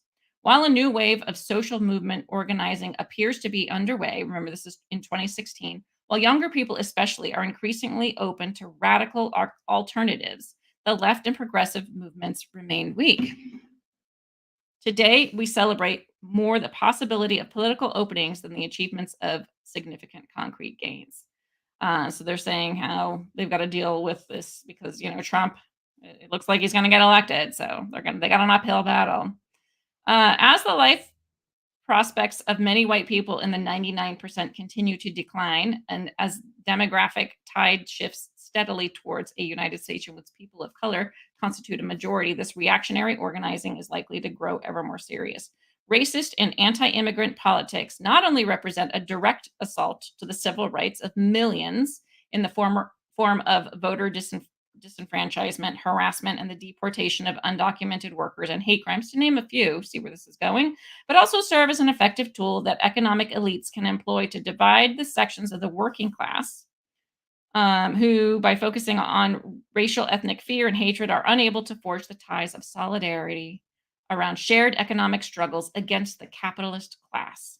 So we're the big bad guys. Let's see. Our vision of democratic socialism. What is it? Our vision of democratic socialism is necessarily partial and speculative and is no way intended to be a blueprint for a democratic socialist society. To the contrary, the specific contours of the future to which we aspire will be democratically determined not by us, but rather by those who live it. Doesn't that sound nice? Like everybody will decide. Nonetheless, even though you guys are going to decide, we're going to put forth the vision. And in part to put to rest misconceptions that people may have about how our vision of socialism differs from failed models of the past, in part to spark the passion and imagination of potential DSA members wondering what separates our vision from those of liberals and progressives, and in part to expand the term of our national political discourse in the face of often overwhelming logic of there is no alternative. History has shown time and again that societies fall short of their full potential for human emancipation without radical trailblazers working ceaselessly to pull mainstream political discourse to the left and thereby expand the politics of the possible. DSA, so Democratic Socialists of America, believes that the fight for democratic socialism is one and the same as the fight for radical democracy, which we understand as the freedom of all people to determine all aspects of their lives to the greatest extent possible. But is that true? I mean, just think about that one sentence for a minute. Because if you have, like a public health care, free health care, do you really get to decide what gets paid for, like what your treatments will be? Because you don't pay for it. So do you really have the decision there? Or does the government actually have the decision? The people who are actually paying for your health care, who do you think makes the decisions? I'll give you a hint, it's not you. Our vision entails nothing less than the radical democratization of all areas of life, not the least of which is the economy, even though democracies economically have failed time and time again. They don't tell you that part. Under capitalism, we are supposed to take for granted that a small, largely unaccountable group of corporate executives should make all the fundamental decisions about the management of a company comprised of thousands of people. Well, yeah, if they own the company, They do get to make that decision. This group has the power to determine how most of us spend the lion's share of our waking hours, as well as the right to fire anyone for basically any reason, no matter how arbitrary. Under democratic socialism, this authoritarian system would be replaced with economic democracy. This simply means that democracy would be expanded beyond the election of political officials to include the democratic management of all businesses by the workers who comprise them and the communities in which they operate. It sounds a bit like socialism, right? Very large, strategically important sectors of the economy, such as housing, utilities, and heavy industries, would be subject to democratic planning outside the market, while a market sector consisting of worker owned and operated firms would be developed for the production and distribution of many consumer goods. In this society, large scale investments in new technologies and enterprises would be made on the basis of maximizing the public good. So there are no private companies. So guess what happens in socialist societies like that? They fail to evolve because the government is dictating what moves forward and what doesn't. Crucially, investments in renewable energy and efficient technologies would be prioritized to guarantee ecological sustainability and the future existence of life on Earth. Well, doesn't that sound lovely? They're telling you what they're going to do. But I thought we got to decide that. I guess not. A democratic socialist society would also guarantee a wide range of social rights in order to ensure equality of citizenship for all. Doesn't say just for actual American citizens. Vital services such as healthcare, childcare, education from pre-K through higher education, shelter, and transportation would be publicly provided to everyone on demand free of charge. Further, in order to ensure that the enjoyment of full citizenship was not tied to the ups and downs in the labor market, everyone would also receive a universal basic income. That is a base salary for every member of society, regardless of the person's employment status. Finally, the work week would be gradually reduced and vacation time would be expanded to guarantee that everyone in society would benefited from increasingly efficient technologies that decrease the overall amount of labor needed in the economy, and also to ensure that all who wish to find employment are able to do so. So let's just look at that right here. Everyone in society benefits from increasingly efficient technologies that decrease the overall amount of labor needed in the economy. So they're going to have efficient technologies, which means there are less jobs for people to do.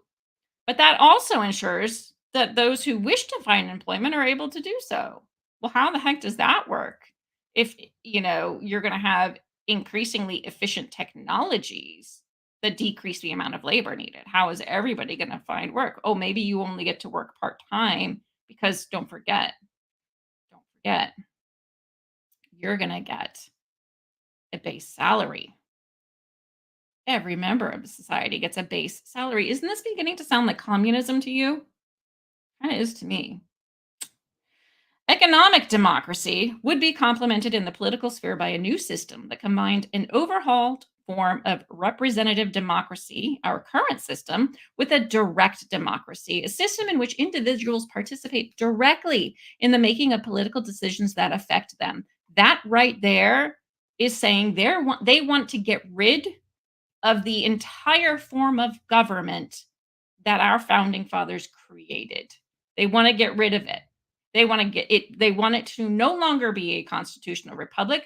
They want to make it they call it a direct democracy, but that's a pure democracy. And remember all those quotes we just heard about what the founding fathers thought of a direct democracy? Yet this is what they want to change it into. In this system, the Senate, an extremely unrepresentative political body in which states with very small populations have the same level of representation as the most populous states, would be abolished. Oh my God. And a system of proportional representation would be established so that Congress actually reflects the political will of the electorate. Does it, though? Does it? A democratic socialist government would also implement new referenda and recall mechanisms to hold elected officials accountable during their tenure in office, and a vast system of local participatory institutions would be set up to ensure individuals had a direct voice in political decision making beyond the ballot box. These institutions are going to ensure that citizens have a voice. These institutions would include citizen boards for various government services, program councils at the national and state and local and levels for those who receive government services, which is everybody in this system, and municipal and state level citizen assemblies that would be open to all, would be tasked with making budget decisions, much like participatory budgeting processes currently in use around the world today. Finally, individual civil and political rights, freedom of speech, assembly, the right to vote, etc., which are currently routinely violated, well, I agree with them there, would be strengthened, and public resources would be devoted to the development of a genuinely free press and a democratically administered mass media, unless, of course, you disagree with what they say. That's got to go. So, is it really freedom of speech at that point? It goes on and on. So here's their strategy. This is how they're going to get this. With this vision in place, this wonderful democratic utopian vision, we turn finally to an overview of their strategy for moving the needle of emancipation closer to democratic socialism over the coming years and decades. We believe it's the only humane and democratic alternative to capitalism. But considering our limited resources, which is baloney, the Democrats have plenty of money.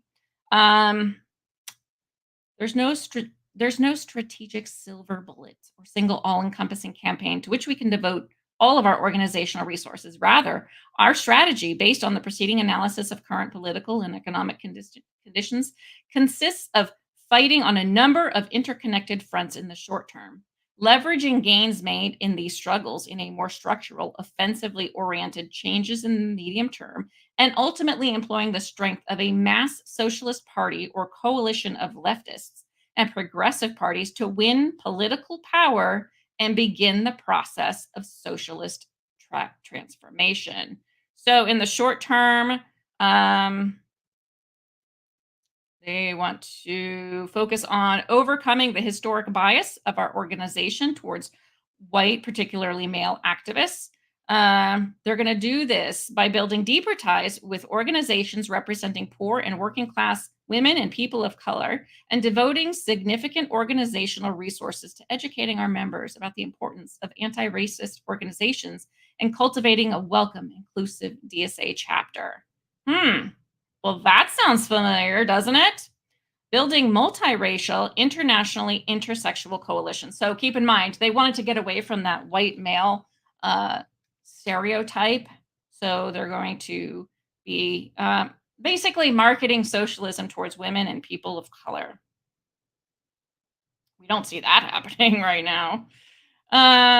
So they're talking about the analysis of the interrelationship among many different forms of oppression under capitalism suggests that the only democratic socialist strategy capable of effective resistance to capitalism is one that links together, listen to this, anti-racist, feminist, LGBTQ, labor, anti-ableist, I don't know what that is, anti-ageist, anti-ableist, it's a stupid made-up word, anti-ableist, and anti-ageist, as well as other movements. By connecting the dots between them, we consider each of these struggles to be mutually reinforcing and believe that the success of one ultimately depends on the success of others. Yet another thing we've been seeing. Further, capitalists have consistently used appeals to white racism and tension at the intersection of gender and race to maintain divisions among the working class. So what do? We call them all racist. In order to overcome these divisions and forego deeper solidarities across the working class, it is essential that a disproportionately straight, white, male, English-speaking, mostly college-educated socialist organization such as DSA prioritize racial justice work and organize actively within struggles where race, gender, class, and sexual oppression intersect. We must do so with humility and take our lead from the organizations that organize and are led by the poor and working class people in those communities.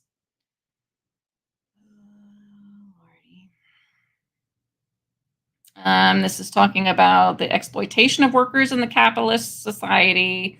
For that reason, we must place the trade union movement and newer and less traditional forms of worker self-organization, worker centers, front and center in our policy priorities. The work is especially necessary today when worker organization is at a historic low after decades of relentless corporate attacks.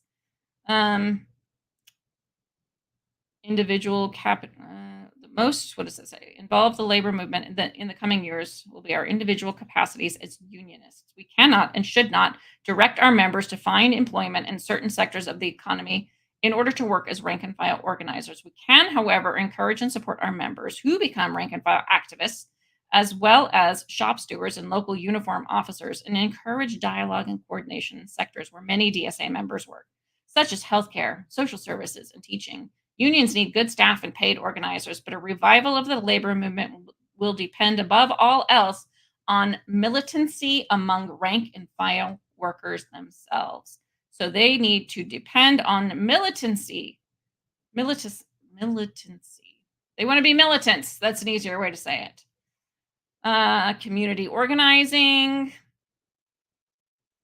They're organized in metropolitan areas. That's no surprise. They should talk to their neighbors, determine which issues most urgently face the community. For example, tenants' rights, police brutality, or shoddy underfunded public service, and organize strategically around those issues. So find out what it is that people want, and that's what we're going to plan around. So we're going to play to people's needs, right? Organizing and higher religion. We certainly know that public colleges and universities are very democratic in their leaning.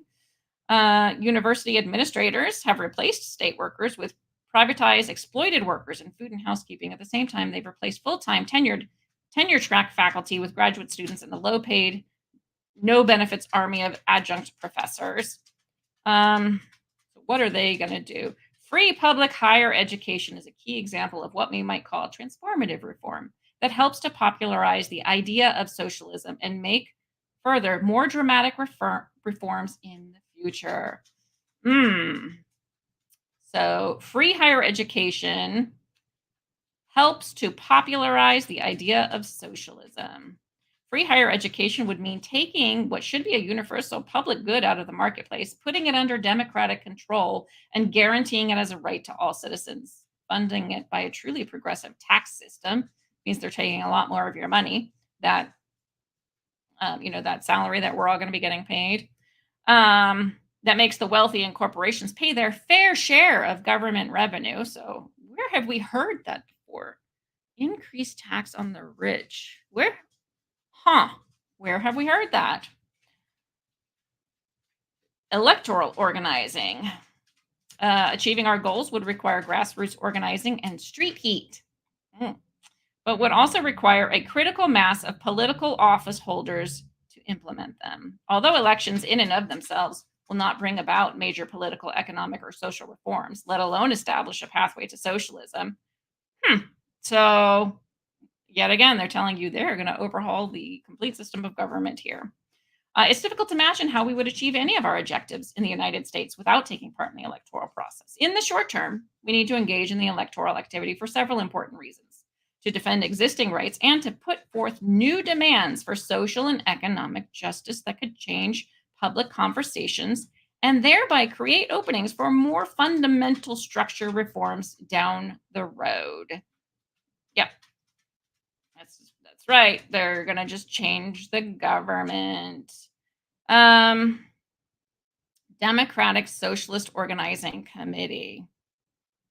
It's one of DSA's predecessors. And they're talking about how they were able to do some of that in the 1960s and the 70s. Climate justice movement. We will also participate in the climate justice movement against the devastation wreaked by global capitalism on the most vulnerable people in cultures and ecosystems. More of their bleeding heart nonsense. building the DSA and the socialist left.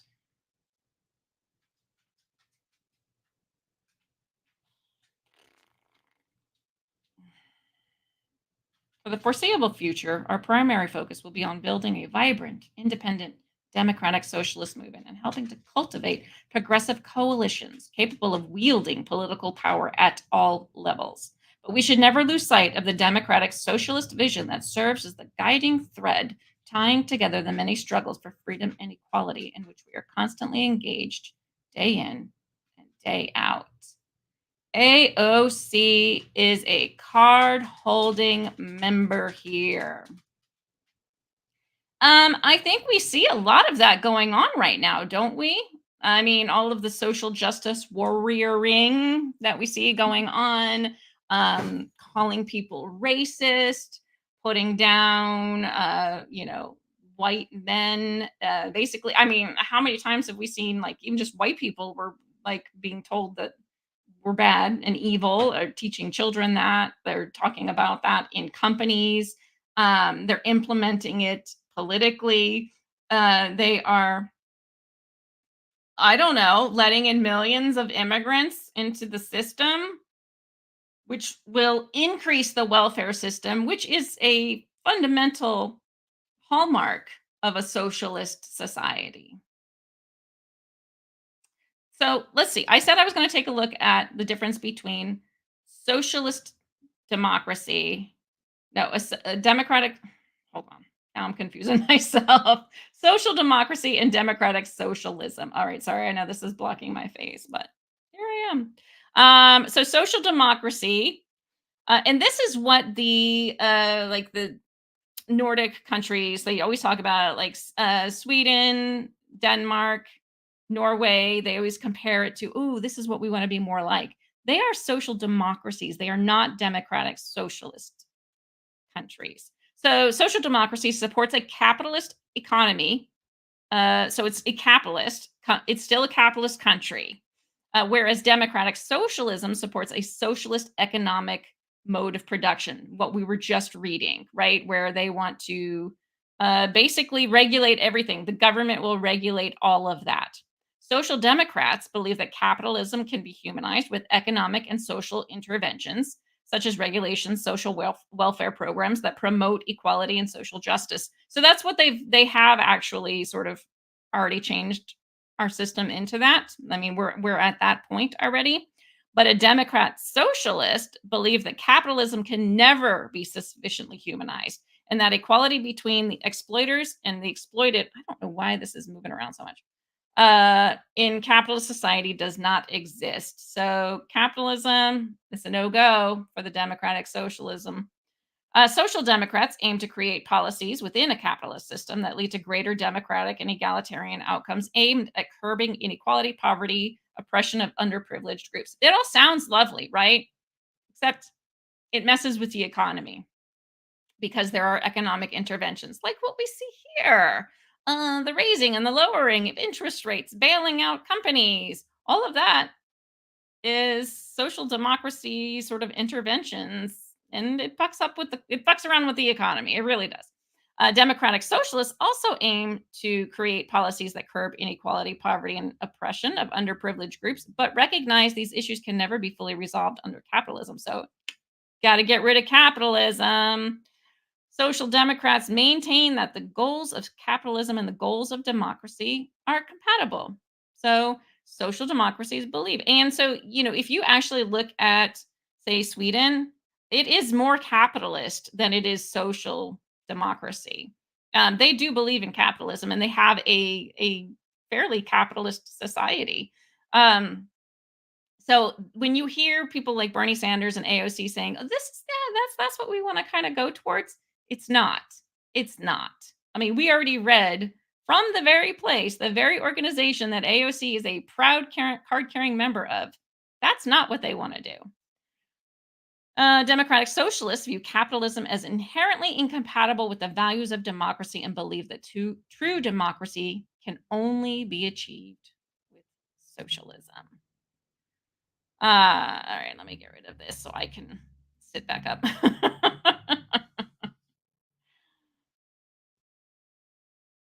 Yeah, all of these groups are the same recycled shit over and over, just different labels by the same repackaged turd so they can sell it. Capitalism is humanized. That's what it is. Yeah. So, okay, so here's where it gets right kind of confusing. If you look at our founding fathers, they actually were very liberal in their political viewpoints. But liberal had a different meaning back then. Liberal meant that the individual had the opportunity to create whatever it is they wanted for themselves, so long as your civil rights don't infringe upon someone else's civil rights. We know that. Okay, that's the basic. But that's what liberal meant. And socialism was actually kind of the anti-liberal movement. Now, over time, the term liberalism has evolved to now sort of be more socialist in its ideology. So this is why I'm saying this is why you keep hearing it's a threat to our democracy. We, the people have a say. We want to get rid of hate crimes. We want to expand legal immigration. We want to expand social services. We want to just allow the country to be flooded with immigrants. Why? Because it creates a bigger welfare system, which is at the heart of socialism. So maybe it all starts to make a little more sense now. What's going on? Ugh.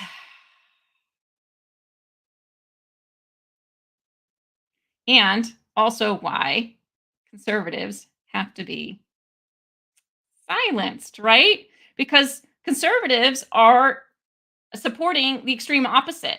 We are talking about the Constitution, which is, as we've seen, what they want to get rid of. They don't want a constitutional republic. So they've got to like hammer it in time and time and time again. It's a democracy. It's a democracy. I even see some Republicans saying our democracy, which drives me absolutely crazy. Please, can we take back the language and say we are a constitutional republic? We are not a democracy. There is a reason why they keep trying to hammer that home. It's not a democracy. Our democracy is not at risk because we're not a democracy. We're a constitutional republic. But they are saying that because they are trying to plant the seed in your mind that this is what we are. And it's done very well. Most people, if you ask them, will say America is a democracy. We're not. You're not a democracy. Our founding fathers did not want us to be a democracy, which is why we, the people, don't technically elect the president, right? The Electoral College does. Now, the Electoral College, in theory, is supposed to represent what the people say, but we have representatives, literally representatives, in the House of Representatives and senators who are there to speak for the people. They are our governmental representatives. That is what a republic is. And initially, the founding fathers, they actually didn't want everybody to vote. They didn't think everybody was entitled to a vote. You needed to be a landowner and probably needed to be white. I don't know. I mean, I know that at some point there were some people who were former slaves who were landowners. I don't think they were able to vote until they passed the amendment stating that that former slaves could vote. Women, of course, we we got the shaft until like 1920, right? But yeah, you needed to be well educated. And that is also why they wanted a Republican form of government, because they felt that the average person was too busy kind of worrying about the day-to-day stuff that they weren't able to see the big picture when it came to um, political needs. So you're too, and that's true, right? Like on average, like what are you sitting there worried about like, oh, I wonder if that, what this bill is going to like what's going to happen with this bill and this bill and this bill and this bill, like all the bills that are up for a vote? Or are you saying, oh gosh, I really got to get some groceries. Oh, I really need to go get some gas in my car. Oh, I got to go pick up the kids. I got to do this. Like those are the day-to-day things that most people are worried about. Now those of us that watch these hearings and such, yeah, of course we are going to be aware of a lot of the bills and we are going to be wondering what happened. And I know you guys do because you ask me, hey, what happened with this? What's going on with this? And that's wonderful. And that's why I want to share these hearings with you, because I want you to understand the process. But let's also talk a little bit about one thing that I kind of like makes me laugh, right? Is that everybody complains nothing ever gets done in Congress. It's this two-party system, like nothing ever gets done. That's the point. That's the point. Because can you imagine if they just passed everything that went through, or even the majority of things that like were proposed? The point was to have them argue it out from two sides of the aisle, and that things that then eventually did pass, one would be few and far between because they have to argue it out and actually come to an agreement.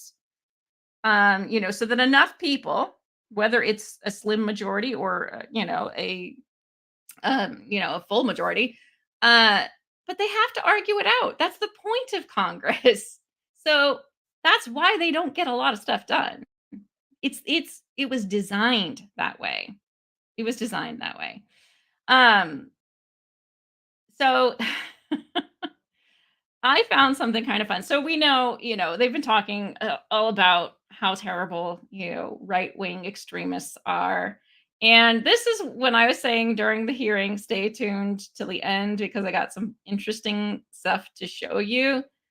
So, okay, we've gotten past the educational portion. Now we know what social democracy is, what a democratic socialism is, that is what the Democrats are actually trying to steer us towards. And we see them doing it, right? With all of the social justice warrioring and, equality. And they even said that they were going to, be the people who would speak for the disenfranchised, and they're going to gather together all these different groups and create just basically a superpower and try to take over politically. And then they would just want to completely abolish our system of government and turn it into a democratic socialist form of government, a pure democracy, which is not at all what our founders wanted.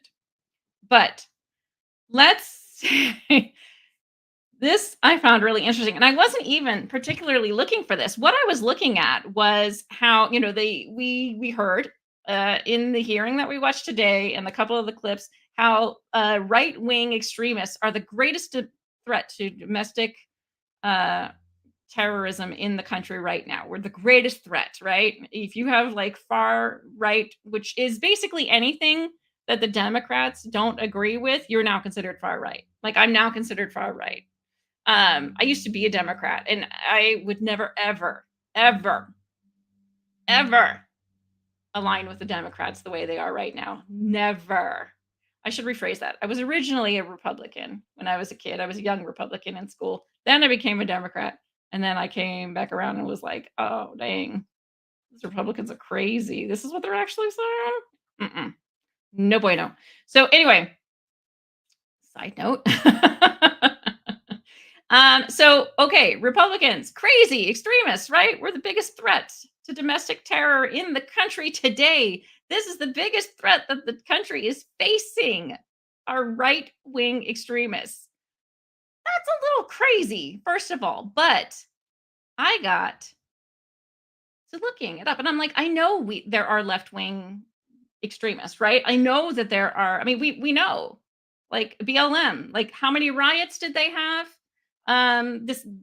This dude who just like lit himself on fire in the name of like Palestine, like crazy. That's crazy. And many other things, right? But the one we hear about the most is, can you guys guess?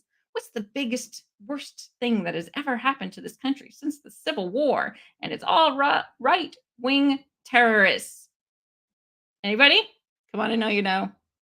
J6, the insurrection, right?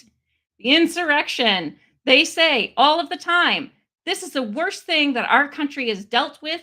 The worst, how do they phrase it? The worst attack on our country since the Civil War. False. False. Did you know that the Capitol building has been bombed before? Not just once, not just twice. Well, the third time was actually a shooting in the Capitol building. And guess what? None of them were conservative. Let's take a look, shall we? Because I found this absolutely fascinating. Okay, so the very first one was in, let me see if this is the right one. Yeah, I think this is it. And this is from Senate.gov. So it is right from the Senate themselves. Let me make this bigger for you. Bomb rocks Capitol. 1915. The Capitol building was bombed. A solitary figure slid quietly into the Capitol on the Friday afternoon leading to the 4th of July weekend. He cradled a small package containing 3 sticks of dynamite. The former professor of German at Harvard University, Erich Munter, came to Washington to deliver an explosive message. That he did. Although the Senate had been out of session since the previous March and was not due to reconvene until December, Munter headed for the Senate chamber. Finding the chamber doors locked, he decided that the adjacent Senate reception room would serve his purposes. He worked quickly, placing his deadly package under the Senate telephone switchboard, whose operator had thankfully left for the holiday weekend. After setting the timing mechanism for a few minutes before midnight to minimize casualties, doesn't say completely get rid of casualties, but to minimize them. It's very thoughtful. He walked to Union Station and purchased a ticket for the midnight train to New York City. About 20 minutes before midnight, as he watched from the station, a thunderous explosion rocked the Capitol. The blast nearly knocked Capitol Police Officer Frank Jones, poor Frank's just sitting in his chair. He nearly gets knocked out of his chair. 10 minutes earlier, the lucky Jones had closed a window next to the switchboard. A 30-year police veteran, the officer harbored a common fear that one day the Capitol dome would fall into the rotunda. For a few frantic moments, he believed that's what happened, but no, it was Munter who bombed it. In a letter to the Washington Evening Star published after the blast, Munter attempted to explain his outrageous act, writing under an assumed name. That this guy he's a character. He's done all kinds of crazy things. He hoped that the detonation would make enough noise to be heard above the voices that clamor for war. This explosion is an exclamation point in my appeal for peace. So in his appeal for peace, he decided to bomb the Capitol. So he was basically, he didn't want the American financiers who were aiding Great Britain against Germany in World War I. And then the next morning, he headed over to Long Island to the estate of J.P. Morgan and shot him. he shot him and fled. Luckily, the wounds were superficial, and Munter was later captured pretty soon after. And then in jail several days later, he self-deleted, shall we say.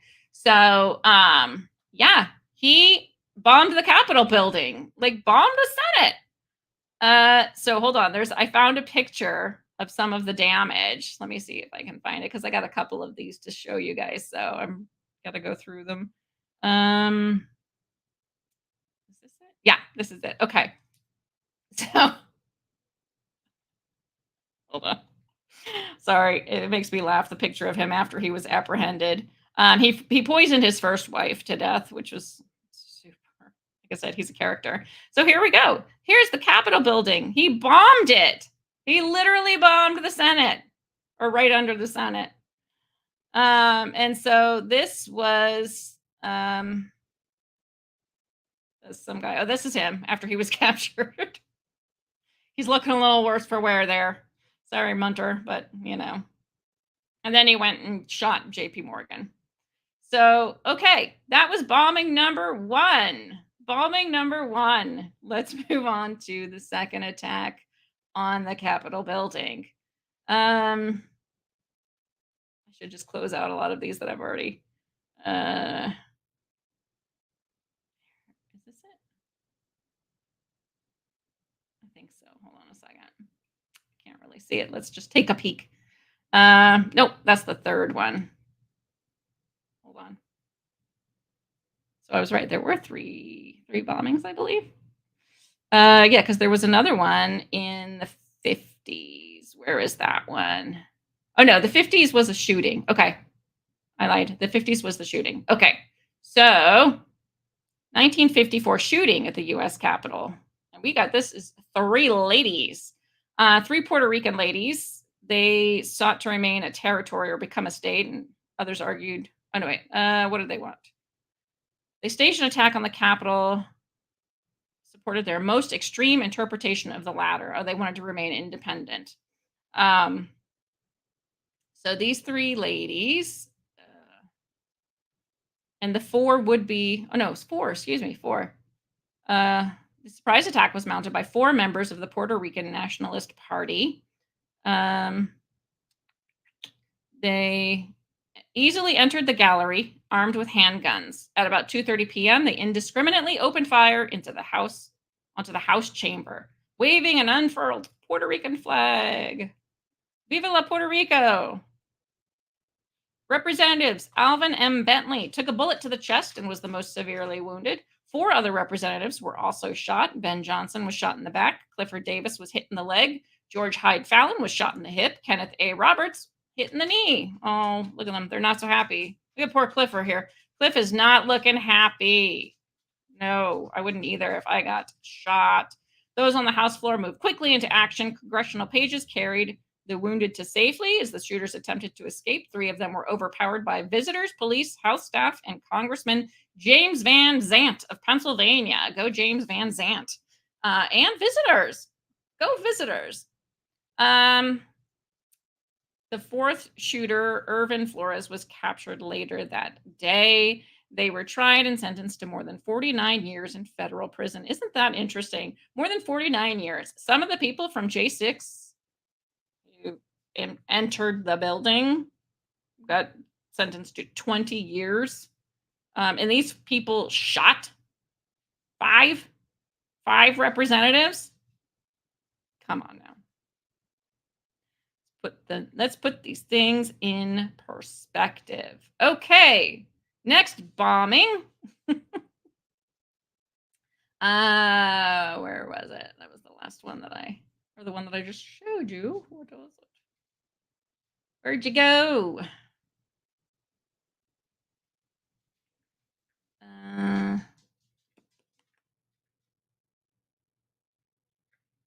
Oh my gosh, Lulu, stop.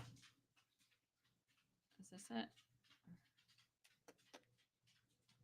Oh, so this is a Politico article, which are like going to be really Politico's talking about like when the far left bombed the Capitol. They are, but of course they're going to make it like you'll see. May Day, 1971, a White House at war, revolt in the streets, and untold history of America's biggest mass arrest. Probably until now. Let's see how many people were actually arrested. In the winter of 1971, the U.S. Capitol was still easy to stroll through without having to empty your pockets or show a driver's license, no metal detectors or security cameras. You didn't even need to join a tour. Wow, which is why two young people melted into the crowd of sightseers were free to scour a building for a safe place to set their bomb. They were members of the Weather Underground. Since 1969, the radical left group had already bombed several police targets, banks, and courthouses around the countries, acts they hoped would instigate an uprising against the government. Now, two of these self-described revolutionaries wandered the halls with sticks of dynamite strapped into their clothing. They slipped into an unmarked, marble-lined men's bathroom, as one does with dynamite. One floor below the Senate chamber, they hooked up a fuse attached to a stopwatch and stuffed the device between a 5-foot-high wall. Shortly before 1 a.m. on March the 1st, 1971, the phone call came into the Capitol switchboard. The overnight operator remembered it as a man's voice, low and hard. This is real. I can't do a low man's voice. Evacuate the building immediately.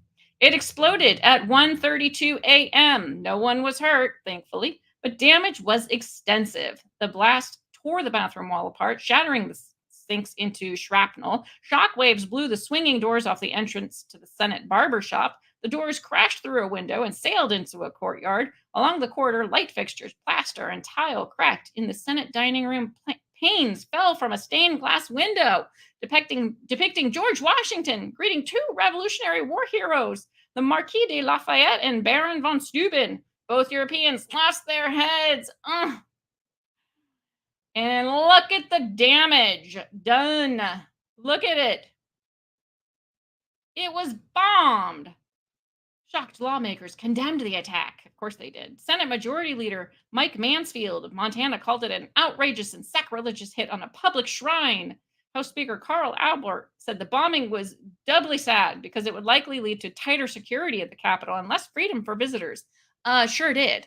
The Washington Post editorial page lamented the easy contagion of extremism in a time of dark frustrations and deep disillusionments. 50 years later, we find the nation assessing the physical and psychic wreckage left by another Capitol attack. This one at the hands of the radical right. It would be wrong to give these events equal weight on the historical scale, to simply disregard them as insurrection from opposite ends of the spectrum. Dangerous and criminal as it was, the bombing amounted to a kind of guerrilla theater, a symbolic destruction of federal property to protest the disastrous military intervention in Vietnam. The January 6th mob, on the other hand, they ransacked the Capitol, causing 5 deaths. Inaccurate. Embodied a far more perilous delusion that a national election was fraudulent and should be overturned with threats of violence against lawmakers. Stop the war versus stop the steal. I mean, come on. They're going to say that January 6th was worse than a bombing in the Capitol building? This is the kind of stuff I'm talking about. Like, do you see how they're painting this picture? Like, Political is even telling you. Yeah, there was a bombing. They didn't tell you about the other bombing and the other shooting that took place. There were 5 senators were shot. But January 6th, oh, that guy with the horns, oh, he was trouble. The other one carrying out the the podium, oh, better be careful. That was a travesty. The people who died, Ashley Babbitt, shot by a police officer. The other one, Rosalind, can't remember her last name. Ugh. They say died of a drug overdose. Not accurate. They're basically claiming she overdosed on her ADHD meds that she'd been taking for 10 years. No, she was trampled. She was trampled to death by the crowd and mostly in the police. They were both right there. She fell and the police wouldn't stop. And unfortunately, it wasn't until she had already died. And then the 3 other people out of the 5 that they're talking about died of natural causes. Natural causes. There was a shooting where 5 senators were shot. 2 places, 2 different time frames where the Capitol building was bombed. But January 6th was the worst out of all of those things? Exactly. David Hurley has it right. Completely insane. But this is what they're doing. Some of the police officers did self-delete. They actually, I think it was a total of maybe 4 police officers died, or at least 2. I know at least 2 did self-delete. It's very sad. And the question is why, right? Why did they? I mean, it was a riot. Police officers deal with riots all of the time. I mean, there was one right outside the White House, which, by the way, nobody got arrested for recently. That one where they were like banging and being violent, and knocking down the fence and everything, and really going after the police. A police officer, I think several police officers were assaulted. Nobody got arrested in that one. That's outside the White House. But anyway, yeah. So this is why I'm saying there's a reason why they are putting right-wing extremists, or MAGA Republicans, as we're also called, because anyone, again, who doesn't agree with the Democrats is an extreme right-wing MAGA Republican. That's why they're demonizing us, because we don't fit into the agenda that they have planned, right? They want this democratic socialism. They want what we were talking about. They want to get rid of our government and create a socialist government. That's their agenda. So, of course, conservatives are going to be in the way because we value individual liberty. We value the Constitution. And maybe it also explains a little more why they're letting so many illegal immigrants into the country. It's not really for voting, right? It's not.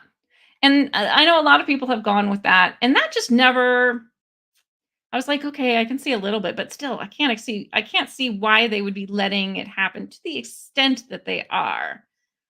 Um, that didn't make sense until I just kind of put two and two together and realized, oh, wait, they want a socialist democracy or democratic socialism.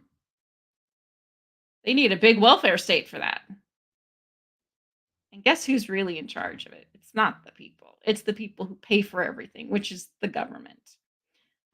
So keep that in mind as you hear these things. Like, kind of keep all of this stuff in the back of your mind, like as you're watching the news and listening to what the Democrats are saying. And I think that you might find, like I did, that they're spouting off these ideals, right, of championing groups like social justice groups, right? That's how it started, really, with them. But that's really what's going on. At least in my mind, that's really what's going on. You now have the information. Do with it what you will. Come to your own conclusions. Do your own research. But when you hear them say that J6 was the worst assault on the country since the Civil War, we know that's not true. There were 2 bombings and a shooting at the Capitol building. So 3 different occasions. 5 senators got shot in the shooting. But J6 is the worst. Like, if so many people weren't having their civil liberties just decimated, it would be funny that they're saying that. It's really crazy. You have to ask yourself how a government worker becomes a millionaire. Oh, well, yeah. So, anyway, that's it, guys. What do you think? What do you think? So I'm giving you the information. Let me know what you think. Let me know in the chat. Let me know in the comments after the show. Take some time. Let it percolate. Tell me, what do you think? Do you think this is what their agenda really is to create a democratic socialist government? I do. But you let me know what you think. You got the information? Go forth. Thank you guys so much for hanging out with me. I know it was a long day, but a really good one. This was a great Senate hearing. And it was a lot of fun. I will have one show tomorrow. I don't know exactly what time yet. Again, I'll have it up by the morning. And then on Friday, we are leaving for our vacation. So next week, Chris and I will probably try to do maybe 1 or 2 like little things here and there. I'm sure we'll pop on at the very least just to say hi and let you guys know how our trip to New Orleans is. So we got Rebellious 1776 and Mind Forked will be in New Orleans wreaking havoc. Anyway, thanks guys so much for hanging out with me. It's been a blast as usual. And that was a bad pun. I just realized it as it came out of my mouth. Sorry, was not on purpose. Thanks guys. And I'm just going to stop talking now because Lord knows I'll probably just put my foot in my mouth again. Have a good night and I will see you tomorrow. Bye.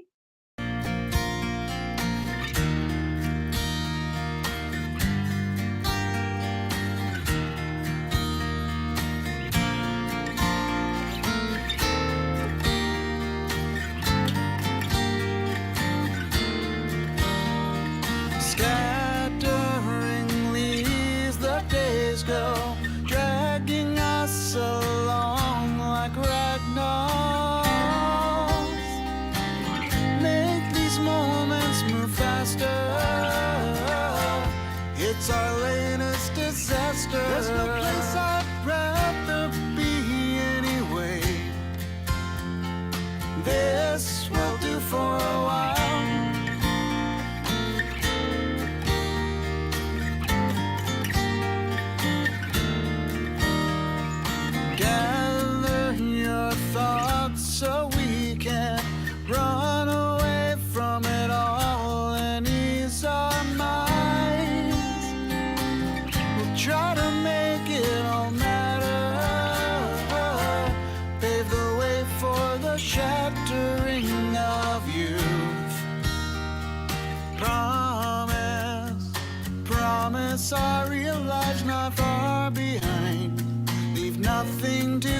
chance and we will not find. Still, I'd like to be here for a while.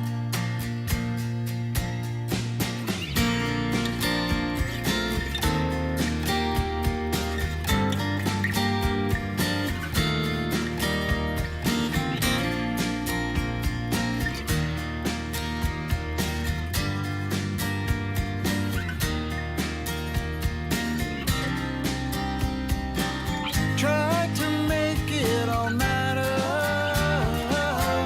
Pave the way for the shattering of youth.